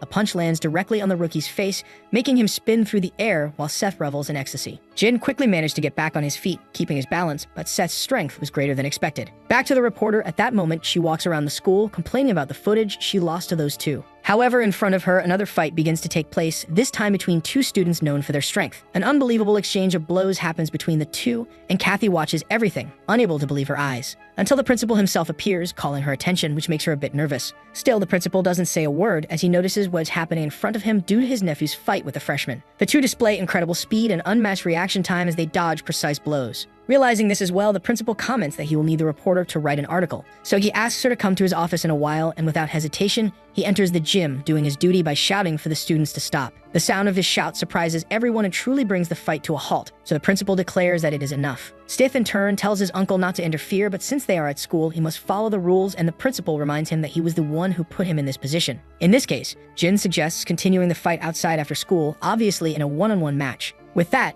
he starts to leave, but Seth calls the bald guy's attention and asks who is the strongest. That's because the protagonist is curious to know whether the strongest is Jin or his mother. After hearing this and thinking for a moment, the boy simply reveals that he has never lost to anyone. And to Seth, there couldn't possibly be a better answer than that. Somewhere in Japan, at the headquarters of the Three Phantom Heads gang, two people are in a room, Kageyama and Sakurai Oga. At that moment, however, the vice president of the Black Group, Joan Lee, also appears, commenting that the others arrived early. Regardless, they don't respond, so Joan approaches Sakurai with arrogance, and when their eyes meet, Sakurai is clearly irritated. Another person arrives at the location, this time the French fencing champion, Pierre Stéphan. And quite boldly, he asks the man with dark sunglasses to serve him some tea, as well since he enjoys drinking it. Even though he feels disrespected for some reason, Kageyama does it, but Pierre notices this feeling of hostility. For a while, the two stare at each other, and the red-haired man seems to be enjoying himself. In any case, Pierre focuses on his tea, and suddenly, the Brazilian competitor is the next to arrive, alongside his colleague Capativa. With each new participant entering, the tension among the competitors rises. However, Hoguria announces that they are still waiting for someone, and Kageyama states that the two participants from China will join on the day of the competition. The other two from Korea will also arrive that day, and there are still challengers who are traveling. At that moment, however, a person appears, claiming to represent Korea.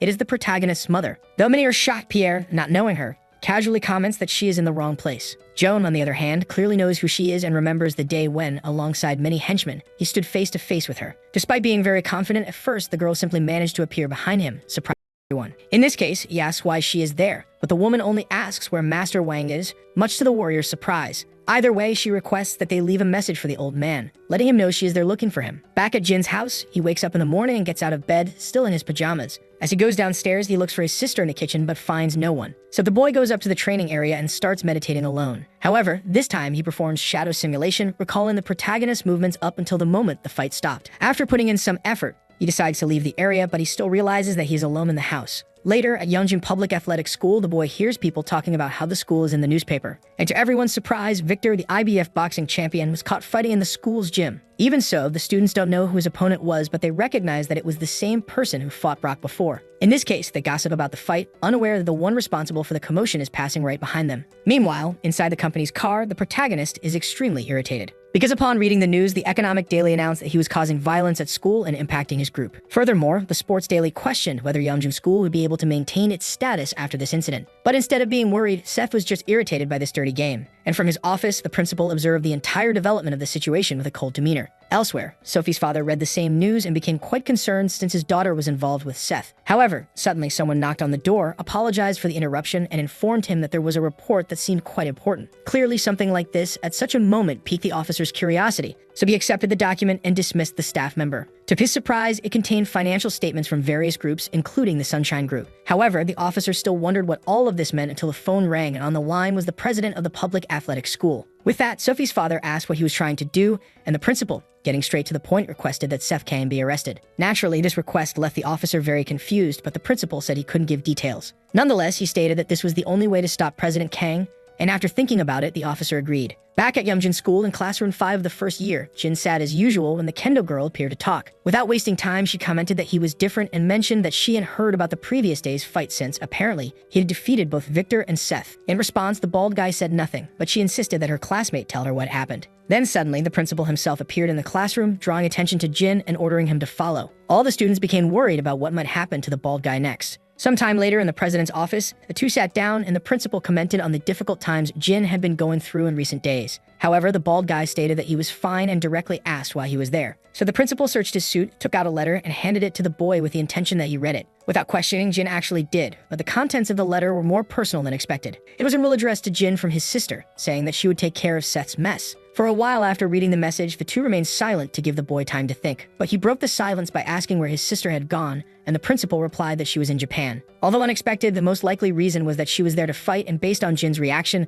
the president asked if he wasn't worried. However, he really wasn't, because if it was just that, he stated that his sister wouldn't be in any danger. With nothing else to discuss, he stood up and excused himself. But before leaving, he commented that he really didn't understand what the principal was worried about. And with a smile, he stated that his sister was far too strong to need anything like that. Somewhere in Korea between Terminal 1 and Terminal 2, Rod was acting as the protagonist driver as always. Then suddenly, he noticed the presence of a car following them. Taking a risky move, he performed a maneuver at a road junction, confusing two of the pursuers, though one still remained. Rod called his boss to inform him that someone was following them, much to Seth's surprise. In this case, the boy asked if he should shake them off, but the protagonist dismissed the idea. Sometime later, the group arrived at IC Airport, and there, the three of them got out of the car to confront the situation head-on. Quickly, the pursuing cars also stopped, and people emerged from them, prompting Seth to question who they were. However, to his misfortune, among them was Sophie's father, who, catching the boys' attention, announced that they needed to have a conversation. Sometime later during an interrogation, the atmosphere between the two was anything but pleasant, as expected. Without wasting time, an officer handed over a file, and after reading a bit, the protagonist became concerned. It was stated that this was evidence that the Sunshine Group had committed accounting fraud amounting to $15 million. Of that, $3 million were unpaid taxes, along with illegal scandalous funds. Therefore, the officer warned that after the investigation, an arrest warrant would be issued. However, Seth simply tossed the material onto the table and told the investigator to talk to the company's lawyer. In this case, the officer shouts, asking if the boy is trying to deny it, but the protagonist tells him to be careful with his words. With an irritated expression, he questions whether he still looks like the same boy from 2 years ago, asserting himself in the interrogation. Minutes after the conversation, an assistant asks what the officer will do, so he asks how much time they have. But since they don't have an official warrant, the assistant suggests releasing Seth. In this case, Sophie's father asks if having a warrant will change anything, but it won't be easy since the evidence came from an anonymous source. At the very least, the assistant informs them that the boy won't be able to leave the country during the investigation. And with that, the officer agrees to release Seth, but on the condition that someone continues to monitor him. By nightfall, at the South District Prosecutor's office, the three of them reunite when Seth is released, and Rod suggests that Calvin might be involved in this. However, the protagonist decides not to speculate and first asks about the matter in Japan, to which Ekira responds that it is almost ready. But despite being reluctant to say it, she informs him that his mother is also there, to his surprise. And Ekira still has the feeling that it was the mother who ordered the school principal's actions. In this case, the protagonist remembers that he is forbidden from leaving and asks if there is any way around it. Then Rod tells him to leave it to him because there are plenty of boats going to Japan. Already extremely irritated by all these inconveniences, Seth prepares himself for what's to come. Meanwhile, in a place called Royal Hotel in Japan, the protagonist's mother gazes at her reflection in the window in a moment of contemplation. On some day in the past, in a cafe, the mother asked if school wasn't stressful, and Seth replied that it never was. At that moment, Simon arrived in his car outside the establishment. Quickly, the woman went outside, and the two greeted each other, allowing the father to catch a glimpse of his son through the window, which definitely made them both happy. Changing the subject, the mother asked if he was going somewhere far, but Simon said he would be back soon. After all, he wanted to live with her again after handling some business. So Simon stated that he was going to make Sunshine clean and turn it into a legal company. And he asked his wife to trust him, saying he wanted to be a better father. Before the wife could even respond, Simon simply embraced her, expressing his feelings under the full moon. When the woman became embarrassed, he laughed, saying he would finish quickly. In the end, just as he had arrived, the protagonist's father left, but even today, his wife still blamed herself for not stopping him that day. Back to the present, suddenly some noises are heard at the door, so the woman quickly goes to check what it is. Kageyama, along with Sakurai, apologizes for disturbing her, which irritates her. However, Sakurai reveals an unusual request for the master of the ancient arts. He wants to be trained by her. And even though it was unexpected, the young man did not show any hesitation in his gaze. The woman, in turn, asks if Sakurai is the formal successor of Japanese martial arts, and he responds that he is. So she recalls that there are only 2 days left until the competition, but just like her, the young man is not interested in the competition. In this case, she asks Kageyama if there is a quiet place, and he reveals that fortunately there is. Sometime later, at a helipad on top of a building, the three meet, and facing Kageyama, the two stare at each other without saying a single word. Then Set's mother asks if Sakurai is ready, to which he responds affirmatively from behind her. With that, he asks for them to start immediately, and without wasting time, he pulls out several shurikens from his clothes and throws them at the woman. However, despite them coming at high speed, the successor of the ancient arts effortlessly dodges them all. Next, kanes are thrown, but the woman spins in the air to dodge them, making them hit the wall instead. Once again, she repositions her balance, and this time Sakurai leaves no openings as he advances with a close-range weapon. However, before he can attack, the woman reacts by throwing back one of the shurikens,